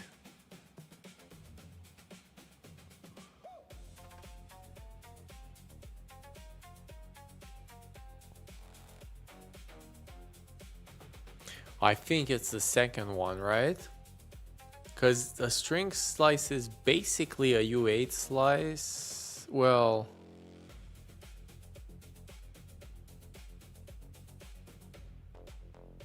No, it is the second one, right? Points to data. I think the first one is wrong. Yeah. A is, I think, is wrong because you can convert a string to... Ah, you're right. Yes, it's wrong on the other side. Ah, yes, very good. The first part is wrong. The second one is right, obviously, because... But then you're right, you can have a string slice at runtime. So then obviously it's on the heap. Okay, yes, it's definitely... Yeah, good. Okay, good, very good. All right. Now we get to hash maps, which is another collection. We gotta remember that we're in the collections chapter. This one I've never seen before. This is gonna be completely new and probably the last thing, but there's still time. Thanks everyone for sticking around. Let me take a 1-minute water break. We'll be back soon. Pretty interesting so far though. Pretty good. We'll be back.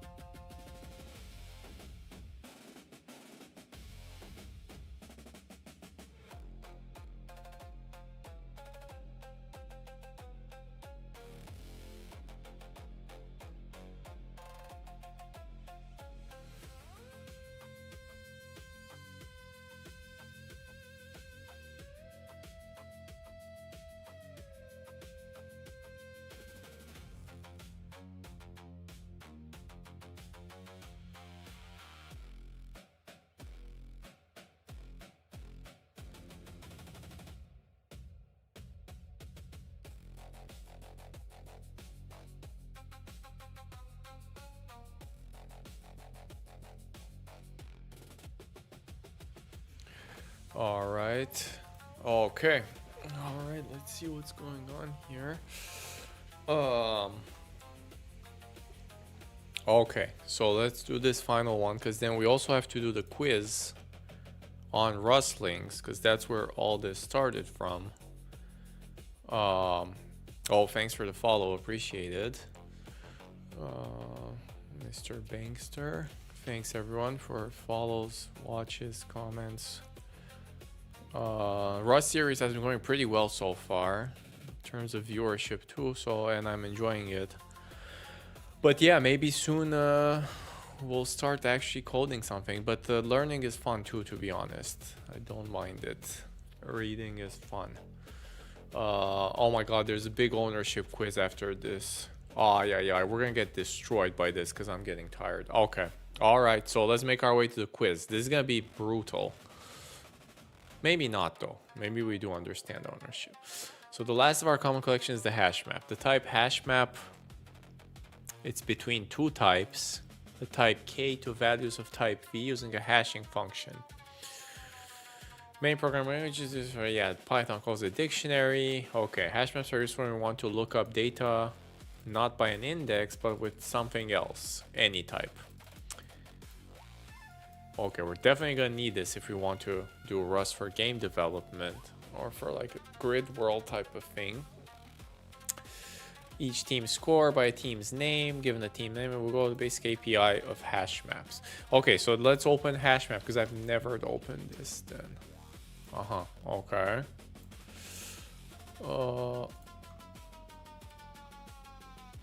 Oh shit, it has 4 types. A random state and an allocator. By default, use the hashing algorithm to provide resistance against hash attacks. With quadratic probing and SIMD lookup. Damn. This algorithm is randomly seeded and a reasonable best effort makes sure to seed from a high quality secure. Okay, so it has a seed you can control. Default has SIP hash, blah blah blah. This is too many details probably. Interesting.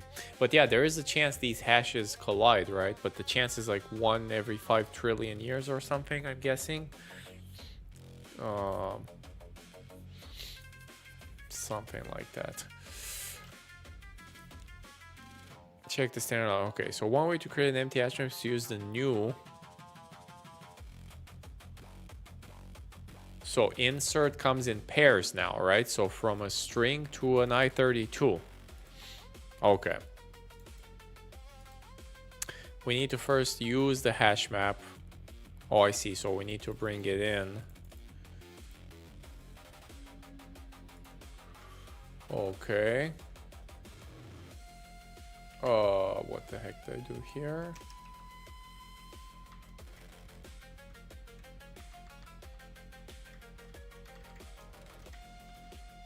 Okay, so we have the thing now. Okay. All right. Hash map keys type string keys. All keys must have the same type, but I guess we can use the enum trick here, and same for values. So I can map from enum to enum if I need flexible keys and flexible value types. Accessing is done with get. We can get the value by providing its key to the get method. I see. So I make a team name, must be the right type, and it must hit. Okay, so obviously the most basic question ever is what happens. I mean, this unwrapping looks pretty brutal, but what happens if I... Oh, whoops.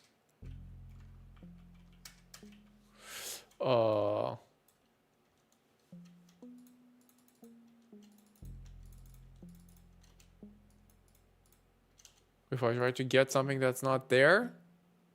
Oh, I forgot to print the score. I know what's going to happen. It's going to be a runtime panic, right? Because the compiler cannot know. Okay, so the score of the blue team is 10. The score of the red team is what? Oh, I'm doing an oh, I see. It's unwrap or 0. Okay, so we need to learn all these methods because there's like a ton of them. What the heck is copied though? Yeah, so this will be 0 because I unwrapped it. If I leave it without this, it's an option, so it's none. So then I can do, because we know match score.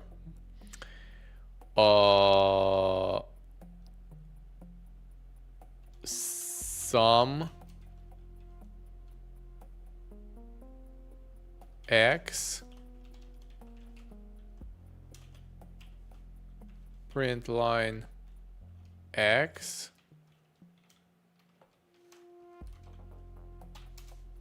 none team not found. Let's see. Okay, good. So this works as expected. So you get an option. What the heck is copied though? Why copied? Copied. Well, to answer that question, we need to answer what is get. Get, return. Oh, get is an option already. Returns a reference to the value corresponding to the key. Oh, so option Rust copied will find an option then.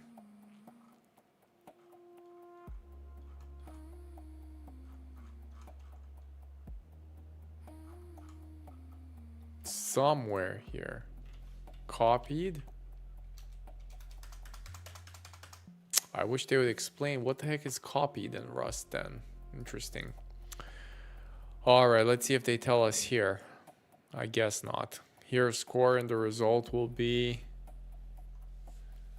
oh, I see. This program handles the option by calling copied. Oh, what? It to get an option. I see it.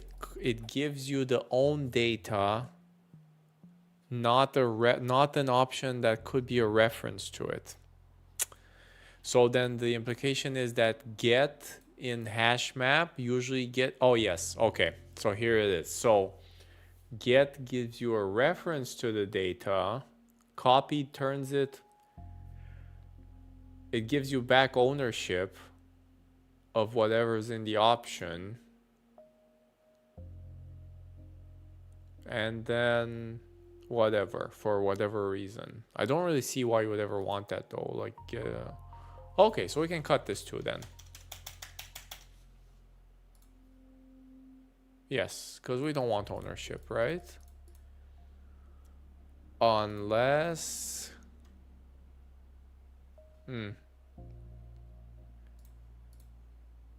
Unless we know what we're doing and we really want ownership. Okay, let's not dive too deep in. Score bit value. Okay, rather than option to unwrap or is easy to understand without seeing it. It's basically the match I did here, but like the nice version of it. We can iterate over each cat. Oh, this is so Pythonic. Okay, so for key value in a reference of scores. Okay. Managing ownership. For types that implement the copy trait, so scalars, the values are copied into the hash map. For strings, the values will be moved.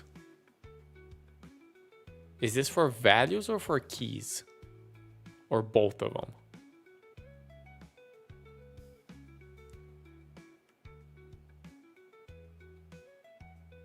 Well, let's find out by ourselves. So why don't we say this?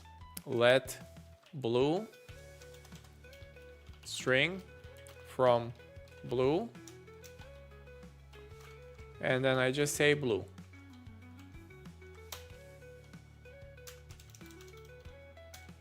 Well, if I say blue, I probably destroyed blue now. All right, so if I try to print blue, this should die. Yup, okay. Now my question is, can I trick it with a reference to blue? No, I can't. So it... Oh, it has to be hashable, so it needs ownership. Oh, no, no, no, no, no. Wait. So I can do this because there's a hash mismatch. Well, actually, let's keep the map simpler then. Aha, I can't trick it with blue.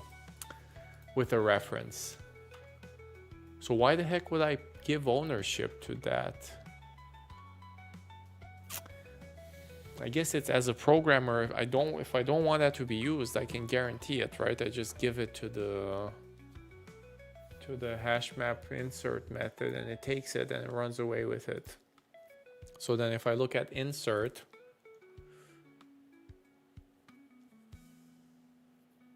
yeah, it wants ownership. We're kind of abusing it here then by giving it a reference. It seems like it. It should be a type K and a type V. Although this reference is a type 2. Interesting. Okay, the value moved. So it is. But anyways, we answered the question. It's true both for... right? So then if I say cheer, it's true both for... So if I make a map from string to string...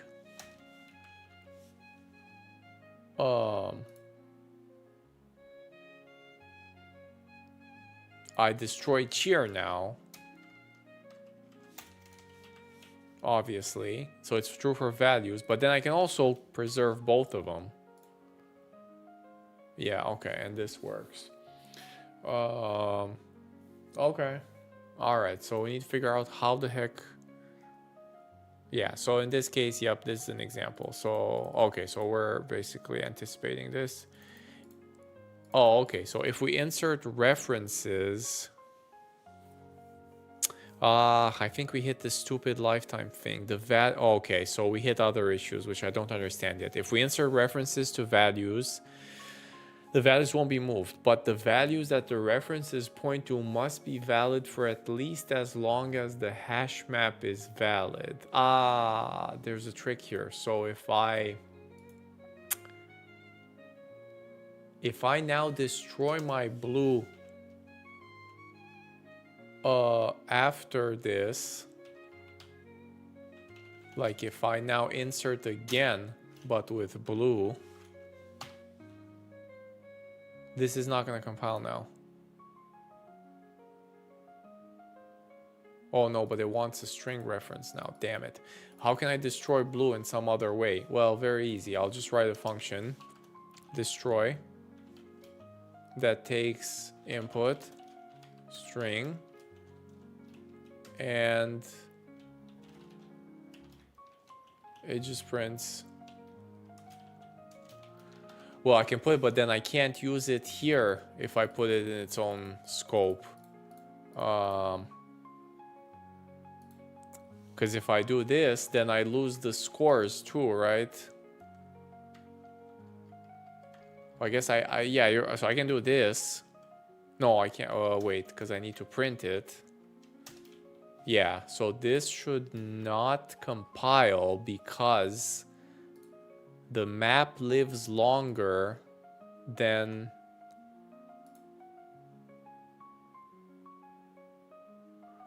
Where the heck is... What is gone? Or... Oh, sorry. That's something else. Gone.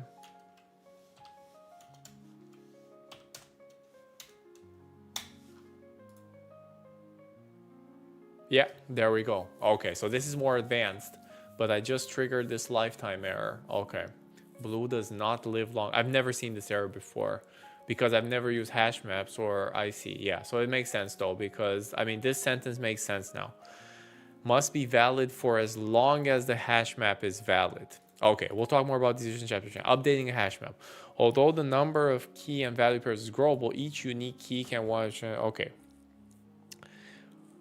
When you want to change the data, you have to decide how to handle the case when a key already has a value assigned. You could replace the old value, completes you keep the old value and ignore or okay, but this is just business logic. Overriding a value. Oh, I can just insert on top? Oh, okay. So I can just insert on top on the same key. That's easy. Adding a key and value only if a key isn't present. So this is what Python would call default, or no, default dict is something else. Python must have this too, but I don't know it. It's common to check whether a particular key exists. If it exists, don't do anything. If it doesn't exist, insert it. So I guess we can trivially do this within... Wait, so how do I check if a key exists? Oh, contains key, obviously. Okay, so then we can do this by ourselves. I mean, just for fun. But obviously, Rust probably has a Python method, a method for it. So then, yeah, sure, I can keep this and...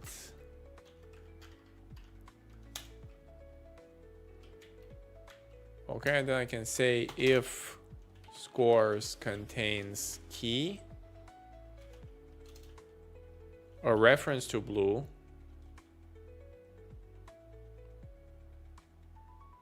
what the heck is the not operator in Rust? Is it this? I think so. I've never seen that. So key takes a reference to the type. Whoa, there's a trick here though. Check this out, because it's a borrowed form of the map's key type. So I gotta put, this looks horrendous by the way. It's a double reference here because my key is already a reference. Yes? Yes, I think so. I need to borrow the key itself now. So if it doesn't contain,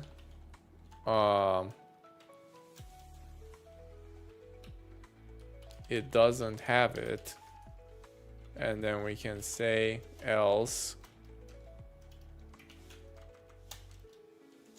it has it.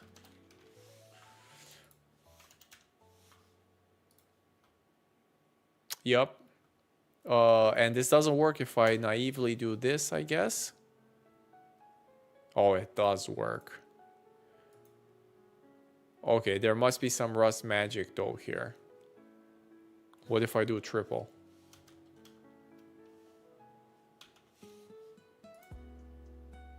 Oh, okay, never mind. Let's not get too crazy. But this seems more correct to me though, because the docs say it's it must be a borrowed form of the map's key type, and for me, the map key type is a reference to blue. Okay, no way. So that's a special case just for double to single. Oh, and it's only, I got it because by accident, because it's from a string then. Interesting. But so, okay, sure. Huh, interesting. Interesting. Turns double reference string into a string.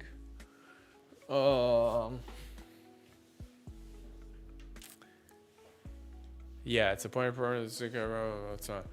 okay, I see. So even the docs here, you can bypass this thing basically. Like just for strings, the key may be, it doesn't have to be, it can be the string slice directly.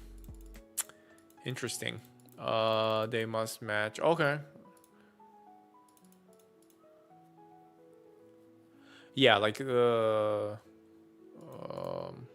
reference. You mean reference, right? Yeah, reference to reference, basically. Yeah. Strings and views are a bit special. Yeah, I think we hit some of those. Yeah, okay. All right, so anyways, this is like the crude version, and I guess they're going to show us a method called entry that takes the key you want to check as a parameter. The return value is an enum called entry. An option or an enum? Oh, an enum. Like, is this in the standard library or what's going on here? So entry gets the keys, given keys corresponding entry in the map. Oh, dude, I just like my version better. Like, what is this? Well, you have to learn all of these. So it takes self and the key, and it gives you Get the given keys corresponding entry in the map. So how do I know what type this is? Oh, I see. It's a special thing. Entry. Occupied or vacant. Okay, okay. So this is like crappy option. Why would they not use option?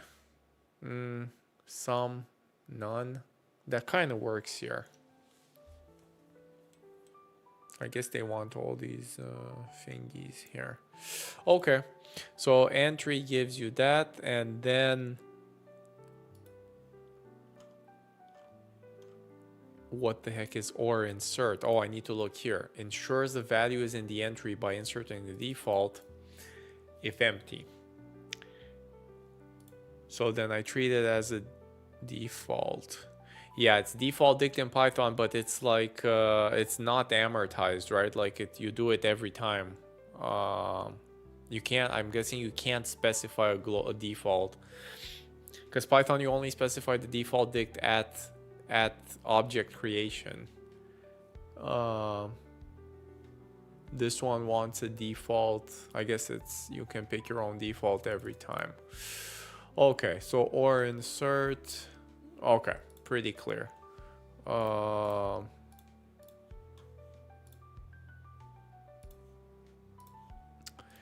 It's going to check. Okay, the return value of the entry is the value of my check or insert. So this is safe. Okay, scores. The or insert is defined to return a mutable reference to the value for the corresponding entry key, and if not, it inserts the parameter and returns a mutable reference to a new value. This technique is much cleaner than writing logic ourselves. Sure, plays more nicely with the borrowed checker. Writing the code print yellow. Okay, updating a value based on the old value. I mean, this is just classical logic then. What are we talking about here? Another common use case is to look up a key's value. So map entry. Okay, so he's using the entry. This is why he needs a mutable reference here. So I get the mutable reference either to the old thing or the new thing. And I just count stuff.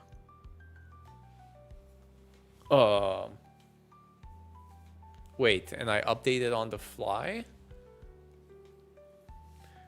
Oh, this is just a word counter. Oh my god, like count the number of words. I see. So it's a map.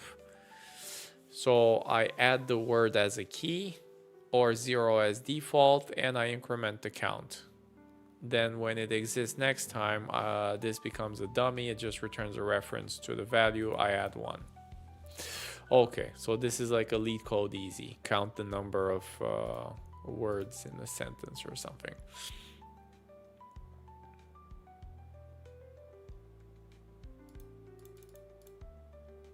Oh shit, did we read this already? Accessing values in a hash map. Oh, it's in random order.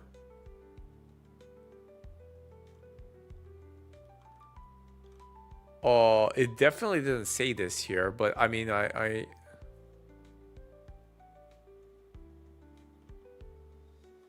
Oh, it does say an arbitrary. Okay, it makes sense. I understand why, but sure. Okay, the split, the or insert to the mutable reference must dereference. The mutable reference goes out of scope at the end of the for loop, so all these changes are safe and blah, blah, blah. All right. By default, we actually started reading about this too. A hasher. This is not the fastest, but the trade-off for better security that comes to drop performance profile. So, okay. Quick quiz. Determine whether the program passed the compiler. If it passes, write the expected output. Our favorite exercise. Let's see. So I use the hash map. New hash map, mutable. I insert. So now my hash map is from string slice to I32. Okay. I'm using the CS Brown version of the Rust book. Yeah, it's pretty good. It's a bit more detailed, and it has quizzes after every, well, even inside each section. So it's like Rust, CS Brown.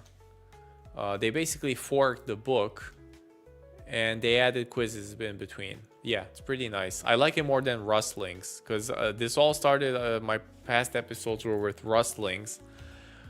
Which we did start with, but I find it way too easy. Like, we'll do these just for fun at the end. All right, so So I take immutable hash map new, I insert, so now my hash map is string slice true. Okay, now I take a reference to the value at the key. Immutable reference, sure. I insert something else. Oh my god, this is basic borrow checking. Whoa, whoa, whoa, hang on. So, am I allowed to do this? Yes, I can have two immutable references at the same time, no problem. This compiles. And it prints 0 space 1. Unless I'm falling for some basic trick. There's a mute here, but it doesn't matter because my reference is immutable. Am I allowed to index with brackets? Oh, wait. Is this the trick that... No, this works, right? Like I can index with brackets. Well, let's see. We're allowed to look for that one. We're not allowed to run the code because it becomes too easy if I try to run that code. I saw the get method. I don't remember seeing brackets. Is that the trap? But it feels too dumb though. Oh. Seriously?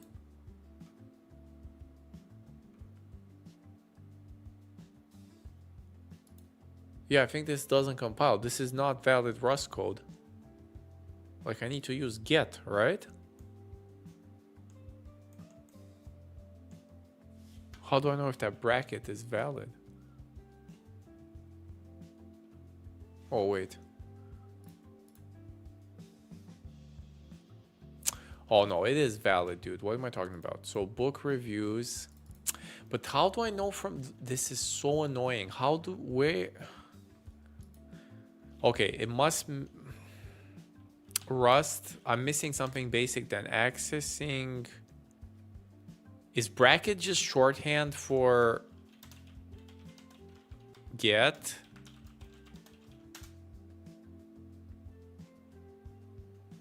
Oh, there's sugar for the index. Yes, that's what I was gonna say. So see, that's what I'm trying to find out. Yes, it's option exactly. So, but wait, the docs say it's sugar for the in hash maps. What is it sugar for? See, even Gemini says brackets doesn't work because it's index. So I know what you're saying. Yes, even if this did work, there's no unpacking of the option. All right. But the problem is this even valid Rust code? I'm going to go with no because I don't think this is, unless Gemini is wrong, which is probably true.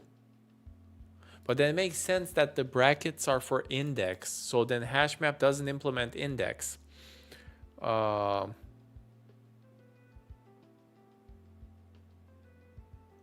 But it does implement, what is it called?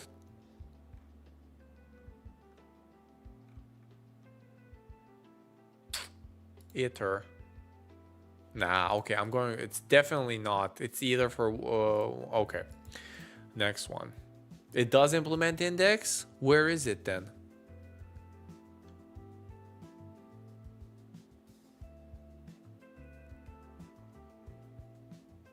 Are you sure about that? Because I can't... Oh, it does. Oh my god, dude. Here it is. All right.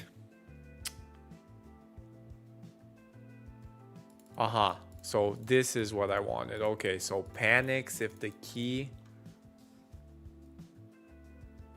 Okay. Returns reference to the value corresponding to supplied key. Yeah, this is different than get. So then the reason why this doesn't work is it must be what Mr. It is what Mr. Oh, but wait a second. No. So then it's not an option. It gives me a reference. So it does compile then.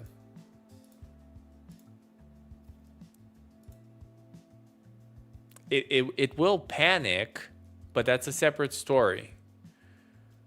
The only problem I have is why does he get another reference? Because he's doing the double reference thing. Like, doesn't this thing already gives me a reference? Like, why another reference? This is so annoying.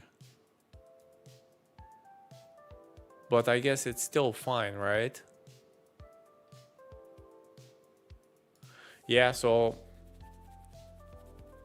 I think it's 0, 1 then. This will not panic. I mean, we know it doesn't panic because we can check it by hand, right? So, except the only stupid double reference thing. All right, so this is worth playing with then. Well, let me put it, okay, I'll put it 0, 1 then. So determine whether the program passed the compiler. If it passes, write the expected output. Okay, so I have a hash map from char to vec of pointers of u size.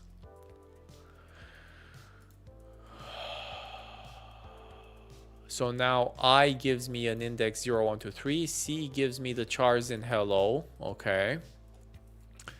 And then if it exists, if the char exists in H,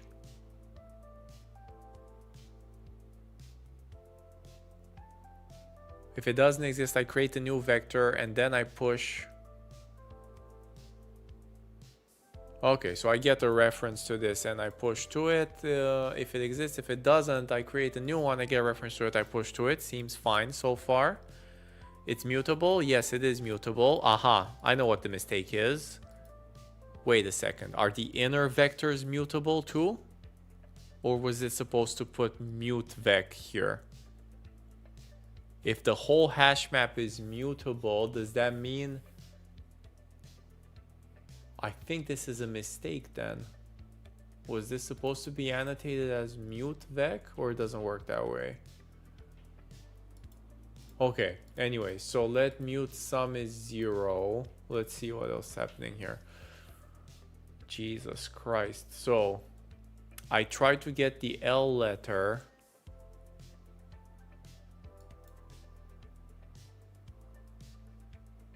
Can I iterate over an unwrapped option, or what the heck is going on here?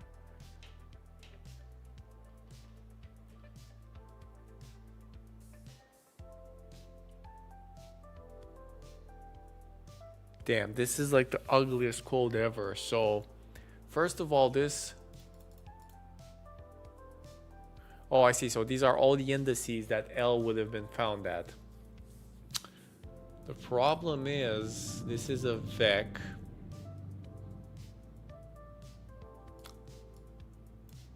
Or a none. I know, yeah, it's like this, and then I unwrap this. But can I iterate over the... What the heck does... let's see, rust option unwrap. What does that give me? Rust option type. What is unwrap? No, but these are good exercises to learn how to read the docs. If I could just find the stupid unwrap.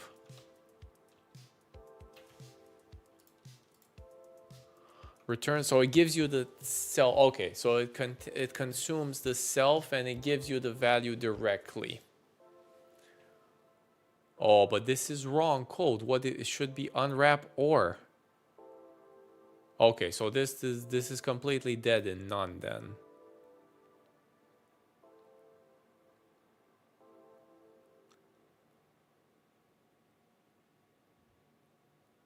I think it doesn't compile because of that.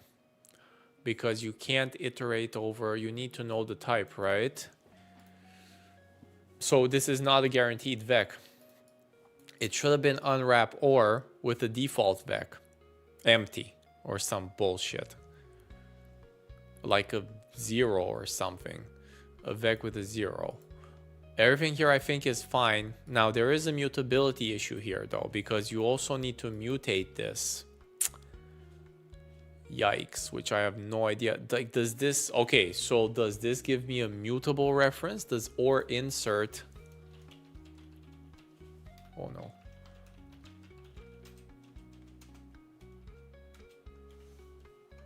Oh, but it's not here. It's so annoying to find because it's that entry thing.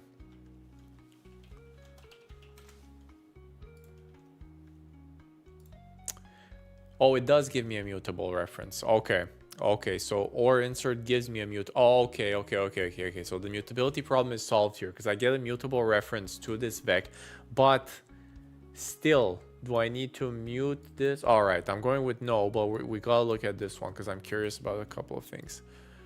0 out of 2. Damn, worst quiz ever. So,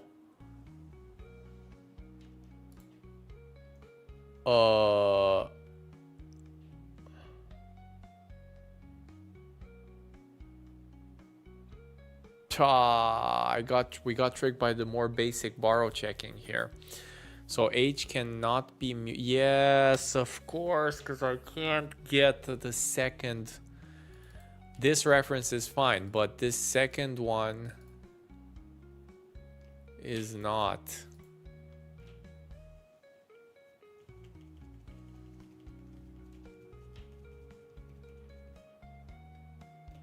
Okay, so we got destroyed on this one by basic borrow checking. Has nothing to do with like hash map syntax. Yeah, because we got destroyed by, well, I guess even the insert here. Yeah, once I take this v1, and because I print it here, I cannot do this in the middle. All right, so this is yep, exactly. Yeah, the index stuff was like, what the heck is going on here? Yeah. Then we also got destroyed by this one. What did I say? Oh, I got tricked by the unwrap. So yeah, all right, let's see. So somebody's helping each other. So unwrap gets you the internal value. If it is not, okay. So I guess it will compile, but it is a panic. Damn it. Oh, it does say that. Did I not read it right? Let's see. I gotta read these. Yes, it is. God damn it. I just read the signature and I thought, oh, okay, this is not... Because this function may panic, it's used to generate discourage. Panics are meant for unrecovered, may abort the entire program. Okay. All right. So let me try to fix this stuff, I guess, if we can, or play around with it. So, this one I know how to fix, but I wanted to play around with this a bit.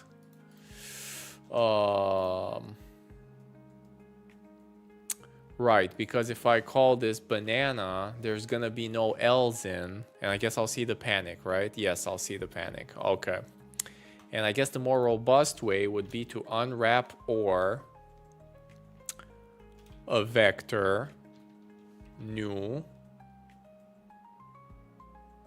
Well, like semantically, it's just a 0, right?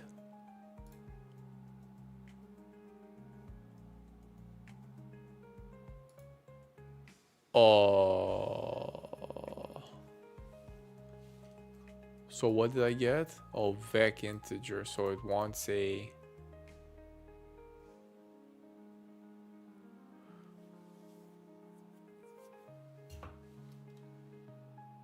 I'm confused about the little vec macro. What the heck does that give me? It's not...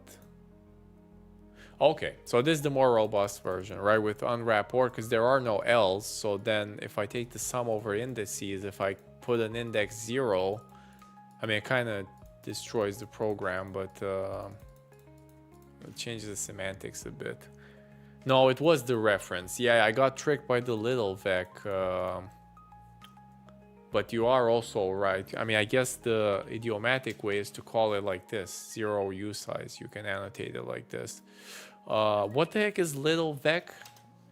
Now that we hit this thing. And where do I find it?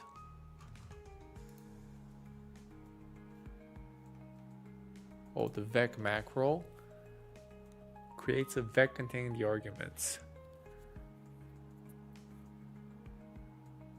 The problem is I don't know how to read macros. I don't understand what this is, like this dollar symbol. I didn't get to that section yet, so I don't even understand what the heck does this give me. I guess it gives me a big vec, not a reference to it.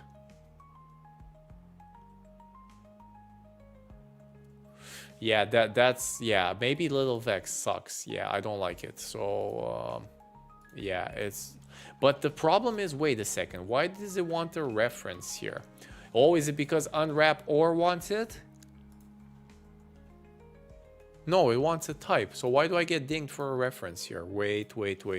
So let's do it your way then, because I like that anyway. So I do a vec new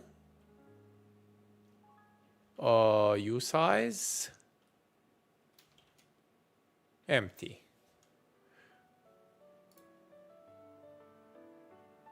Whoa. Okay, hang on. This is it vec usize new by chance? Or what is going on here?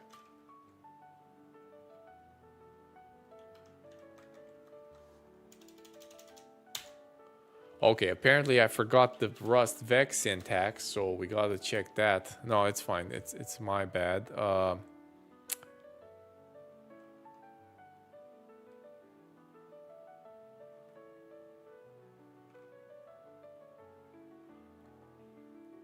So where do I find the constructors? New. Oh no, but I can't do it that way. Because can I do it in one line then? Can I do it in line? No, I can't, right? It's only on the left side. I mean, sure, maybe it infers... Oh, it does work on the left side? Oh, I see. So it is vec usize. So I can put the type here? Yes. No. Are you sure I can do that? Because it says...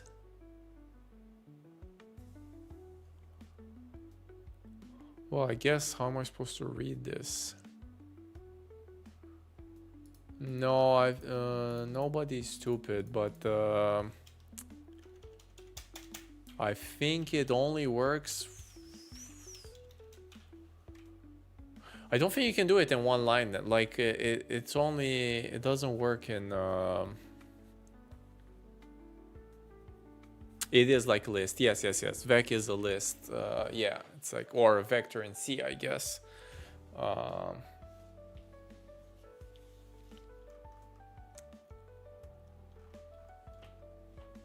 Oh my god, is it really that vec usize? That's ridiculous syntax.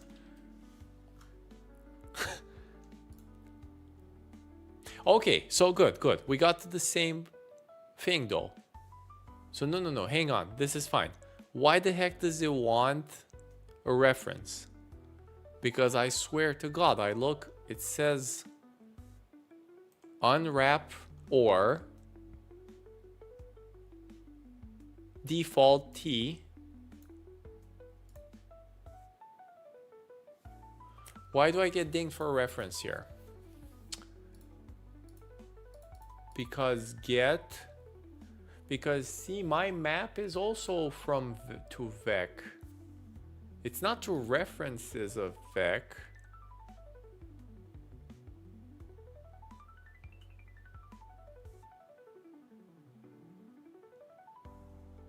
The unwrap person will ever put in the arg in I. Assigns whatever you put. Yes, okay, so... Oh my god, so yes. Okay, so because I dereference here...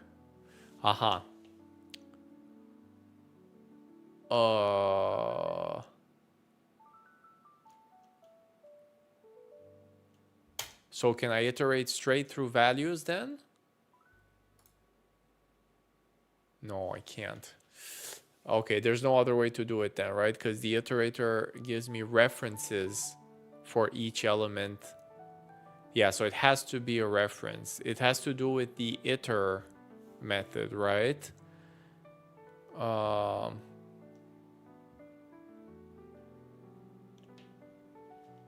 Maybe. Get returns a reference to the internal type. Oh, yes. Oh, I see. Oh my god, I get it now. Okay. But wait, shouldn't it put the vec and return a reference to it then by itself? No, wait, I still don't understand. So no. Wait. I don't get it then, because I put the vec there and I return a reference to it. But then I still get dinged for not putting a reference here. Which doesn't make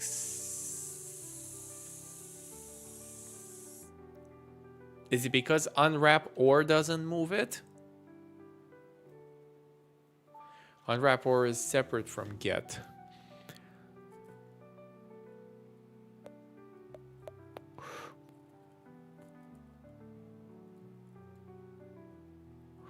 Oh my god, you're right. The order of operations is reversed. Okay, so get goes first.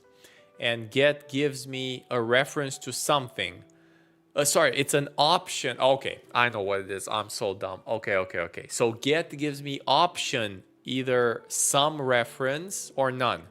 And then when I unwrap that, I need to unwrap it to a reference, right? Because it has to match the sum branch if it's none. Okay. And then I also iterate through it. I get references to each element. Okay. All right, what's going on with the... Yeah, I know. Like, yeah. No, it's good. It's not that bad. No. It's just precedence of operations that I misunderstood here. All right, let's see what's happening with geometry. So how are they calling geometric vector classes in Rust? How would you call geometric vector classes? Mesh? Something like that. Instead of vector? Image? Mesh? Tensor? I'm used to tensor.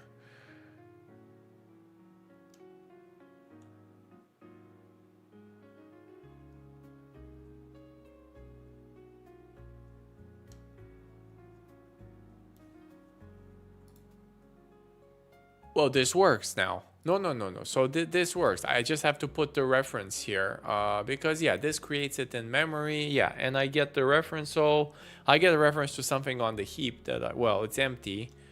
But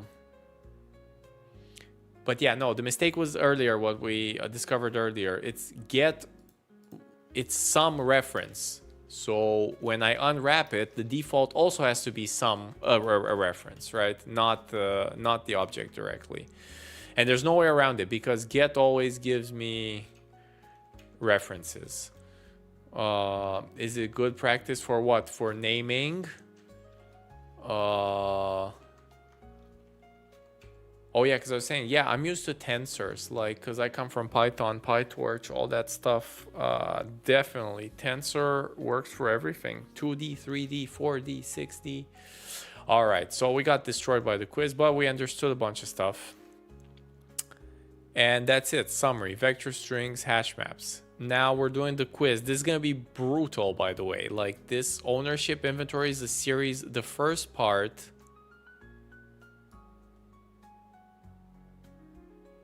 Oh, yeah, you meant to cycle with... I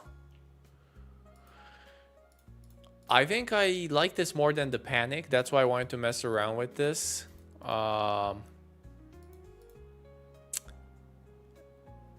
Maybe, yeah, but it does warp the semantics of the program. Oh, I guess not, because this is an empty loop, right? So maybe it's not the worst thing. Yeah, I definitely don't like the panic.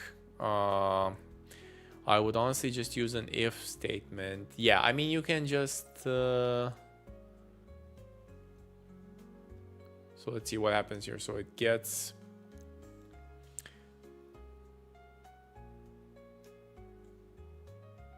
Well, before, it had this unwrap. And what happens here is if the letter L is not in banana, which is not, this unwrap panics. This is still memory safe. It compiles, but like the whole program crashes instead of giving it the default value, which I tried to mess around with. And this does make semantical sense because the sum stays 0 because this loop doesn't do anything. So it prints that L appears in banana 0 times. All right. Now this quiz, the first one was really bad. The second one's probably going to be worse. The ownership inventory is a series of quizzes that test your understanding of, and it's all about ownership. So let's do this one, and I think we're pretty much done. We'll do the rustlings too, but that's like, okay, fine. Let's do the rustlings first because it's super easy. All right, so let's do the rustlings on hash maps. This one's supposed to be rustlings. It was easy. Maybe it's... Oh, Jesus Christ. Okay, so use a basket of fruits in the form of hash map. The key represents the name of the fruit and the value how many of that particular fruit in the basket. You have to put at least 3 different types of fruit in the basket. And the total count, Jesus Christ, of all the fruits should be at least 5. Declare the hash map.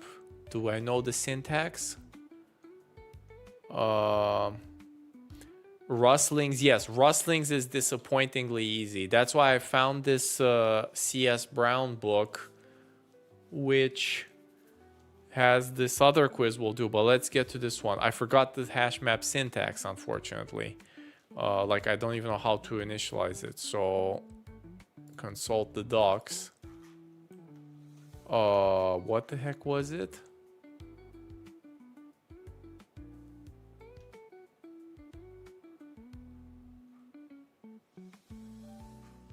How the heck was it type annotated? Jesus Christ, like...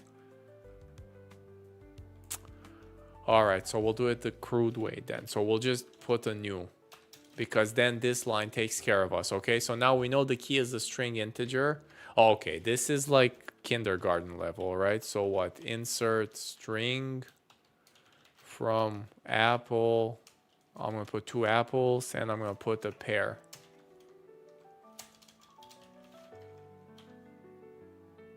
That's it. It said at least 3 different types of fruit, and the total count of all fruits should be at least 5. I forgot the semicolon because it's not Python. Okay, it's done. Where are you going to use? If you're asking force type on line 11 by the same sort of type syntax, I can, but I forgot how to do it, unfortunately. I think it was hash map string comma I32. Oh my god, I'm so blind. I see it here. You're right, it's U32. Yes. Oh, it's U. Actually, there is a teeny... okay. Yeah, okay. Where am I gonna use Rust? Well, we'll see how this series goes. It's going well, but it's gonna take a while for me to get used to the syntax to actually be able to do something meaningful. I want to do like a basic grid world simulation, like a 2D grid. Maybe something with time. We'll see. It's gonna take a while though.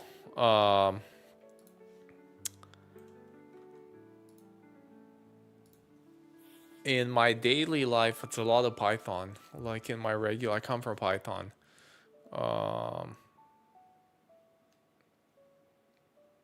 In Rust, you mean? Are they assigned to wrote Polars extensions in Rust? Interesting. Polars is a Python package, right? Yeah. Yeah, I saw this. There's this really nice game develop. I don't remember what it is, but it's like a native Rust game development thing. Like even the graphics and everything, which was pretty nice. All right, so we're collecting different fruits. Okay, so hang on. This is just a warm up with an engine, but in Rust, I think. Everything in Rust. I don't remember what it's called though. Or maybe it was like a terminal engine. Maybe that's what I'm thinking. Yes, Bevy. Yes, that's the one. I think that's the one I'm thinking about. Is it? Yeah, it is. Yeah. This is the one. It's full Rust, right? Yeah. All right. We're collecting different fruits to bake a dish of fruit. For this, we have a basket hash map. The key represents them. 3 types of fruits are already in the basket. You must add fruits so there's at least Jesus Christ, more than 11 in total. We have a lot of mouths to feed. You're not allowed to insert any more fruits that are already in the basket. What the heck does it want me to do here, dude?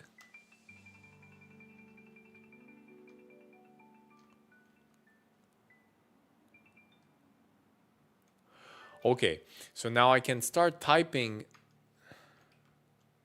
Oh, it's the syntax, but I forgot the syntax, obviously, for fruit and fruit kinds. What was it? Arc Raiders is written in Rust? That's pretty wild. Really? Damn, that's so popular. Oh, maybe that's why it runs so smooth. Like, it's super well optimized, right? Or I don't have it, but it's obviously on Twitch, or at least it was a few months ago. Yeah, I didn't know that either. That's pretty nice. So now for fruit, what do I do? Basket. Get.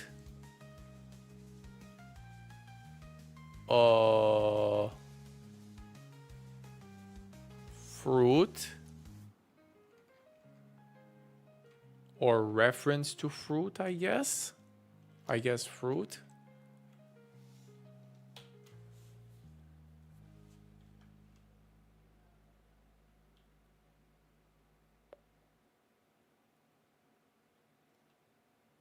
I forget what it was. It was like insert or.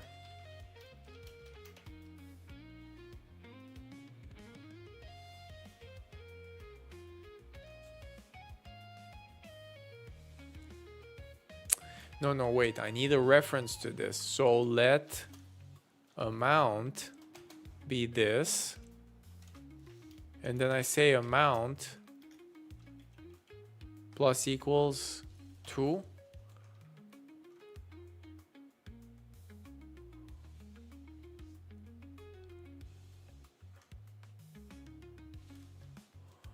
Oh my god, the syntax is killing me though. Hang on.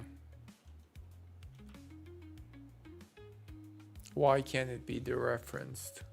Was it not get that gave me a reference?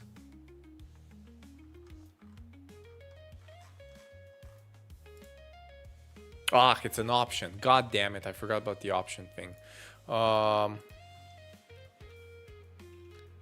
Unwrap.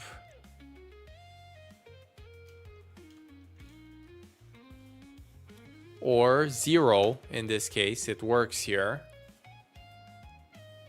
And then I put 2 to it.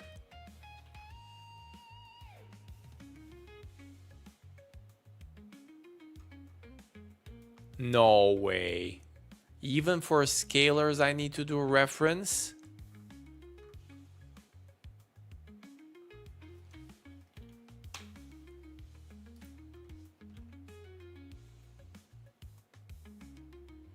And it has to be referenced to the type too.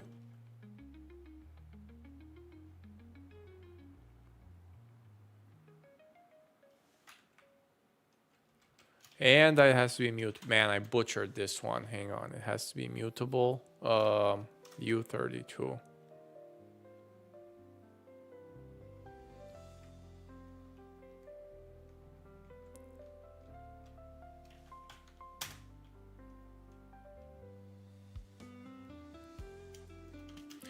Wow, hang on. I'm destroying this one. So what? I need a mutable reference to a 0.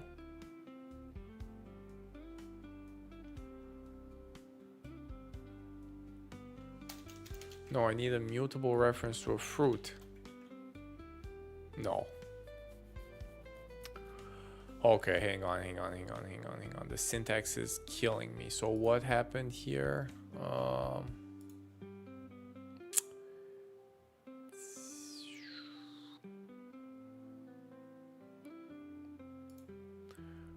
I just need, like, where is that access thing example? Oh my god, it's entry, it's not get. Okay, so I don't feel so bad because I forgot about it completely. Sorry. I meant to say entry here, obviously. So if I have an entry, now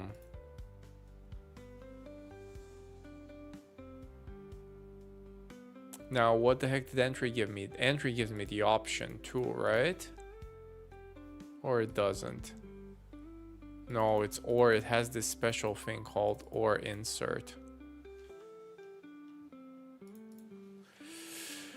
And this is just value. Okay. I don't even need the reference here because it gives it to me straight. Okay. And why did I modify the fruit though? Oh, because it says to not add more fruits. You're not allowed to insert more fruit. Okay, so I just add 2 to everything. I'm not supposed to add. No, it works, but my logic is wrong now. So if it's already a key, okay, then I can just do the program is easier because I can just put 2 fruits there and that's it. I don't even need to do anything. Yeah. Wherever there's no fruit, I just add 2. If there is, I don't do anything. Okay. It was just bad program logic because I was adding 2 all the time. Which it said didn't do. Okay, one more. The problem is these are the easy ones. But then this is all about the syntax.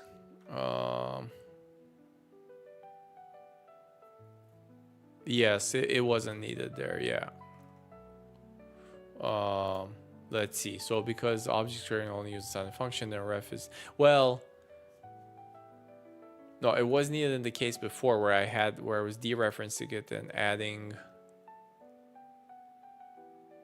2 because it would create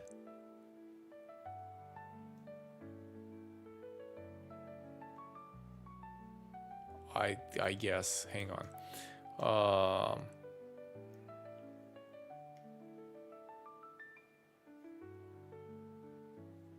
You have to create the default though, like for a new, yeah, for a key that doesn't exist, something has to be created, right? A list of scores of a soccer match is given. Each line is of the form team 1, team 2, goals, England, France 4-2. Okay. You have to build a scores table containing, Jesus Christ, this is string parsing tool? Oh no, it's already extracted for me. Okay, it's not that bad then. Okay. So what do they want the score table to be? A map between name of the team. Okay, so this is a struct. Populate the scores table.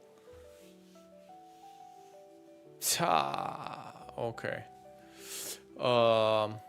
So then I do scores dot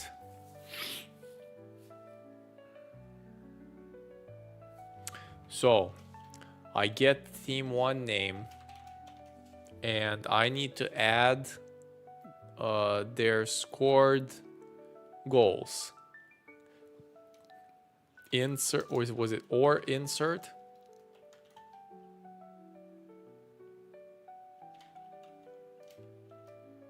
Zero. Now I need the reference, right? So scored is this one, and I go scored plus equals team 1 score.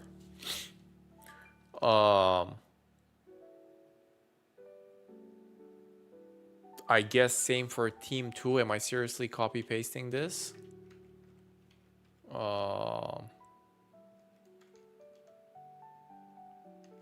Oh my god, I hate copy pasting, but sure. Does get, can I get? Why don't we do it the nice way then? So for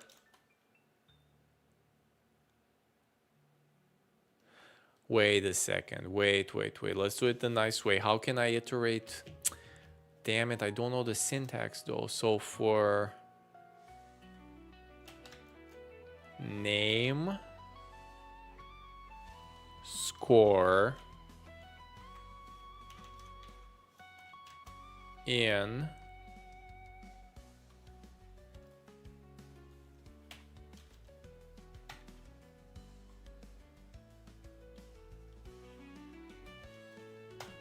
I'm just gonna make my own tuples, right? Team 1 name.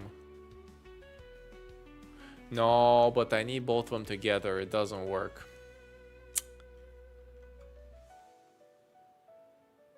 Well, maybe it does work.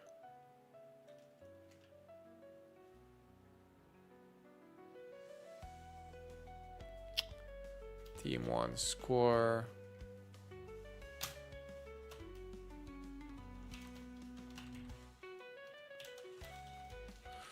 Okay, so at least we can compact this. Okay, and we can say let, so we don't copy paste the lines twice. So we say I get the key at name and I add the score. The problem is I need to do the cross scores now too, right? Because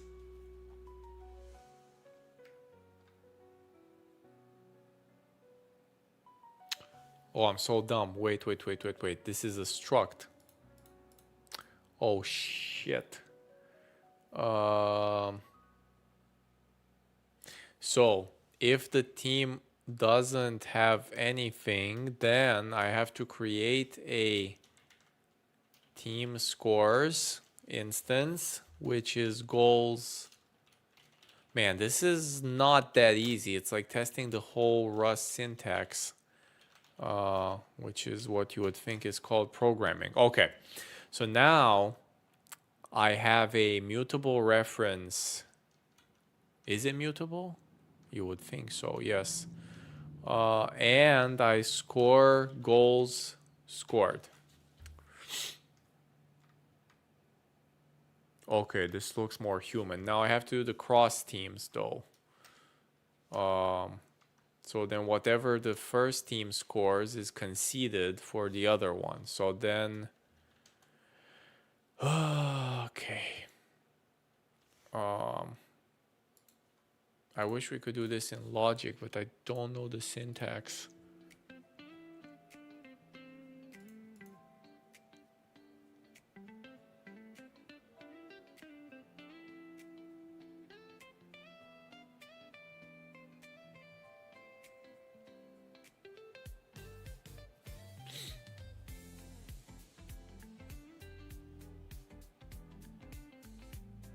So now I know I have the keys in there.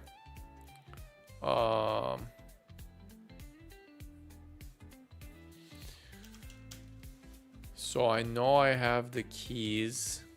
I guaranteed have the keys at least, right? After I'm finished with this. So I'm on the happy path. So we can do something kind of jank. Let's try it. So I can do scores for team 1 dot goal, what is the other one called? Goals, oh shit, goals conceded plus equals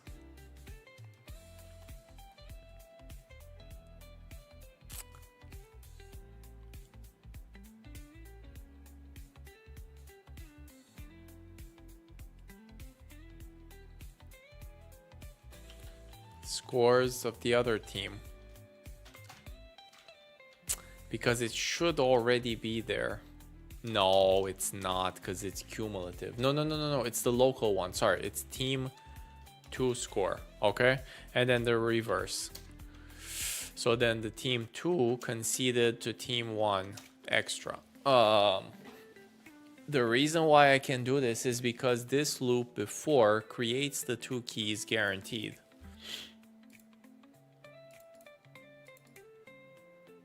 So it puts a 0 here. Okay, let's see if I got the syntax right. Is it not or insert?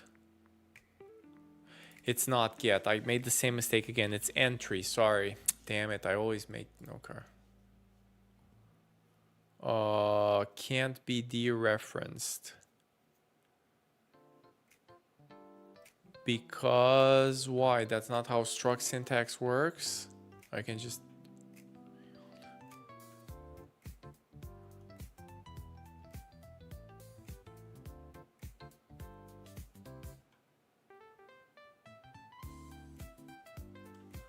trait index mute. Ta.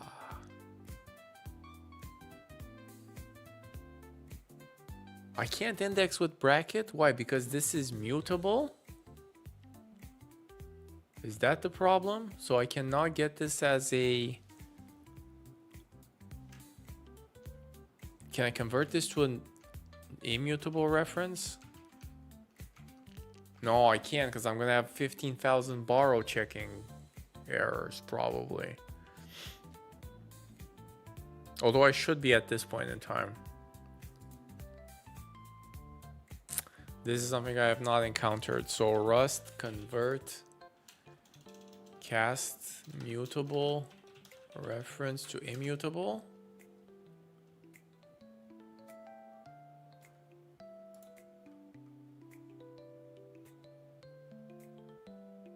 Yikes. So I can downgrade the mutable reference to an immutable reference, dereference, and take the reference again. Horrendous.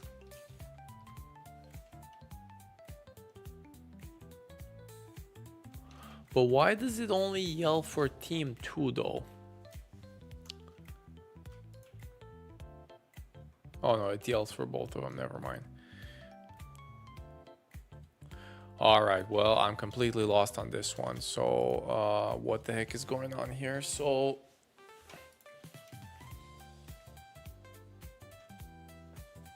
yeah, this syntax is pretty brutal here. Like, I can't believe I made it past the for loop, which is good.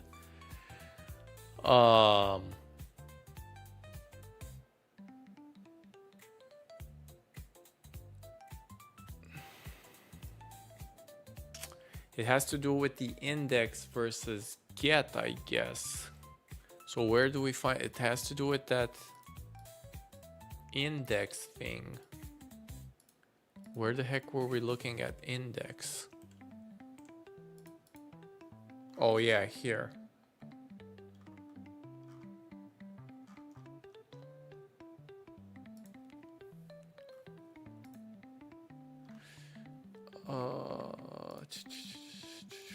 Returns a reference to the value corresponding to the supplied key. Would you take ownership of scores in the loop?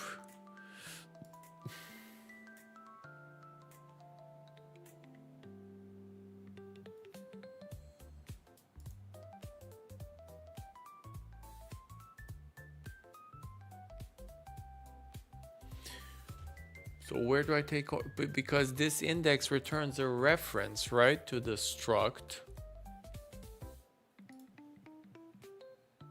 to the value corresponding to the supplied key. Okay, so this looks pretty okay. Or am I making a mistake here?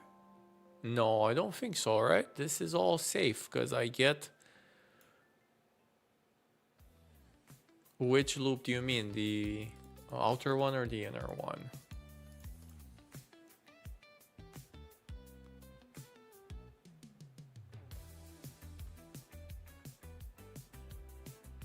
Oh, yeah. No, this is scored. Yeah. So it's a reference to the struct. And then I can access the field and change it. All good. The problem becomes is I don't know what the heck is going on here. So scores team 1 cannot assign. The trait index mute is required to modify index content. To modify a hash map, use get. All right, we're just gonna use the entry API again then. Forget about it, right? So I guess we have to do it the roundabout way. So let conceded, okay. Is that the problem? Oh, yes. Index gives an immutable reference. Sorry, use programming terms in real life. That's not the worst thing ever.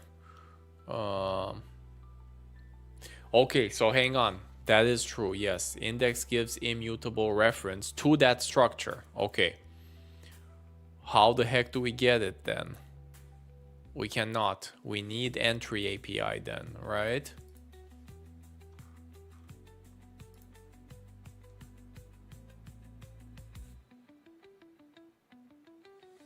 Yes, I believe we need the entry API. Although it's not clear to me this is mutable, but it must be because we used in the loop. Okay, so basically we have to copy the logic. And I'm not going to do the cross loop. I'm too lazy. This is getting way out of hand. So,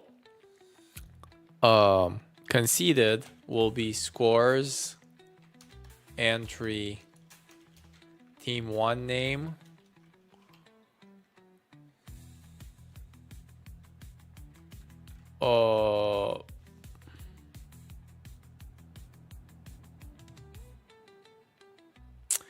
Now here's the trickery. I know this is, can I just use entry? How can I take something more crude from entry? Because I don't need the or insert anymore.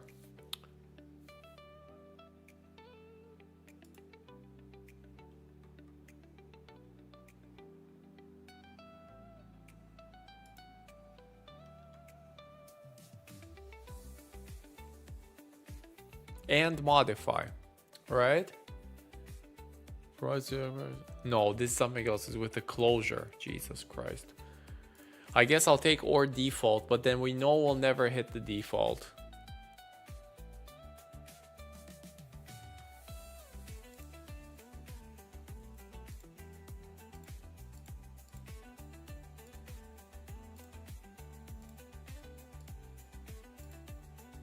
Is or default the same thing as or insert, or am I losing it? I don't think I'm losing it. Oh no, default is... What else is there then? Okay, fine. Maybe you're right. Yeah, entry is a bit annoying. What else do we have then?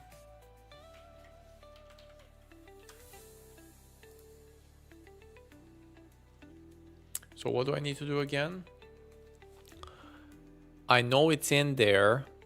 Okay, then it's just get, right? I'm so dumb. It's just get.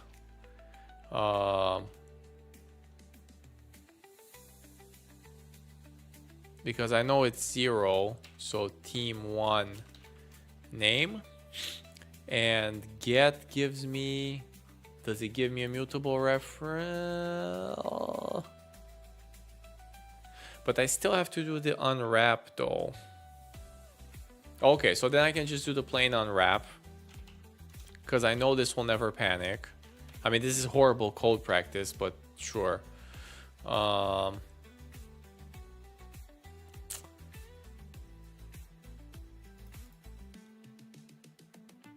And it's also dot goals conceded.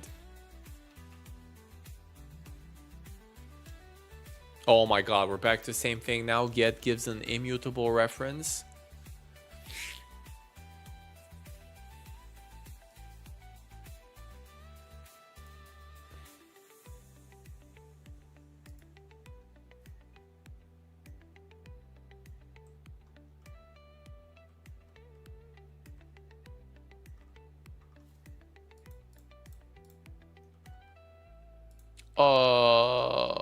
I don't know which one it is then. Hang on, I need to read the book then.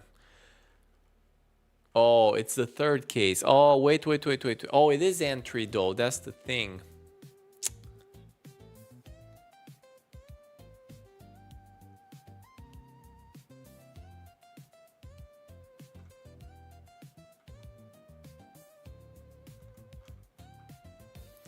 Well, I don't understand what clone has to Because I don't have clone for the struct though. Oh, there's a more basic API for I must be missing it then, because I don't insert. No, because insert is oh yeah, that column's not for me. Yeah, no, I got it. Simpler than entry, I don't see it, or I must be missing it then.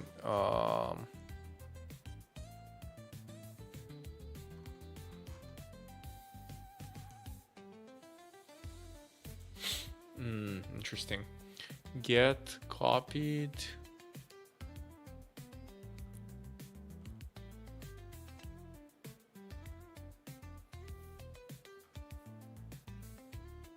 Yeah, they must want to do it with entry, but we're back. All right, so why didn't we do it with entry? So okay, so entry, because it gives me mutable reference, or default.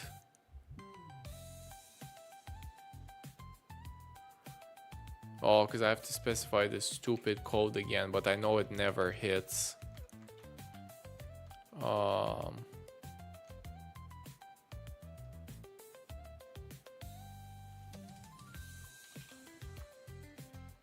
Yeah, I mean, it's basically the same thing, right? So goals, let's call this goals.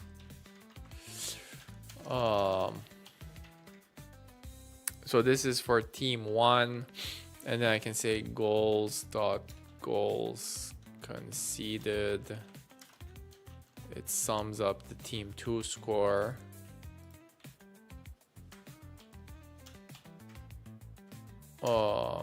There's probably an easier syntactical way, but I don't know how to invert those in the for loop or whatever. And then the opposite should be true for the other one. So team 2 gets team 1.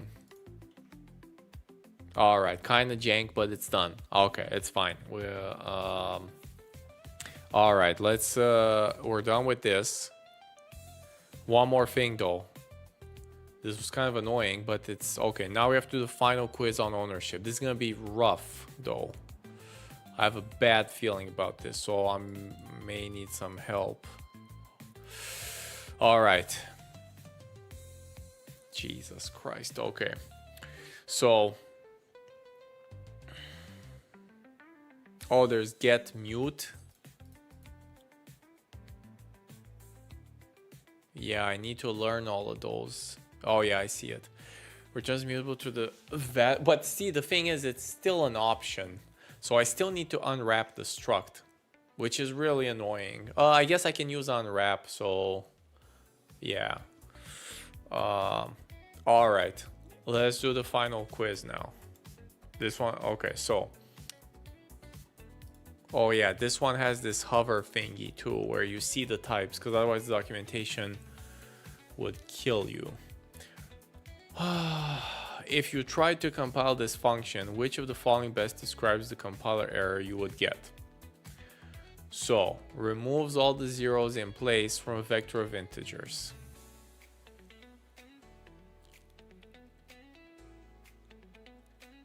I have a mutable reference to a vector of integers.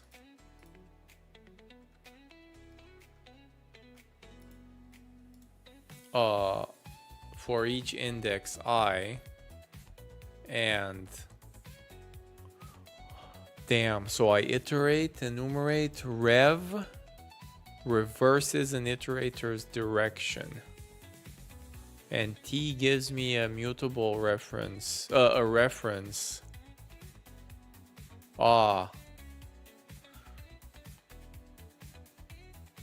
If it's 0.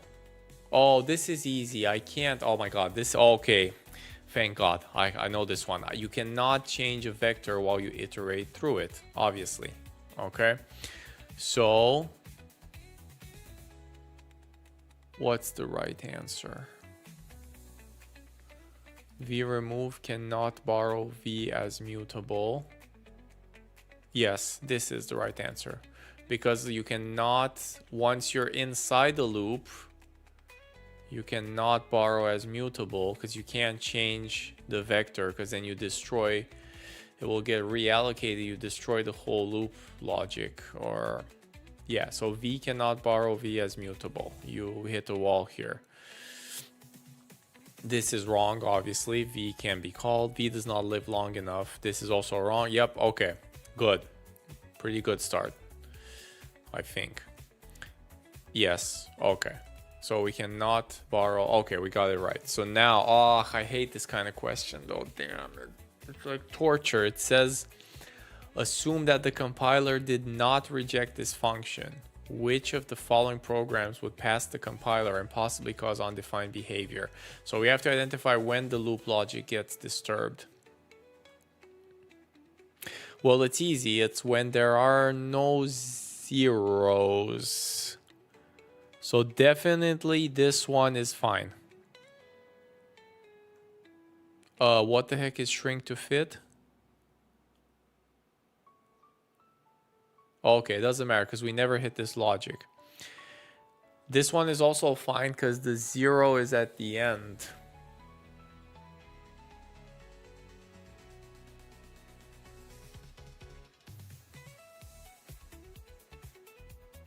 Is it?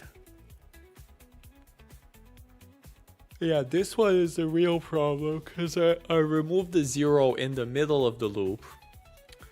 And then I shrink to fit, I reallocate, and then my loop is destroyed. The problem is this one undefined behavior? So on my last loop iteration, I hit the 0. I remove it. I should be fine though, because my loop exits. The exit condition's already set, I'm guessing. Can I print it though? This print could be a trap here.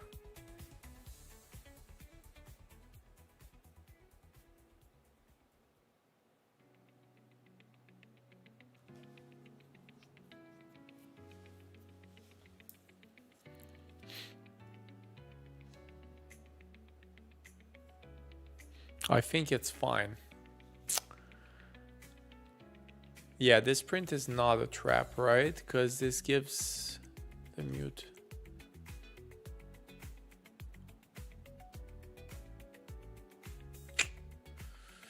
Okay, I'm just going with the 1. All right, now how to fix it. Of the following fixes, which best satisfies the criteria? It passes the compiler, preserves the intention of the original code, which is to shrink a vector in place, very important, and the fix function does not introduce unnecessary inefficiencies. So it has to be in place. So this is a giant trap because it's wrong. It's not in place. Okay. Shit.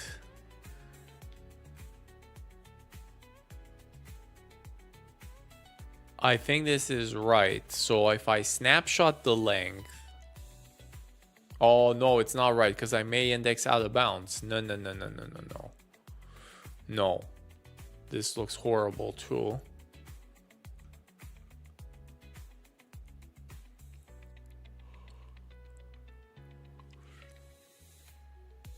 Oh, this one's horrible too because it destroys my array. What? So by exclusion, it's either 2 or 3.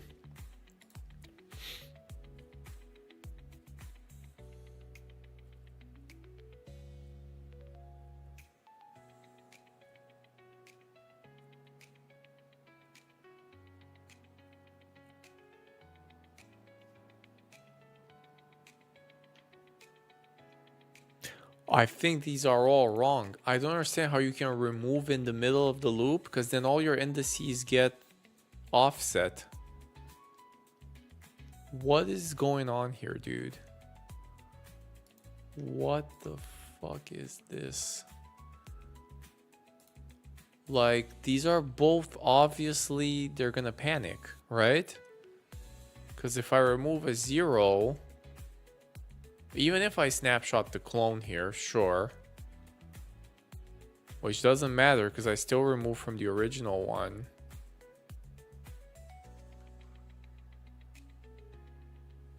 but he also wants to do it in place. The in place part is insane to me. It's obviously not this one because I'd lose ownership of V. It's gone, right? Obviously not this one because it's not in place. So that's not good. This one takes an index that's completely decoupled from the length. Sure, but the problem is once this is snapshot, like if I have 100 elements and I have 10 zeros in the beginning, first time I remove index 0, that's fine. But I already shifted to the left. Shifting all elements after to the left.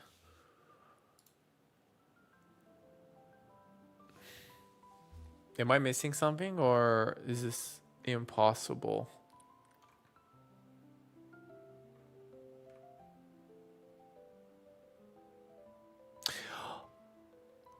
Wait. Oh my god. The array is counting from reverse. So it's always safe to do this. Okay. So it removes from the end first. Okay. So I remove the last 0 first, then the indices stay consistent to my left. Okay. All right. Okay. So it's either 2 or 3. Which one does not introduce unnecessary inefficiencies? I don't like the clone, so I'm going with the snapshot, right? Yeah, the clone is brutal here. Okay. All right. Another one. Reverse, Jesus Christ. Reverses the elements of a vector in place. A vector of strings this time, so it doesn't have the copy trait. So a mutable vector of strings. I take its length, snapshot. Sounds good so far. Is this division by 2? I guess it is. So for the... Is this integer division by 2? For the half rounded down, I call this function that swaps what? 2 mutable references. Swap the values at 2 mutable locations without deinitializing either one. Okay, the problem is why doesn't this compile though? Because this one doesn't, this one snapshots the length correctly.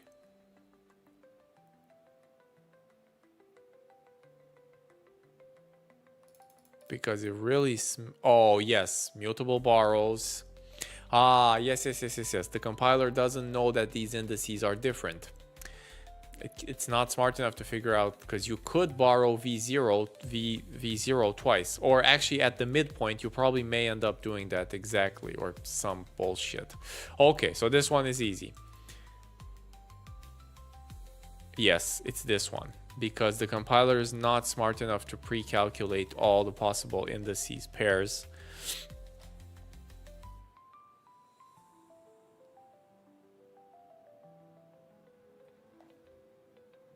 Or is it the third one? Cannot borrow v as immutable? No, this is gibberish, right? V length doesn't even involve a borrow. What is this? Oh, I guess it does. But you can have a... wait a second. Is it the third one? I feel like it's 1 and 3, I swear. Which of the following best describes the compiler error you would get? So I can't get the length of something mutable, can I? Because I do use it after too. I mutate it after.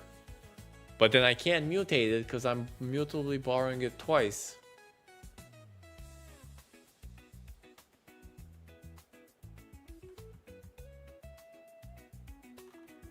Or is it fine to swap the same location with it? Like the compiler would not yell here if you try to...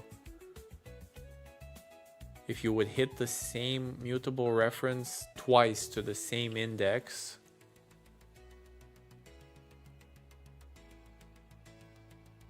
Shit.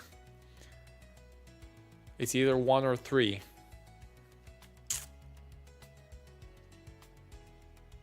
Cannot borrow v as immutable for length when v is immutable borrow.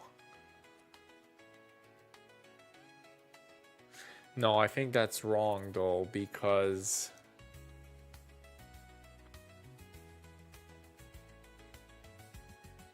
it's still the programmer, so I can borrow it once for the length, and then it's my programmer's, it's my responsibility to do something with n.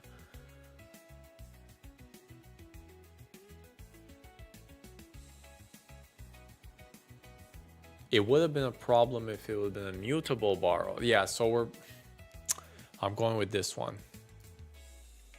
Okay, I got it. Oh, thank God. Okay.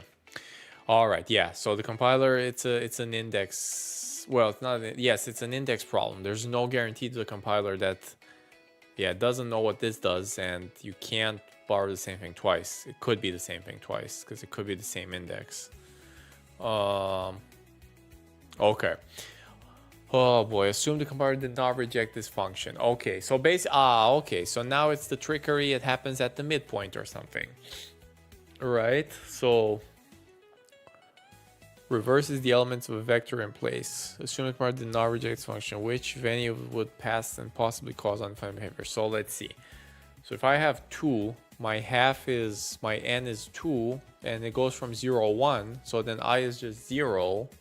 And then I swap v0 with v1. Okay, so that's the swap.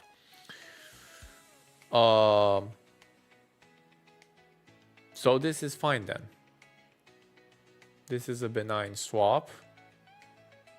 Again, if I was there with magic compiler.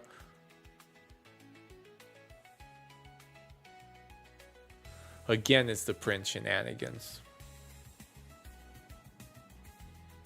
This is also fine.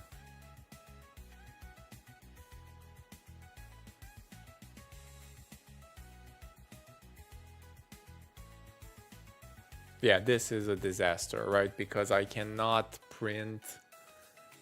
Yeah. So I can't have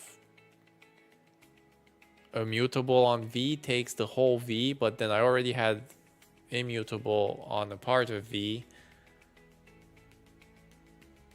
Oh no, but wait, it says it would pass the compiler.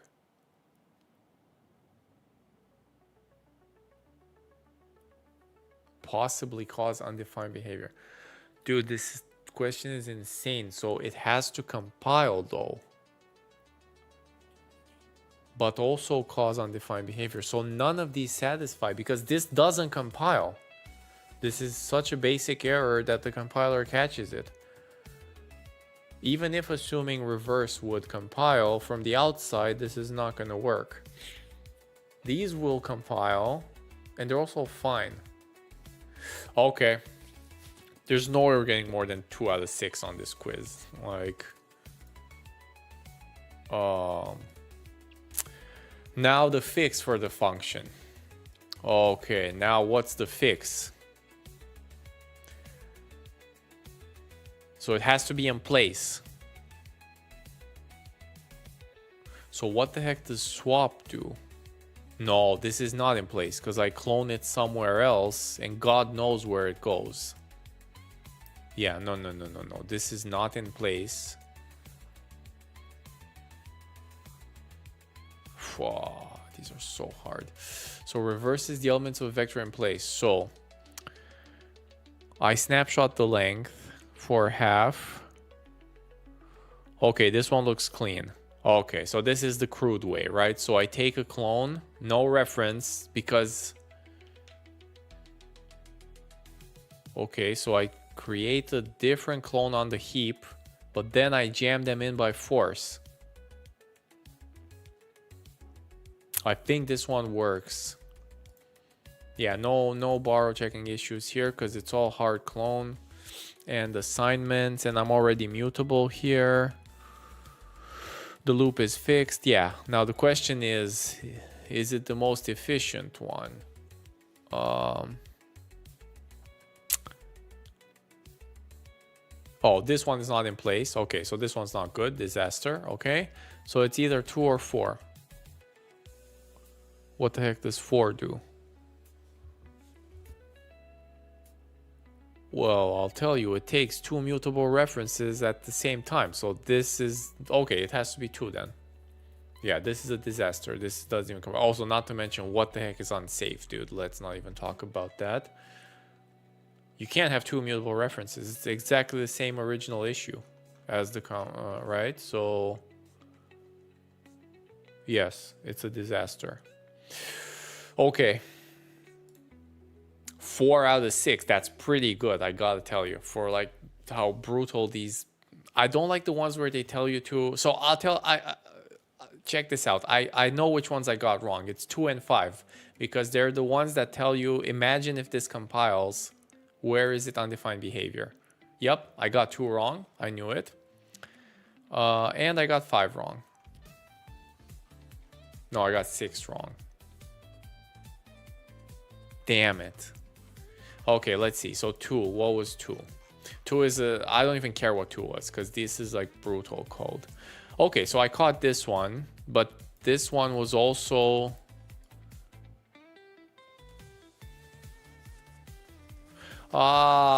it's because I forgot it walks the indices in reverse. I could have gotten this one.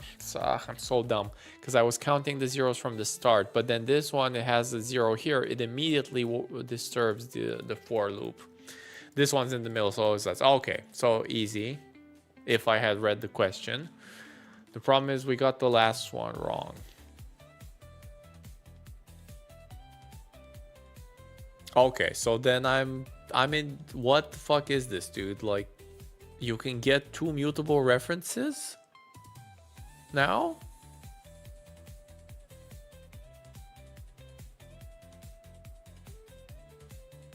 But how does this pass the borrow checker though?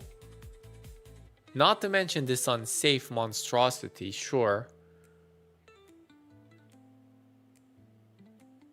Okay, so first of all, is my solution... I don't even care about that one. Is this one right? Let's just test this one and that's it. Because if this is right, it's 6 out of 6. Unofficial. So...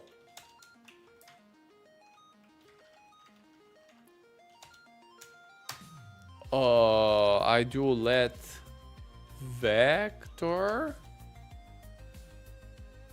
If I only knew the vec syntax though, unfortunately. I guess vec macro string from A, string from B. Okay, so what? I can, oh no, mutable. So I can print it before. And I can print it after. And I can do the reverse to a reference of vector.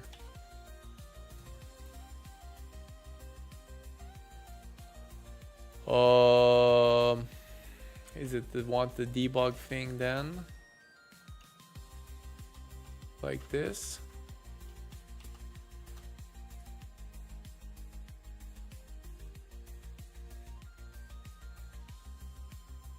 Mutable reference, Jesus Christ, okay. Okay, there we go, so it's right. So we got this one. I don't know what the heck is going on here. Like, this question is insane. So it passes the compiler, it preserves the intention of the original code. I mean, yeah, sure, there are clones here, and I guess you can do this thing. But, so does this even work?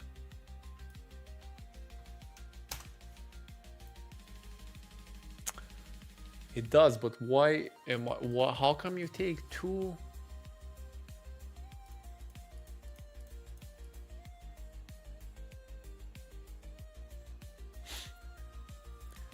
The unsafe part is fine, but what the heck is going on with 2 mutable references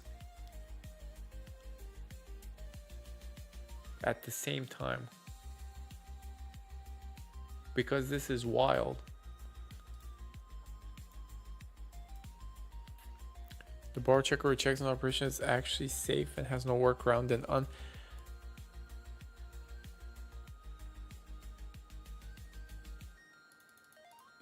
can anybody explain this? Like, am I going insane? Because this seems to invalidate everything I learned. Or is the compiler smart enough to tell that these are different indices? No, it can't be, right? Oh, I know what's happening. So is borrow checking disabled? Like it just skips over this magic unsafe line? I see. So the compiler doesn't know we're trying to use two mutable references at the same time. Because yeah, sure, I can take them. Okay. I know what's happening here. This is the same if I start writing let R1 is a mutable reference to vector and let R2 is a mutable reference to vector. This works because nothing happens with them. Yeah, okay. So basically there are two, but then because of the unsafe, okay, well, anyways, my solution was better, so we'll count that. It's pretty good overall. Yeah, we didn't do too bad on the quiz, considering I'm a bit tired, and we got at least 5 out of 6.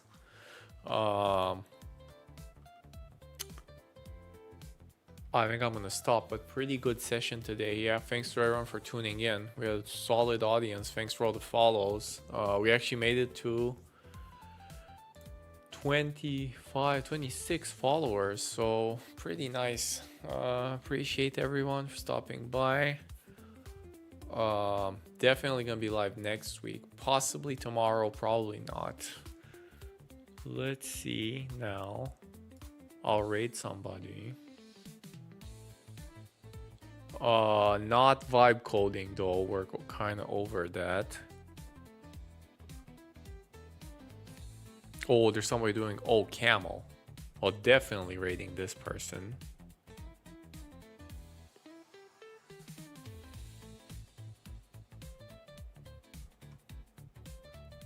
All right, so Rust was the warm-up. Let's see, is this person actually doing camel? I think so.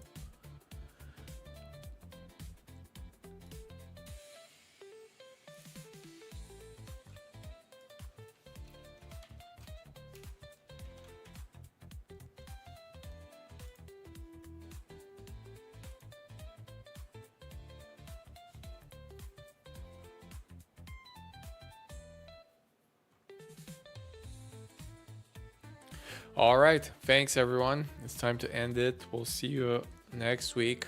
More Rust stuff. I'll see you next time.